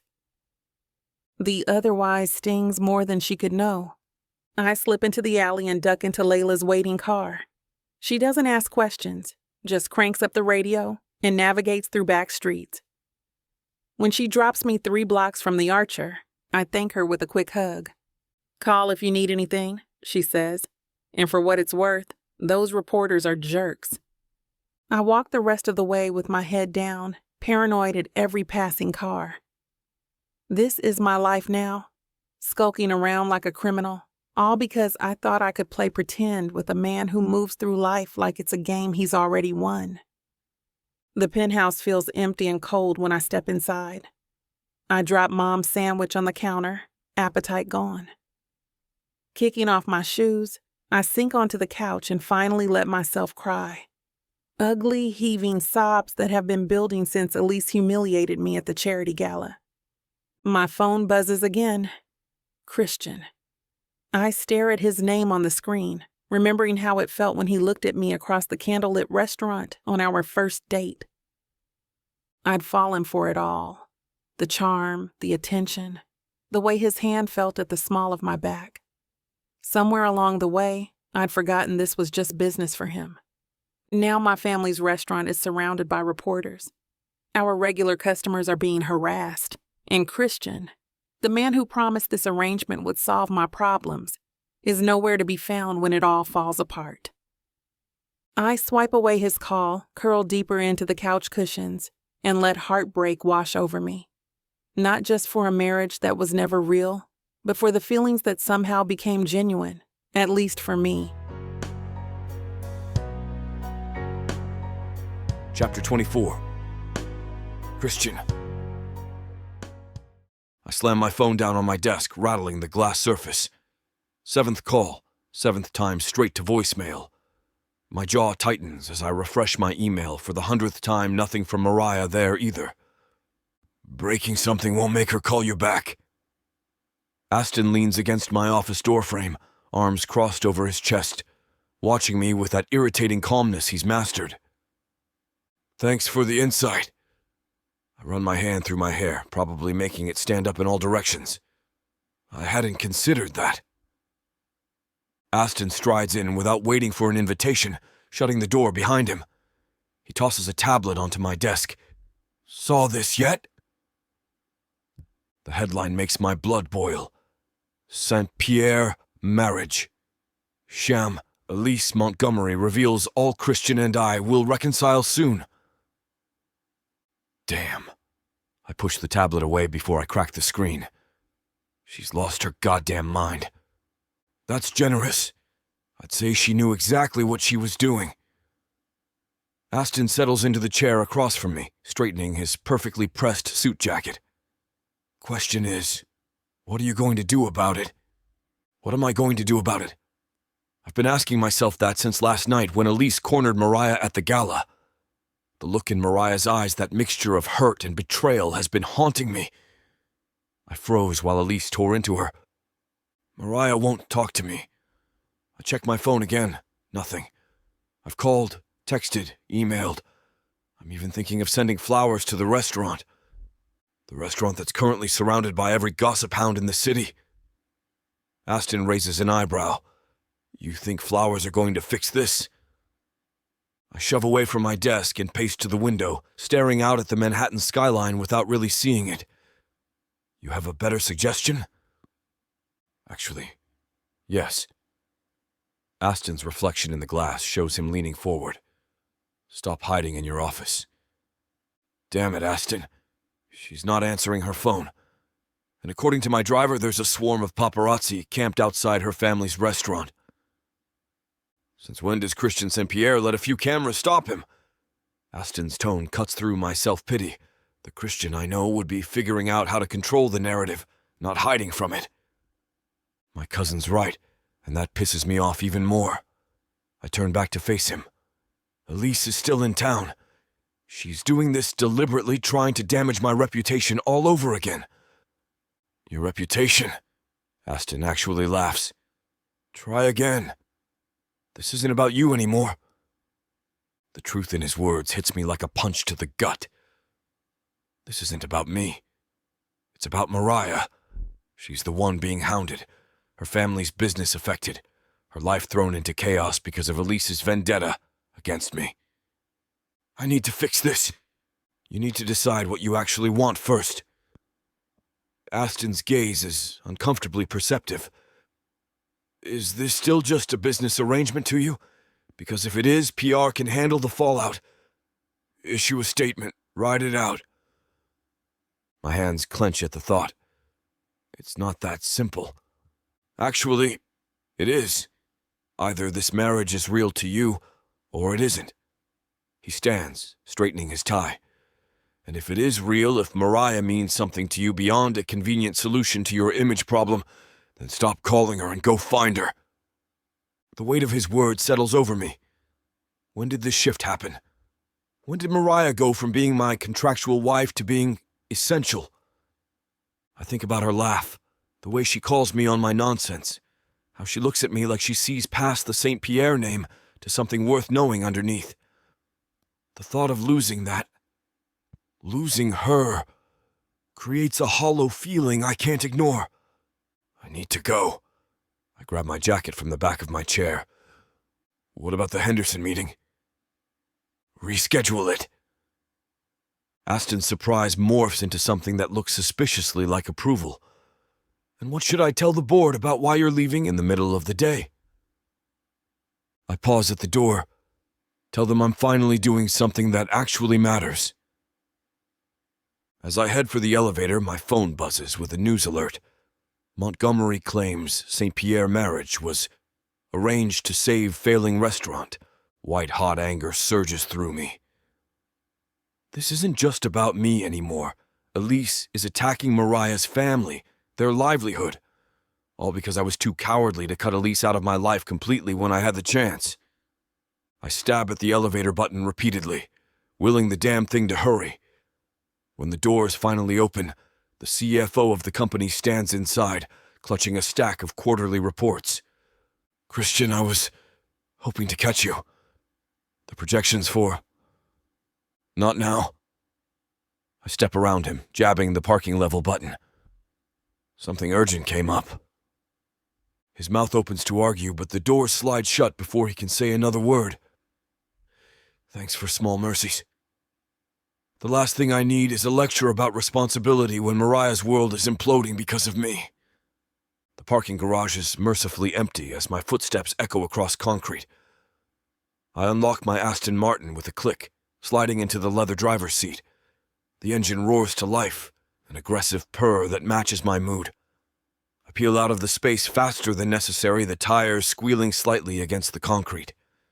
As I emerge onto the street, Manhattan traffic immediately closes in around me. A sea of yellow cabs and delivery trucks surrounds my car, everyone in a hurry. No one moving more than 5 feet at a time. My knuckles turn white on the steering wheel. Come on, move! I slam my palm against the wheel as a delivery truck takes 3 attempts to parallel park, blocking both lanes. My phone rings through the car's Bluetooth. Elise's name flashes on the display. The absolute audacity. I answer with a jab of my finger. What the hell do you want? Christian, darling. Her voice fills the car, dripping with fake sweetness. I was hoping we could talk. These stories are getting out of hand. Stories you started. I check my mirrors and cut across 2 lanes when I spot a gap, ignoring the chorus of honks behind me. What's your angle here, Elise? What do you want? I want what I've always wanted. Her voice turned serious. You. Us. The way things were supposed to be. A bitter laugh escapes me. There is no us. There never was, just you and your goddamn lifestyle blog using me for content. That's not fair. Fair? You want to talk about fair? The light ahead turns yellow and I accelerate through it. You leaked confidential information about my company to the press. You tried to destroy my reputation. And now you're targeting an innocent woman and her family's business. She's hardly innocent if she married you for money. Elise's voice hardens. Everyone's talking about it. How you arranged this whole thing to save her pathetic little restaurant. Something dangerous unfurls in my chest. Don't talk about Mariah or her family. You don't know the first thing about them. Oh my God! She gasps dramatically. You actually have feelings for her. This is priceless. I turn onto a cross street trying to bypass the worst of midday traffic, but it's gridlocked here too. A taxi cuts me off, and I slam on the brakes. We're done here. Stay away from me, and stay the hell away from my wife. Your wife? Elise laughs. How long will she keep that title once she realizes you can't give her what she needs? I know you, Christian. You don't do love. You do deals. I hang up on her, the silence in my car suddenly deafening. The traffic inches forward, and I drum my fingers against the wheel, my thoughts racing faster than my car ever could in this mess. Is Elise right? Is this still just a deal to me? The answer sits uncomfortably in my chest. When did the lines blur? When did Mariah become more than a signature on a contract? I take a detour that passes by Mama J's, not the most direct route to the Archer, but I need to see for myself what we're dealing with. As I turn onto their street, my stomach drops. The sidewalk in front of the restaurant is packed with photographers and reporters, their cameras and microphones pointed at the entrance like weapons. Through the window, I catch a glimpse of Mariah's father, his face tight with strain as he tries to serve customers while ignoring the circus outside. Jerks. I slow down, taking in the scene. 2 police officers stand nearby, seemingly doing nothing to disperse the crowd. A reporter spots my car, does a double take, and starts pointing. Several cameras swivel in my direction. I hit the gas before they can surround me, rage boiling in my veins. This is what Elise has done. This is what I've brought into Mariah's life. Her family never asked for this. Their only crime was raising a daughter strong enough, brave enough, to make a deal with the devil, me, to save what they built. Traffic crawls toward the Archer, giving me too much time to think, too much time for my anger to simmer. By the time I pull up to the hotel's discreet entrance, I've made 2 decisions. First, I'm going to find Mariah and make this right, whatever it takes. And second, Elise Montgomery is going to regret the day she decided to mess with my wife. Chapter 25. Mariah. I dropped the last of my clothes into the suitcase with shaking hands. Enough for a few days. That's all I need until I figure out what the hell I'm doing with my life. With this marriage. The penthouse feels cavernous around me, Christian's absence amplified by the silence. On the nightstand, my wedding ring catches the light. I've taken it off, placed it deliberately beside the lamp where he'll see it when he comes home. If he comes home. My stomach twists as I replay Elise's words. The knowing smirk on her perfectly made-up face, the casual way she tossed grenades into my life, my family's life. And Christian, he just stood there, speechless. I zipped the suitcase closed with more force than necessary. Truth is, I'm not even sure what I'm more upset about, the public humiliation or the fact that Christian's ex clearly still has power over him, power he never gave me, even as his wife. My phone buzzes with another news alert. I don't need to look to know it's about us, about me. The gold digger who married rich to save her family's struggling restaurant. God, my parents. Mom called me after I escaped the restaurant. Her voice tight as she described the photographers still camped outside Mama J's. It's fine, baby, she'd said, but I could hear the strain. We've dealt with worse. But they shouldn't have to deal with this at all. That was the whole point of marrying Christian. To protect them, not expose them to this circus. I grabbed my suitcase and purse, taking one last look around the penthouse. For a fake marriage, it started feeling real awful fast. That's on me. I knew what this was from the beginning. A business arrangement. A contract with an expiration date. So why does leaving feel like ripping off my own skin? The hallway is mercifully empty as I pull the door shut behind me. I adjust my grip on the suitcase, heading toward the elevator when a voice stops me. Going somewhere? Celia stands in her doorway across the hall. Dish towel thrown over her shoulder, arms crossed. Today she's wearing a bright yellow head wrap that somehow makes her look both regal and approachable at once. I set down my suitcase, already feeling the tears threatening. Just taking a break. Celia doesn't flinch. That bad, huh? She gestures to my suitcase. Come on in. Whatever you're running from will still be there in 20 minutes. I'm not running. Even to my own ears, the protest sounds weak. I'm regrouping. There are photographers outside my parents' restaurant, Celia. My mom had to call the police this morning. Her expression softens. I saw the news. Aston told me what happened at the gala, too. News travels fast in these circles. Then you know why I need some space. I reach for my suitcase again, but Celia steps in front of me. What I know is running away when you're hurt never solved anything. She places a gentle hand on my arm. I swallow hard against the lump in my throat.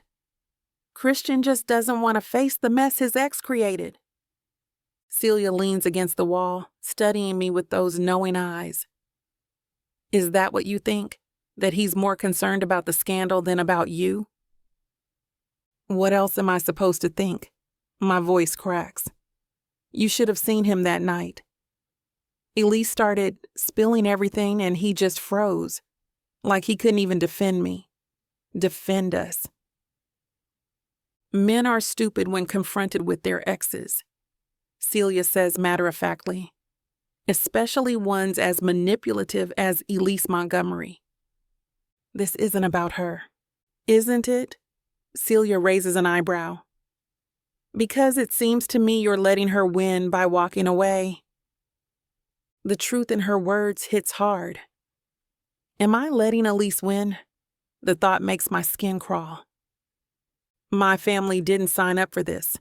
I gesture vaguely toward the window, toward the world beyond where our names are being dragged through headlines. The paparazzi, the gossip, it's exactly what I was trying to protect them from. And what about what you signed up for? Celia's gaze is gentle but unrelenting. Because I've seen how you look at Christian, Mariah. That stopped being just business a while ago, didn't it? Heat rises to my face. Is it that obvious? Have I been walking around with my feelings written all over me? It doesn't matter what I feel. I wrap my arms around myself, suddenly cold despite the hallway's perfect temperature. This was always going to be temporary. At least just accelerated the timeline. Celia shakes her head. That woman has spent years manipulating Christian's image for her own gain. She's the reason he needed this arrangement in the first place. And now she's back to reclaim what's hers. The bitterness in my voice surprises even me. Is that what you think? That he still wants her? Celia sounds genuinely surprised. I don't know what Christian wants. The admission cost me, each word a small surrender. I'm not sure he knows either. Celia steps closer, her voice dropping. Then maybe instead of running away, you should ask him. I shake my head, stepping back from Celia's penetrating gaze. I can't stay here wondering if he's going to come home or if he's with her right now. You don't know that. You're right. I don't know anything. I grab the handle of my suitcase again, the leather warm against my palm. That's kind of the problem. At least let me call you a car. Celia reaches for her phone. Those vultures might still be lurking downstairs. My throat tightens at her kindness. I already ordered one. Should be here any minute. Celia steps forward, wrapping her arms around me in a hug that smells of vanilla and something earthy, maybe sage. Her embrace is firm, maternal almost, and I find myself leaning into it despite my determination to leave. Think long and hard about what you're doing, honey. Her voice vibrates against my ear. Because it's clear as day you love that man, even if you're fighting it tooth and nail right now. I stiffen in her arms. I don't. Shh. She pulls back, holding me at arm's length. Don't lie to yourself. That's the worst kind of lying there is. My phone buzzes. The car's arrival notification. Perfect timing. Any longer in this hallway, and I might crumble under the weight of Celia's knowing eyes. It's clear you care about him too, I say instead of arguing. I appreciate that. He needs people in his corner. And you don't?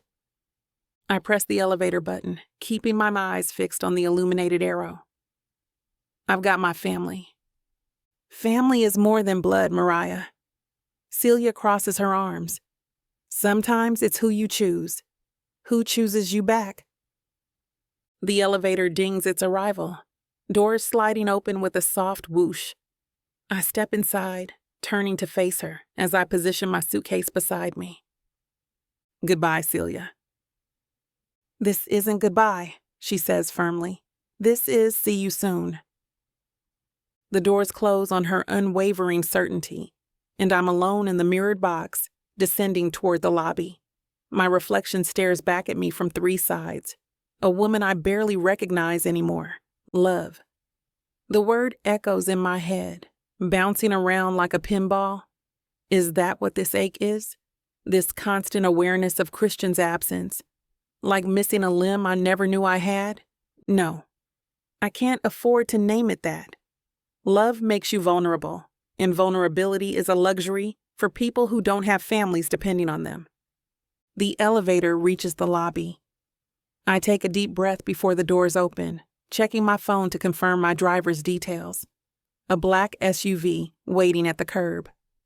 The doorman nods as I cross the marble floor, his eyes flickering with recognition, but mercifully he says nothing.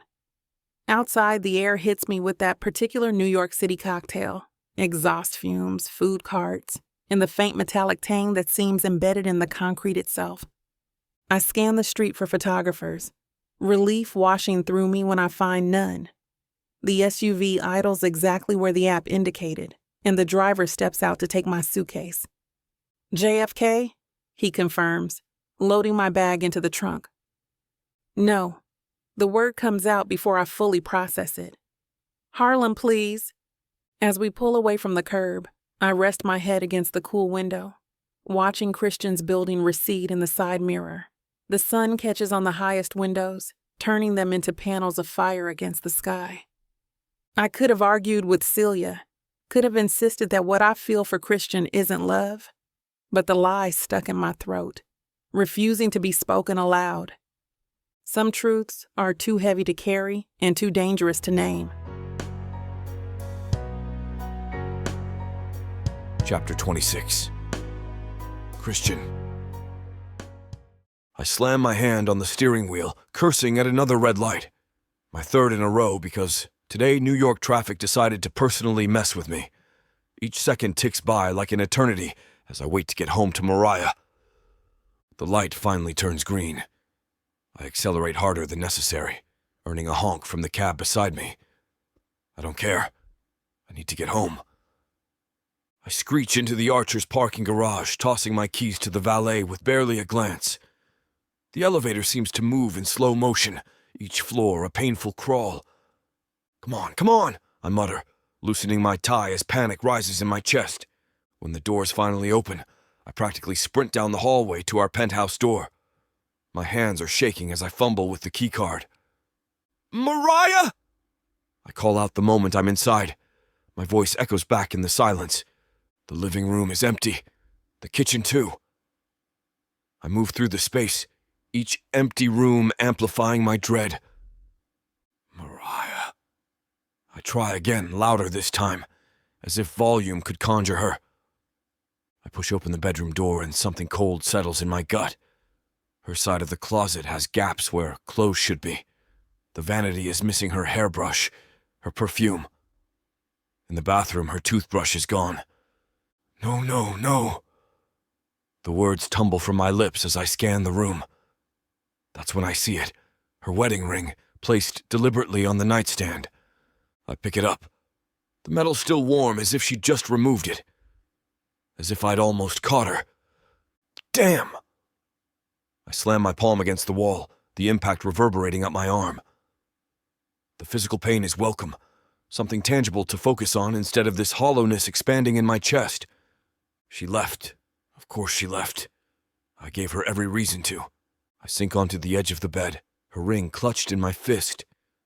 The sheets still smell like her, that warm vanilla, and something uniquely Mariah that I've come to associate with home.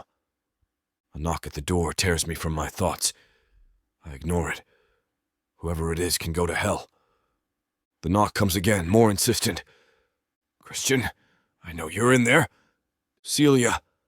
Part of me wants to ignore her too, but Celia St. Pierre isn't a woman you ignore. Not if you value your sanity. I drag myself to the door, yanking it open with more force than necessary. Celia stands in the hallway, wrapped in a yellow caftan that somehow makes her look like royalty despite her 5'0" stature. Her eyes sweep over me, cataloging my disheveled appearance with that penetrating gaze that misses nothing. You look like hell, she announces, pushing past me into the penthouse. Not in the mood, Celia. I close the door, leaning against it. She turns, arms crossed. I saw Mariah leave an hour ago. My head snaps up. You talked to her? Where did she go? To her parents' house in Harlem. Celia moves into the living room, making herself comfortable on my couch like she owns the place. She had a suitcase with her. The confirmation hits like a physical blow. Did she say anything else? Just that she needed space. Celia's eyes narrow, studying my reaction. What exactly happened at that gala, Christian? She seemed extremely hurt by everything going on. It's Elise. The name tastes bitter in my mouth. She showed up at the gala out of nowhere and cornered Mariah. Fed her a bunch of lies and poison in front of everyone at the gala. Celia's perfectly arched brow rises. And what? I push away from the door, pacing the length of the living room. Elise has been in New York less than a week, and she's already talking to every tabloid that'll listen. Page 6 ran a piece yesterday questioning my sudden reformation and hinting that Mariah's just a prop to clean up my image. And what did you say to defend your wife? The question stops me cold. What did I say? Nothing. I'd been so focused on damage control, on silencing Elise, that I'd never actually contradicted her claims in front of the press. That's what I thought. Celia's voice is soft, but cuts like a knife. Mariah's smart enough to understand the situation. What she doesn't understand is why her husband didn't stand up and tell the world, tell her that he loves her. Of course, I stop, the words catching in my throat. Love her. The realization crashes through me like a wave. Somewhere between our arranged marriage and now, I fell completely in love with Mariah Jeffries. With her stubborn determination, her unwavering loyalty to her family, the way she calls me on my nonsense, the sound of her laugh in the morning. You're in love with her. Celia doesn't phrase it as a question. Yes? The admission feels like releasing a breath I've been holding for months. Then why are you sitting here with me instead of fighting for her? I drag a hand down my face. You think it's that simple? No. Celia stands, smoothing her caftan. I think it's incredibly complicated. I think you've spent your entire life running from anything that makes you vulnerable. I think you're terrified of losing her. So you're holding back to protect yourself. She moves toward me, placing a hand on my shoulder. But Mariah isn't going to stand around waiting for you to figure it out. That girl has more backbone than most of the CEOs I know. She deserves better than me. The words slip out before I can stop them. Probably. Celia's smile is sharp, but she chose you anyway. The question is, are you going to choose her back? Publicly, definitively, no holds barred chooser. I look down at the wedding ring in my palm, remembering the day I slipped it onto Mariah's finger at our rushed ceremony. The way her eyes had widened at the vintage piece, not because of its value, but because I'd remembered her saying she loved her grandmother's antique jewelry. I need to go to her. I stand, suddenly energized. Tonight, I need to talk to her. And say what exactly? Celia challenges. That you're sorry Elise is a vindictive snake. That you'll do better at PR management. That I love her. The words feel right. That this marriage stopped being a business arrangement for me a long time ago. That I'm not hiding how I feel anymore, not from her, not from the press, not from anyone. Celia's expression softens with approval. Now you're thinking like a man who deserves her. I'll go tonight. I tuck Mariah's ring into my pocket, already mentally planning what I'll say. After I've had time to get my thoughts straight, I don't want to mess this up. Don't wait too long, Celia warns, moving toward the door. That girl looked like she was at her breaking point. This is your wake-up call, Christian. Don't hit snooze. As the door closes behind her, I stand in the middle of my empty penthouse, the weight of Mariah's ring in my pocket, a constant reminder of what I stand to lose and what I'm fighting to keep. Chapter 27. Mariah. I push the collard greens around my plate, the familiar comfort food, failing to soothe the ache in my chest. Mom and Dad exchange glances across the kitchen table, the same worried looks they've been giving me since I showed up at their door 3 hours ago, with a suitcase and tear-stained cheeks. Baby girl, you haven't touched your food. Mom reaches across the table, her warm hand covering mine. Your daddy made your favorite chicken, and you know how rare that is.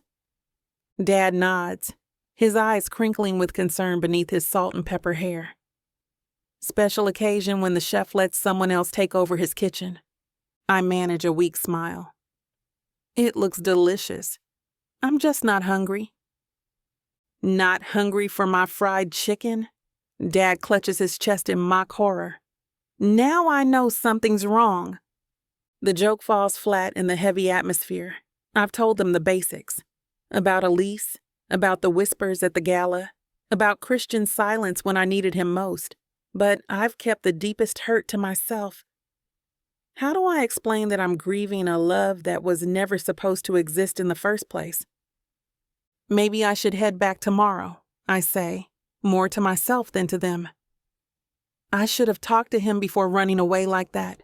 It's bad manners. I should have been straight with him, telling him that this isn't going to work. Mariah Jeffries.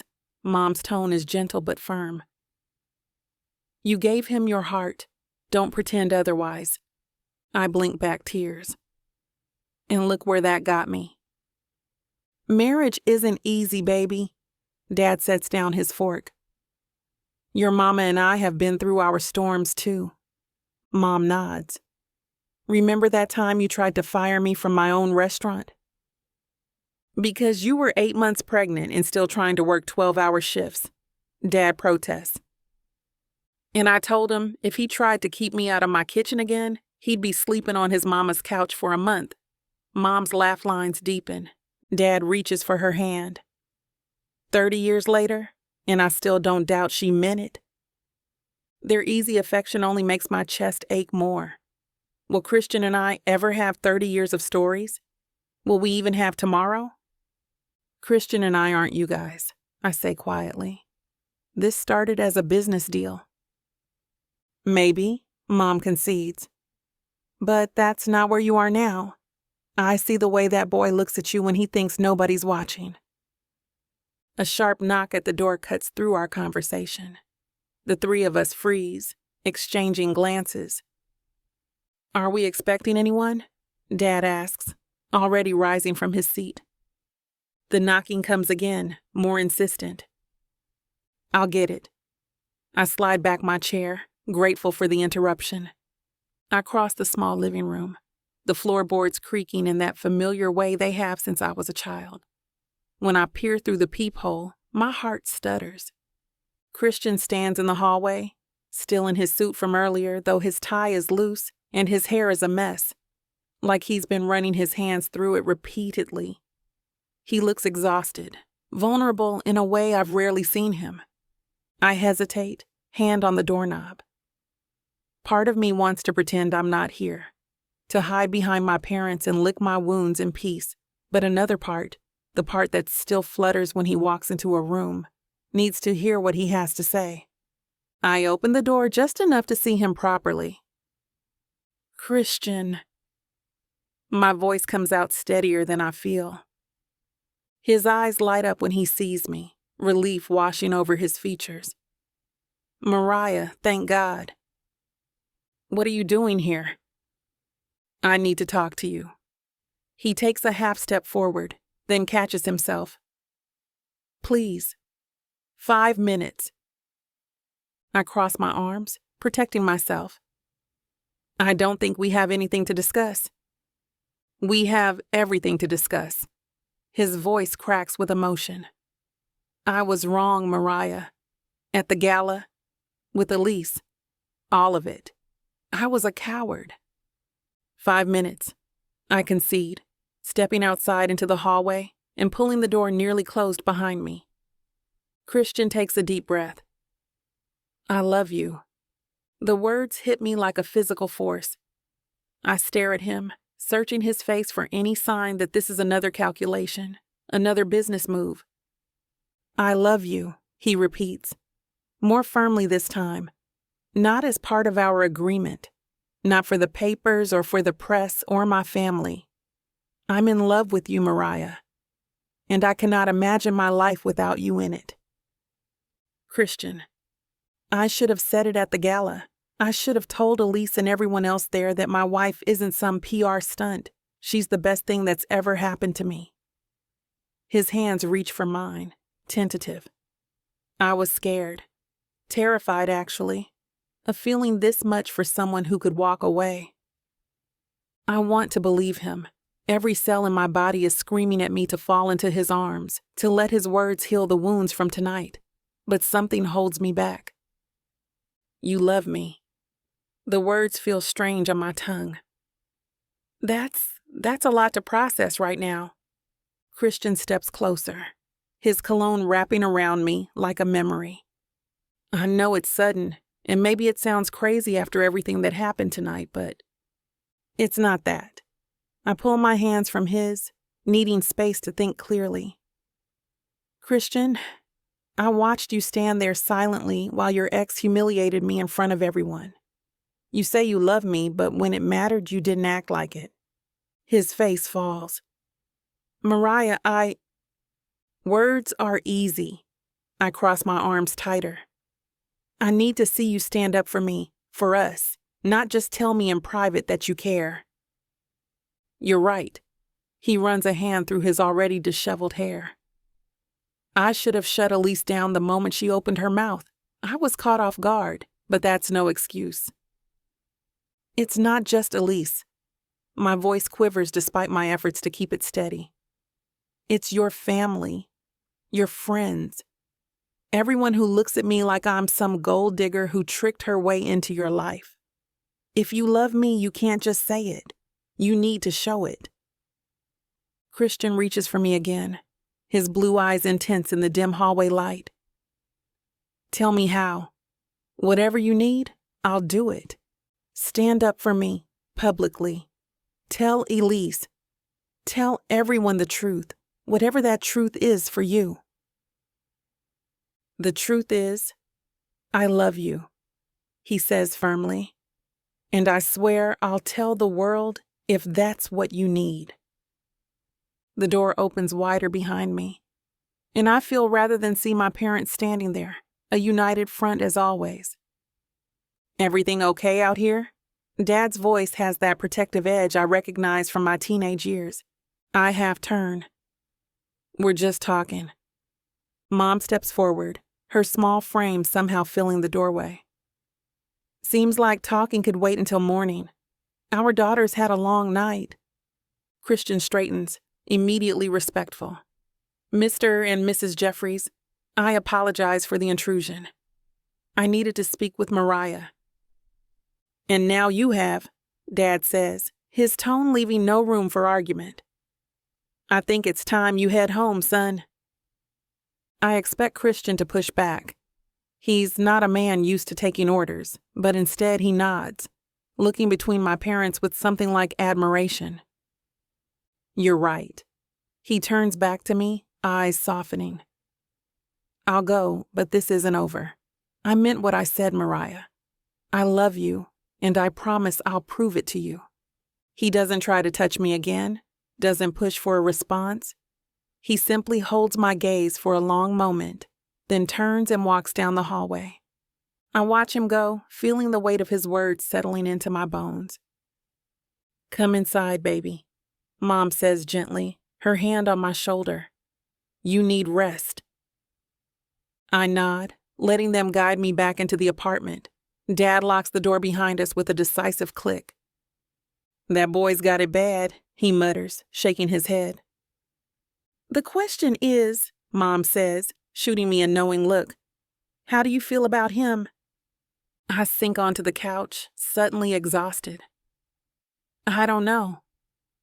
But it's a lie, and we all know it. I close my eyes, seeing Christian's face behind my eyelids, not the polished businessman or the charming socialite, but the man who looked at me tonight had with his heart in his eyes, despite the fake marriage that started all this, despite the scandal and the humiliation, despite my better judgment. I love him too. The realization doesn't surprise me as much as it should. Maybe some part of me has known it for weeks now, watching our charade transform into something neither of us expected. I sigh, keeping my eyes closed against the tears threatening to spill. Loving Christian Saint-Pierre was never part of the plan. But plans change, and hearts don't listen to business agreements. Now, I just need to decide what to do about it.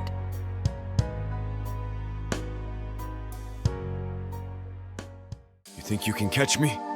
You think you can tame me? Oh, I know I can. And you know it too, baby. I gotta tell you, you're not the first to try. But don't worry, baby. I'll be the last. With sass like that, maybe I'll be the one that needs to tame you. Let's cut to the chase, big boy. What you selling me? Your appetite is big AF. I have just the thing that'll satisfy you. Oh, really? And what's that? Over 120 hours of romance audiobooks. Brought to you by Tyler Walker Romances in the Big AF Audio Bundle. 120 hours? That sounds amazing. Your knees won't work afterwards if I do my job right. Don't make promises you can't keep. Well, I can keep this promise. Because these audiobooks are unabridged with all the spicy scenes that will make you put your earbuds on. You know, Tyler can get freaky because she marked the bundle down by 69% for a limited time. I can't wait to take this bundle for a ride. Visit tylerwalker.com and get this audio bundle. Just don't start listening if you're going to be cooking dinner. Because you might just forget to feed your family. tylerwalker.com. Escape your life with Tyler.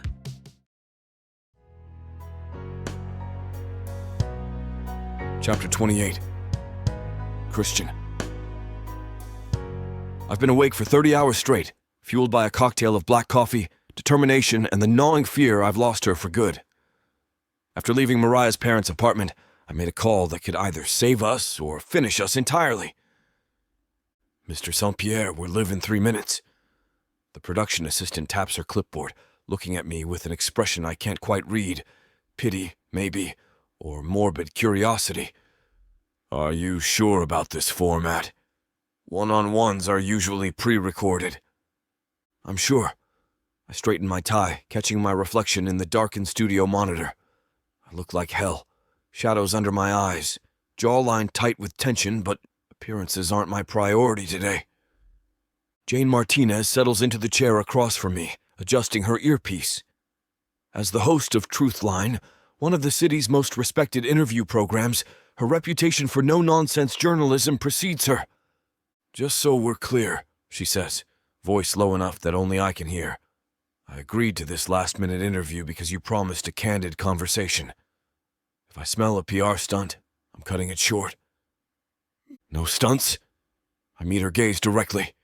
Just the truth. Her eyebrow arches. That'll be refreshing coming from a St. Pierre. The countdown begins. Lights blaze to life, blinding me momentarily. Red light, camera one, and we're on. Good evening, New York. I'm Jane Martinez, and this is an unprecedented special edition of Truthline. Joining me tonight, with no preconditions and no prepared questions, is Christian St. Pierre, who reached out to us personally following last night's incident at the Whitfield Charity Gala. Jane shifts forward, her expression professionally neutral but eyes sharp. "Christian, let's cut to it.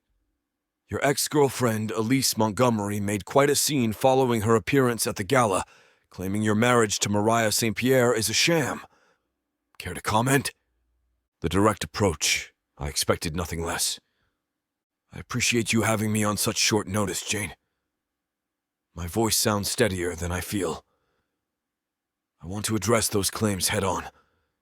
Elise Montgomery has been spreading lies about me for a very long time, and I've allowed it to continue out of misplaced guilt over our breakup.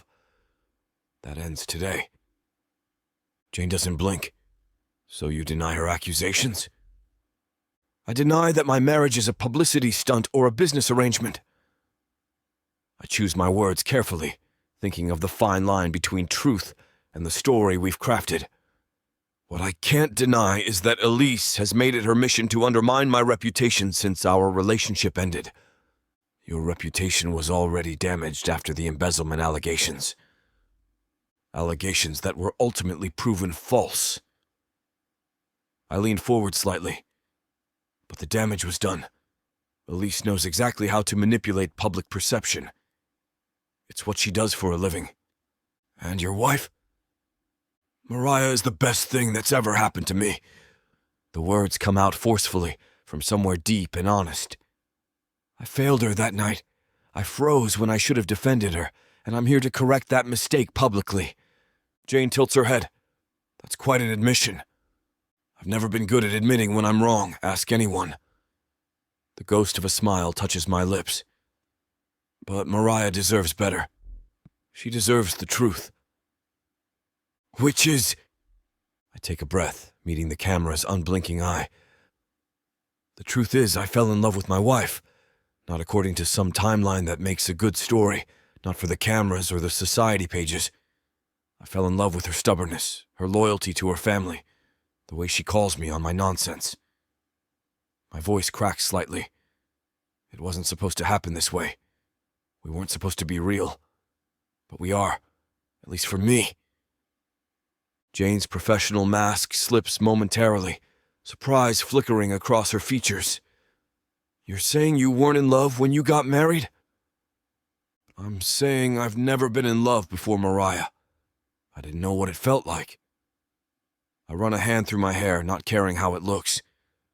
I spent my life chasing the wrong things, dating women who wanted Christian St. Pierre the businessman instead of the real thing.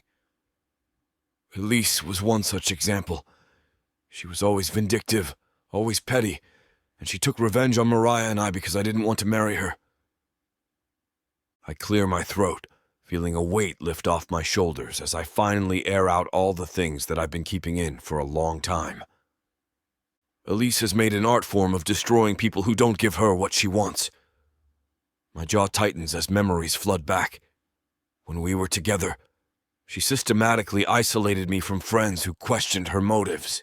Anyone who didn't fit her vision of our perfect power couple life became an enemy. Jane leans forward. Elaborate on that. My childhood friend Mark warned me about her spending habits. 2 weeks later, Elise had somehow convinced my family that Mark had stolen from my apartment.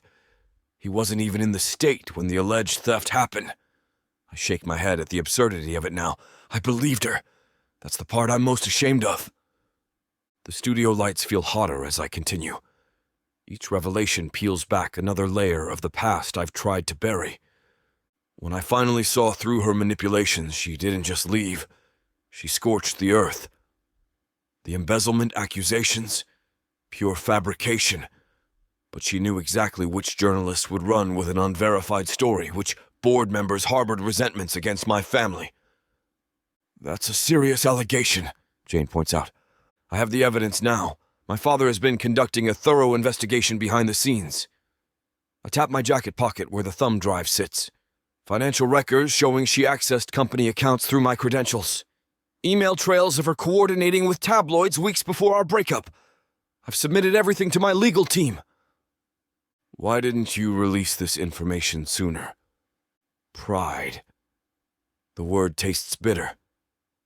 I wanted to handle it quietly, to avoid dragging everyone through more public drama. I thought ignoring her would make her stop. But it didn't. No. Instead, she showed up at the charity gala and humiliated my wife, a woman whose only crime was falling in love with me. The anger rises again, but I channel it differently this time. Not into frozen silence, but focused clarity. Elise cultivates a certain image in Los Angeles, the wronged girlfriend who escaped the corrupt St. Pierre empire. What people don't see is her threatening my employees, spreading rumors about my family, or trying to sabotage business deals out of spite. The memories fuel me now, pushing past exhaustion. There's a difference between being hurt after a breakup and waging a systematic campaign to destroy someone's life. Elise crossed that line long ago. Why do you think she's been so persistent? Jane chooses her words carefully. Control. Elise equates love with ownership. When I stopped being her possession, I became her target. I pause, considering my next words. And if I'm being honest, I think she recognized something in Mariah that threatens her. Authenticity. Mariah is everything Elise pretends to be. Jane studies me for a moment, perhaps gauging my sincerity. What happens now, Christian? Where do you go from here? The question echoes the one I've been asking myself since leaving Mariah's family apartment. The studio falls silent, waiting for my answer. I go home to my wife if she'll have me. The camera's red light feels like a lifeline to Mariah, wherever she is. I love Mariah. Not the idea of her, not what she represents, not what marrying her did for my image. I love how she laughs with her whole body, how she fights for her family's restaurant like it's an extension of her heart, how she sees through my defenses like they're made of glass. I lean forward, speaking directly into the camera now. Mariah, if you're watching, I screwed up. I should have shut Elise down the moment she opened her mouth. But I promise you this, I won't ever let anyone come between us again. Not Elise, not anyone who doesn't understand what we have. My voice drops, intimate despite the millions potentially watching. I meant what I said in those vows. You're it for me, and I'll spend every day proving that, if you'll let me. Chapter 29. Mariah. The lunch rush at Mama J's feels like a blessing and a curse today. Blessing because it keeps my hands busy. Curse because every customer who walks through the door makes my heart jump into my throat. I've been on edge since last night when my phone exploded with notifications after Christian's interview. Order up for table 7, Dad calls from the kitchen window, sliding 2 plates of his signature catfish onto the counter. I grab them, balancing them expertly as I have thousands of times before. My wedding ring finger feels naked, the bare band of skin a reminder of what I've taken off. My customers, mostly regulars, give me sympathetic looks as I move through the restaurant. Seems everyone in New York watched that interview.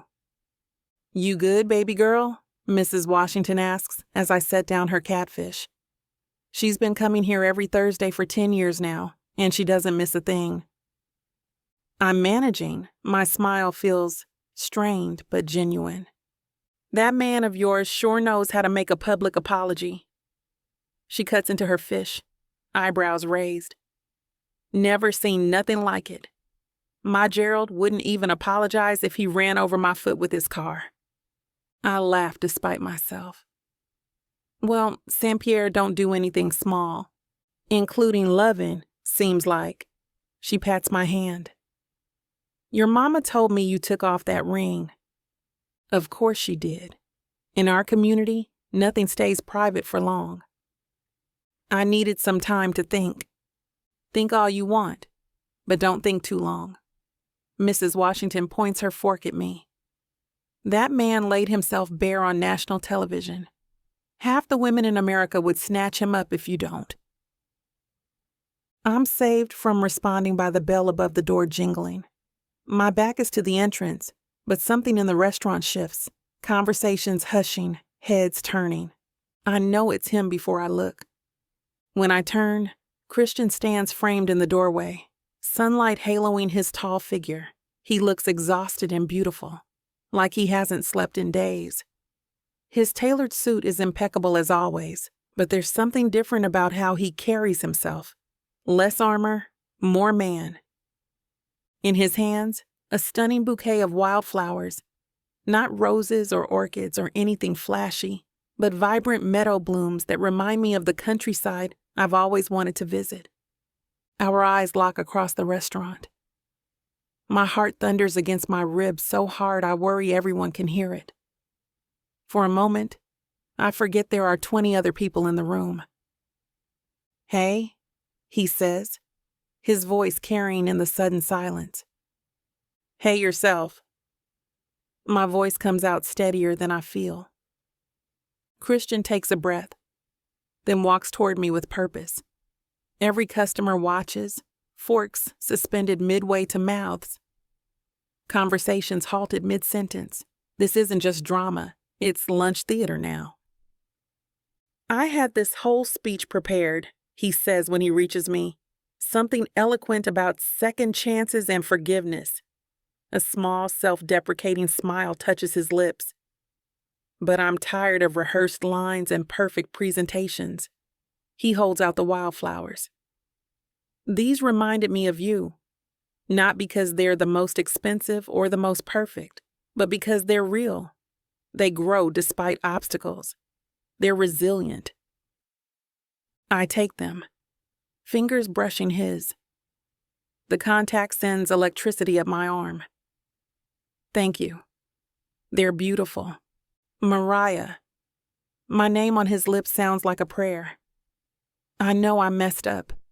I know a bunch of flowers can't fix that. No, they can't. But I clutch them closer anyway. Mrs. Washington makes a noise between a snort and a harump from her table. Boy, stop stalling and get to it.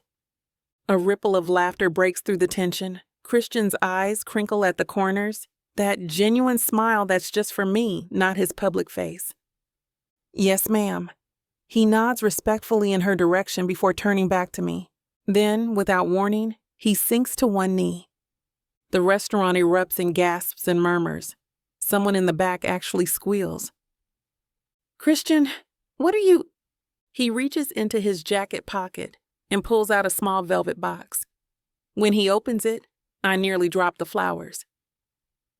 The ring inside isn't the unassuming band he first gave me. This one is vintage, a deep blue sapphire surrounded by smaller diamonds that catch the light from every angle. It's breathtaking in its understated elegance. This was my grandmother's, Christian says, voice rough with emotion. Not the society wife everyone knows about, my father's mother. She ran a small bakery before she met my grandfather. Worked with her hands. Built something from nothing. His eyes never leave mine. She was the strongest person in our family history, according to my father. I never got to meet her, but I think she would have loved you. My throat tightens. I've never heard him speak about this grandmother before.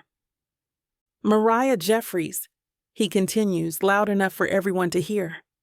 I'm asking you, in front of all these witnesses, to forgive me, to take me back, to wear this ring that actually means something. The restaurant disappears. The murmurs fade to white noise. There's only Christian, on one knee, vulnerable in a way I never thought possible for a man like him. The St. Pierre heir humbled before me in my family's struggling restaurant.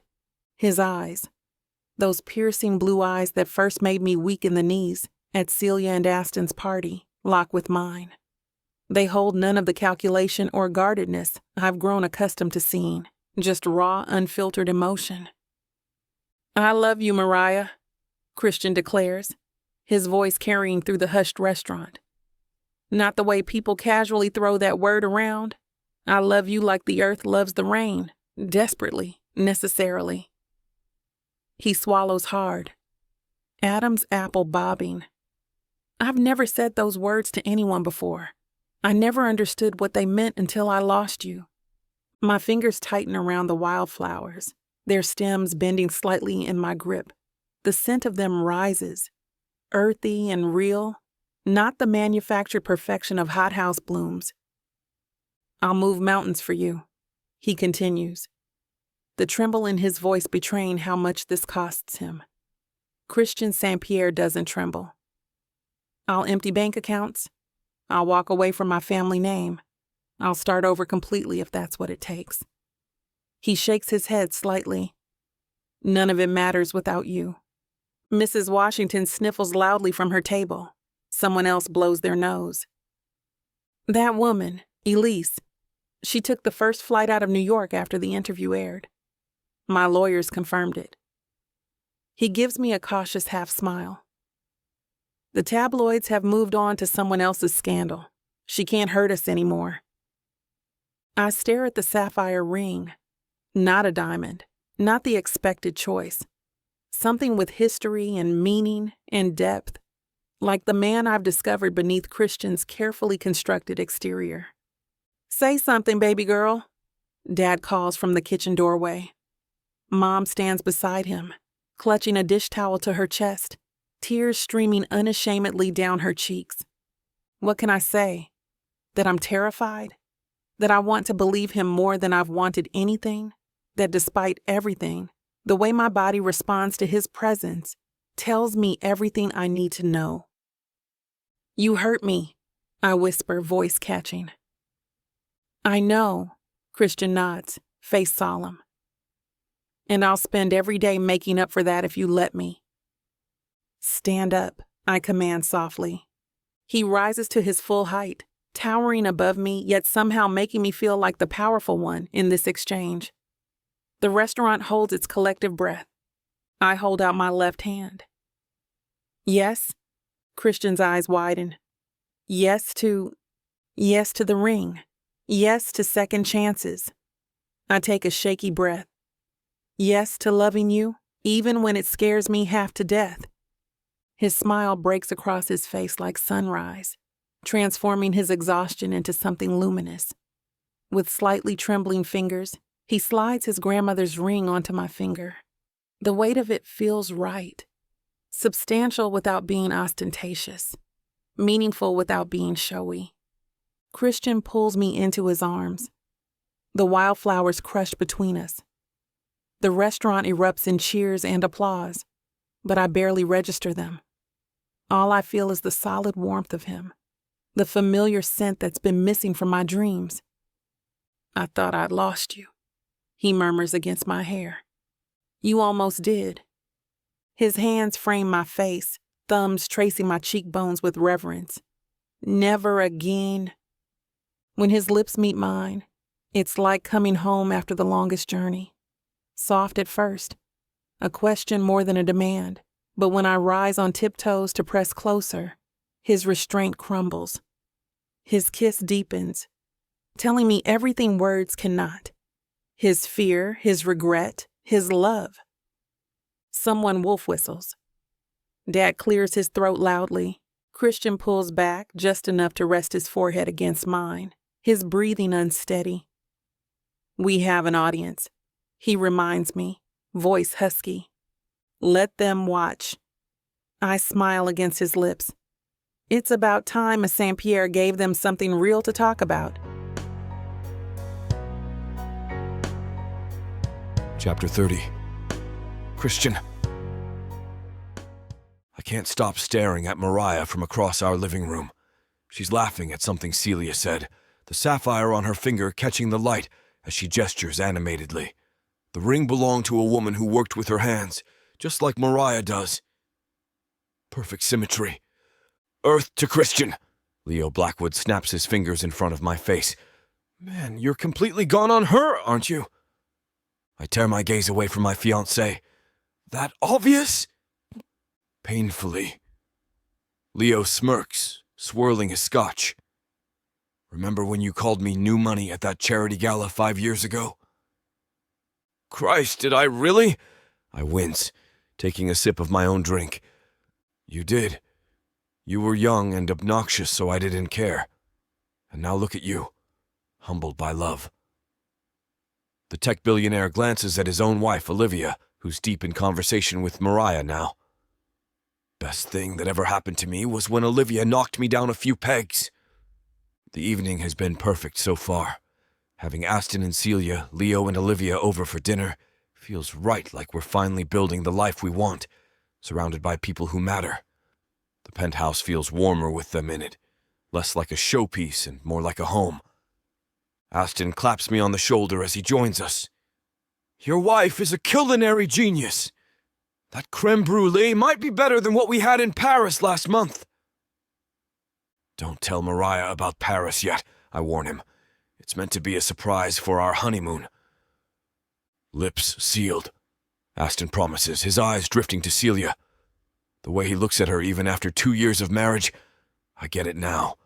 That bone-deep certainty that you found your person. From across the room, Mariah catches my eye and smiles that private smile that still makes my heart skip. She mouths, "Come here," and I immediately excuse myself. Leo and Aston exchange knowing looks as I walk away. Remind me why we haven't been hanging out with the Blackwoods before now, Mariah asks as I slip my arm around her waist. Because I was an elitist who thought self-made billionaires were beneath me, I offer honestly. She elbows me playfully. At least you admit it. Olivia Blackwood, the powerhouse behind Flavor Fusion, studies me with amused approval. Your man's learning, Mariah. There's hope for him yet. There's more than hope, Celia chimes in, joining our circle. Christian's practically unrecognizable from the arrogant cousin Aston grew up with. Thanks for that character assessment, I deadpan, but I'm not actually offended. The man they're describing feels like a stranger to me now. Mariah. Olivia leans forward, her voice taking on a more serious tone. I was just telling Celia how impressed I am with tonight's meal. The way you balanced flavors in that main course, the subtle heat with the sweetness of the reduction, that's instinct you can't teach. Mariah's eyes widen slightly. Coming from you, that means everything. It should. Olivia's confidence is magnetic. It's clear why her restaurant is booked months in advance. Celia mentioned you might be looking for new opportunities. I feel Mariah tense slightly beside me. I am, she admits. Mama J's will always be home, but you've got talent that deserves a bigger stage, Olivia finishes for her. I'm expanding Flavor Fusion's test kitchen, looking for innovative chefs who understand both tradition and evolution. Celia's eyes sparkle with excitement. Tell her what you're paying for the position, Liv. Olivia mentions a figure that makes Mariah's breath catch.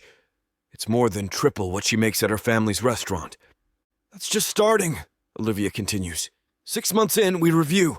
Your own station, creative input on seasonal menus. She leans back, watching Mariah process this. No urgency. Think about it. Come by the restaurant next week, see if it feels right. Mariah glances at me, uncertainty and excitement battling in her expression. I squeeze her hand. You'd be amazing there. What about Mama J's? She whispers. Your parents want this for you. You know they do. I brush my thumb across her knuckles. Besides, I happen to know a certain finance guy who might be able to help them upgrade some equipment, expand their catering side. Relief and love flutter features. You do that? Already started the paperwork. just waiting for them to accept the help. Olivia watches our exchange with approval. Smart man supporting his woman's career. I'm learning, I admit. Mariah, Celia says earnestly. When Olivia told me she was looking for new talent, you were the first person I thought of. This isn't nepotism. She wouldn't offer if she didn't think you were exceptional. Mariah takes a deep breath. I'd love to come see the kitchen next week. The genuine joy on her face makes my chest ache. This is what I want for the rest of my life. To see her shine, to remove obstacles instead of creating them. To new beginnings, Celia raises her glass. And found family, Olivia adds, nodding at each of us. The others migrate back to the living room for coffee, but I tug Mariah gently toward our balcony. The evening has turned cool, New York's skyline glittering against the dark canvas of night. I grab the cashmere throw from the outdoor sectional and wrap it around her shoulders. Look at you being all thoughtful. Mariah nestles into the soft fabric. I have my moments. I slide the glass door closed behind us, muffling the conversation inside. The privacy feels necessary right now, watching the emotions play across her face, excitement battling with loyalty. Quite a night, I say, leaning against the railing beside her. Olivia Blackwood offering you a job out of nowhere. Not exactly nowhere. Mariah tilts her head. Celia's been sampling my food for a while now. I figured she just liked eating at Mama Joy's. She does, but she also recognizes talent when she tastes it. I reach for her hand, running my thumb across her knuckles. You know that's who you are, right? Not just someone who makes good food, but an artist. The city lights cast soft shadows across her face, highlighting the curve of her cheekbones, the fullness of her lips. How did I get this lucky? What's that look for? She asks, catching me staring. Just thinking about how deeply in love with you I am. The words come out rougher than I intended, weighted with emotion I'm still learning to express. Watching you light up when Olivia talked about the test kitchen, that's all I want. To see you thrive. Mariah's eyes soften. Sometimes I still can't believe this is real. Us. Here. She gestures to the penthouse, the $1 million view. But mostly you, Christian. The way you look at me like I'm something precious. You are. I love you too, you know.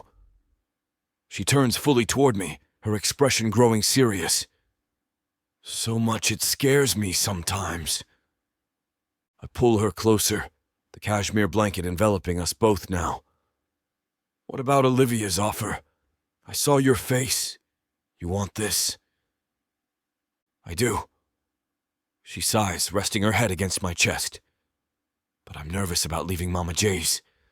That restaurant is the heart of my family. My parents poured everything into it. Your parents want you to grow. I tuck a curl behind her ear.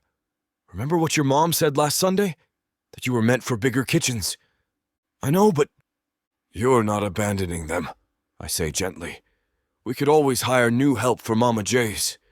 Better equipment, like I mentioned. Streamline operations. Her brow furrows slightly. It's not just about bodies in the kitchen. It's about the soul of the place. What about Darnell? I suggest. He's been there forever, right? Maybe he could shine in a promoted role. Mariah's eyes widen. That's actually perfect. Darnell's got that same feeling for the food that my parents do. And he's been asking for more responsibility. See? Sometimes the solution is simpler than we think. I press my lips to her forehead. This isn't an either-or situation. You can pursue your ambitions and still honor your roots. When did you get so wise? She leans back, studying my face. Around the time I met a beautiful chef who wouldn't let me get away with my old nonsense. She laughs, the sound warming me more than the blanket. You're the best thing that's happened to me, Christian Saint-Pierre. That's my line, I murmur, tipping her chin up. When our lips meet, it's gentle at first, then deepens with the weight of everything we've discovered in each other. Her mouth tastes faintly of dessert wine, sweet and complex. I lose myself in the kiss, in the solid reality of her in my arms, this woman who saw past my walls and chose to stay.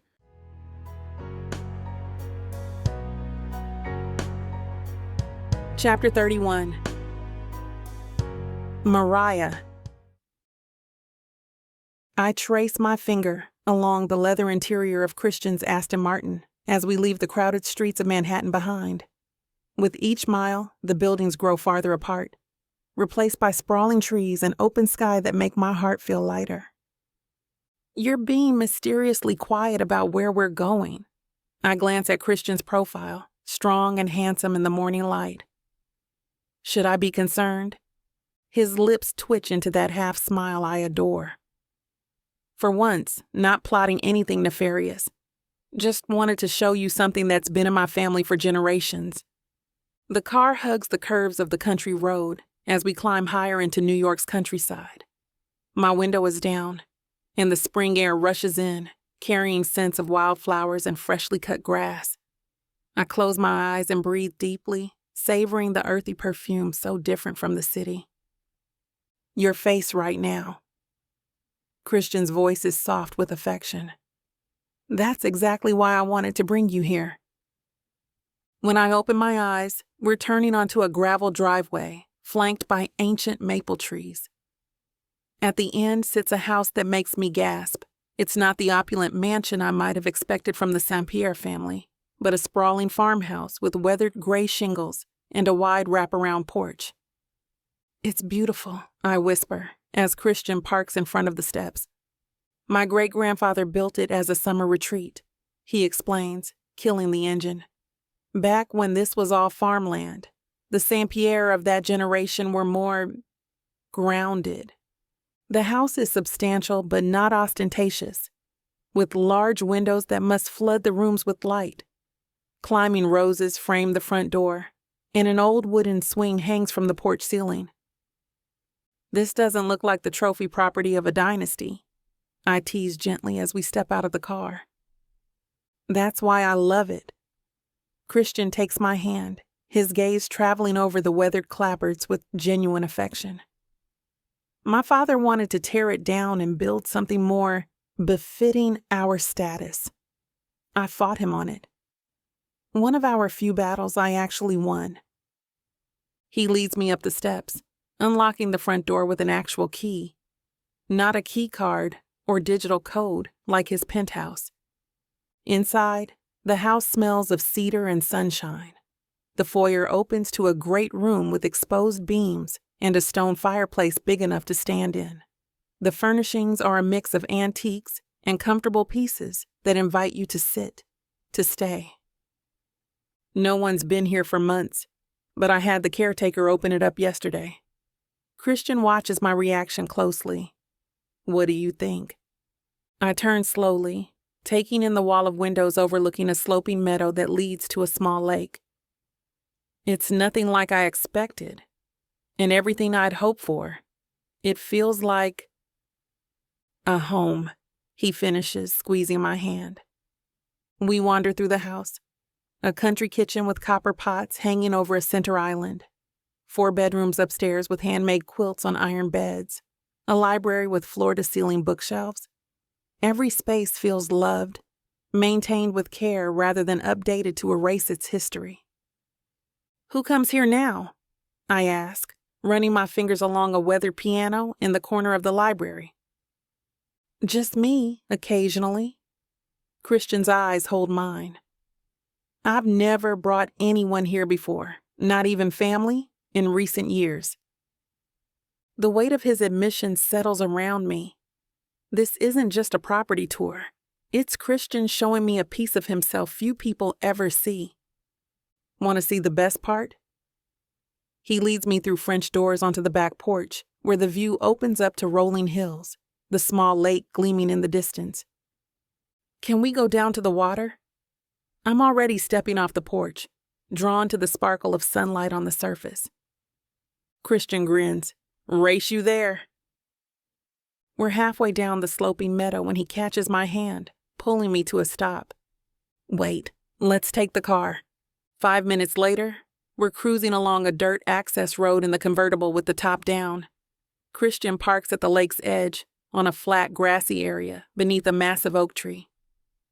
This is perfect, I sigh, leaning back against the headrest. The sun warms my face, and I close my eyes, drinking in the peaceful quiet broken only by birdsong. You're glowing. Christian's voice has that husky quality that still sends shivers through me. When I open my eyes, he's staring at me with such tender intensity, it makes my breath catch. There's something different about you today. You look radiant. My heart races as I realize this is the moment. The secret I've been hugging to myself for 24 hours now feels ready to be shared. I found out something yesterday. I turn in my seat to face him fully, taking both his hands in mine. My smile grows so wide it hurts my cheeks. Something that might explain the glow you're seeing. Christian's eyes widen slightly, a question forming in them as he studies my face. I'm pregnant, I say softly, the words floating between us like dandelion seeds on the breeze. We're going to have a baby. Christian's eyes widen. For a heart-stopping moment, time suspends as I watch emotions ripple across his face. Shock, disbelief, and then something deeper that makes my chest tighten. A baby? His voice cracks on the word, barely more than a whisper. I nod, suddenly uncertain. I took 3 tests to be sure. His hands tighten around mine, and then he's pulling me toward him, his lips finding mine in a kiss so tender it brings tears to my eyes. There's reverence in the way his mouth moves against mine, his fingers cradling my face as if I've become something infinitely precious. When he pulls back, his eyes shine with unshed tears. Mariah, he breathes, pressing his forehead to mine. I never imagined myself as a father. The vulnerability in his confession wraps around my heart. Scared? Terrified, he admits with a soft laugh. His hand moves to my still flat stomach, resting there with wonder. But in the best possible way. The warmth of his palm against me feels like a promise. I cover his hand with mine, amazed that beneath our joined fingers a new life grows, half him, half me. How are you feeling? Are you sick? I should have asked that first. His brow furrows with concern, thumb stroking gentle circles. Not yet. Tired and my chest is sore, but no morning sickness. I smile at his worried expression. Though I hear that might come along soon, some women don't get it at all. If it does, I'll be there, for every moment. His gaze intensifies, blue eyes burning with conviction. For midnight cravings, for doctor's appointments, for everything. I'm not missing a single second of this. The fierceness of his declaration steals my breath. This is Christian at his most raw, the commanding businessman stripped away, leaving just the man who's captured my heart so completely. I want you to know, he continues, voice dropping lower, more intimate, that I will take care of you and this baby for the rest of my life. You'll never want for anything, not comfort, not security, not love. His fingers thread through mine. Especially not love. The sincerity in his words brings fresh tears to my eyes. We're beneath an ancient oak tree beside a lake his great-grandfather might have swum in, making promises as timeless as the landscape around us. I believe you, I whisper, because I do. Whatever doubts I harbored about our whirlwind romance have dissolved in this moment. Christian's hands slide into my hair as he leans in, claiming my mouth in a kiss that's no longer gentle. There's hunger now, possession, his lips demanding as they move against mine. I respond with equal fervor, my fingers gripping his shoulders, pulling him closer. The leather seat creaks beneath us as he shifts, deepening the kiss until I'm breathless. His hand trails down my neck, tracing my collarbone, then lower, cupping my bosom with exquisite gentleness that makes me gasp against his lips. God, you're so beautiful, he murmurs. Even more so now. Heat blooms throughout my body, desire pooling low in my belly. His touch is electric, lighting up nerve endings I didn't know existed until him. When his teeth graze my lower lip, I make a small, needy sound that causes his grip to tighten. The kiss becomes more urgent, both of us breathless, hands exploring with increasing boldness. Christian pulls back just enough to trace kisses along my jaw, the sensitive spot below my ear that makes me shiver. Should we continue this back at the house? His voice is rough with desire, sending thrills down my spine. Somewhere more comfortable than a car seat? I smile against his lips, stealing one more kiss before answering. Yes. The single word carries all my longing, all my love for this complicated man who's become my future. Chapter 32. Christian. The drive back to the house feels impossibly long, even though it's barely 5 minutes. I keep one hand on the wheel and the other on Mariah's thigh, unable to break contact with her. My mind reels with her news. A baby. Our baby growing inside her. The thought both terrifies and exhilarates me in equal measure. We barely make it through the front door before I draw her into my arms, my lips finding hers with hungry precision. She melts against me, her body soft and yielding as I press her back against the wall of the entryway. I want to take you to bed, I murmur against her mouth. Properly, not rushed. Her eyes, luminous with desire, meet mine. Then take me. I sweep her into my arms, cradling her against my chest as I carry her up the stairs. She weighs nothing, this woman who carries our future inside her. The knowledge makes me hold her more carefully, as if she's suddenly become infinitely more precious, which she has. The master bedroom waits at the end of the hall, afternoon sunlight spilling across the antique four-poster bed. I lower her onto the handmade quilt with deliberate slowness, my eyes never leaving hers. You're looking at me differently, she whispers, reaching up to touch my face. I capture her hand, pressing a kiss to her palm. Everything is different now. You're carrying our child. My hand slides beneath the hem of her blouse, fingers splaying across the flat plane of her stomach. Somewhere beneath my palm, a miracle is taking place. The thought staggers me. I'll always be careful with you, I promise, my voice rougher than intended. But especially now. Mariah's smile turns wicked as she pulls me down for a kiss. Careful doesn't mean boring. Her boldness ignites me. I capture her mouth, tasting her deeply as my hand moves higher, cupping the fullness of her chest through her bra. She arches into my touch with a soft gasp that sends heat straight to my groin. And that's where we're going to put a pause on pleasure. It looks like the rest of this chapter is just too naughty to put on the air.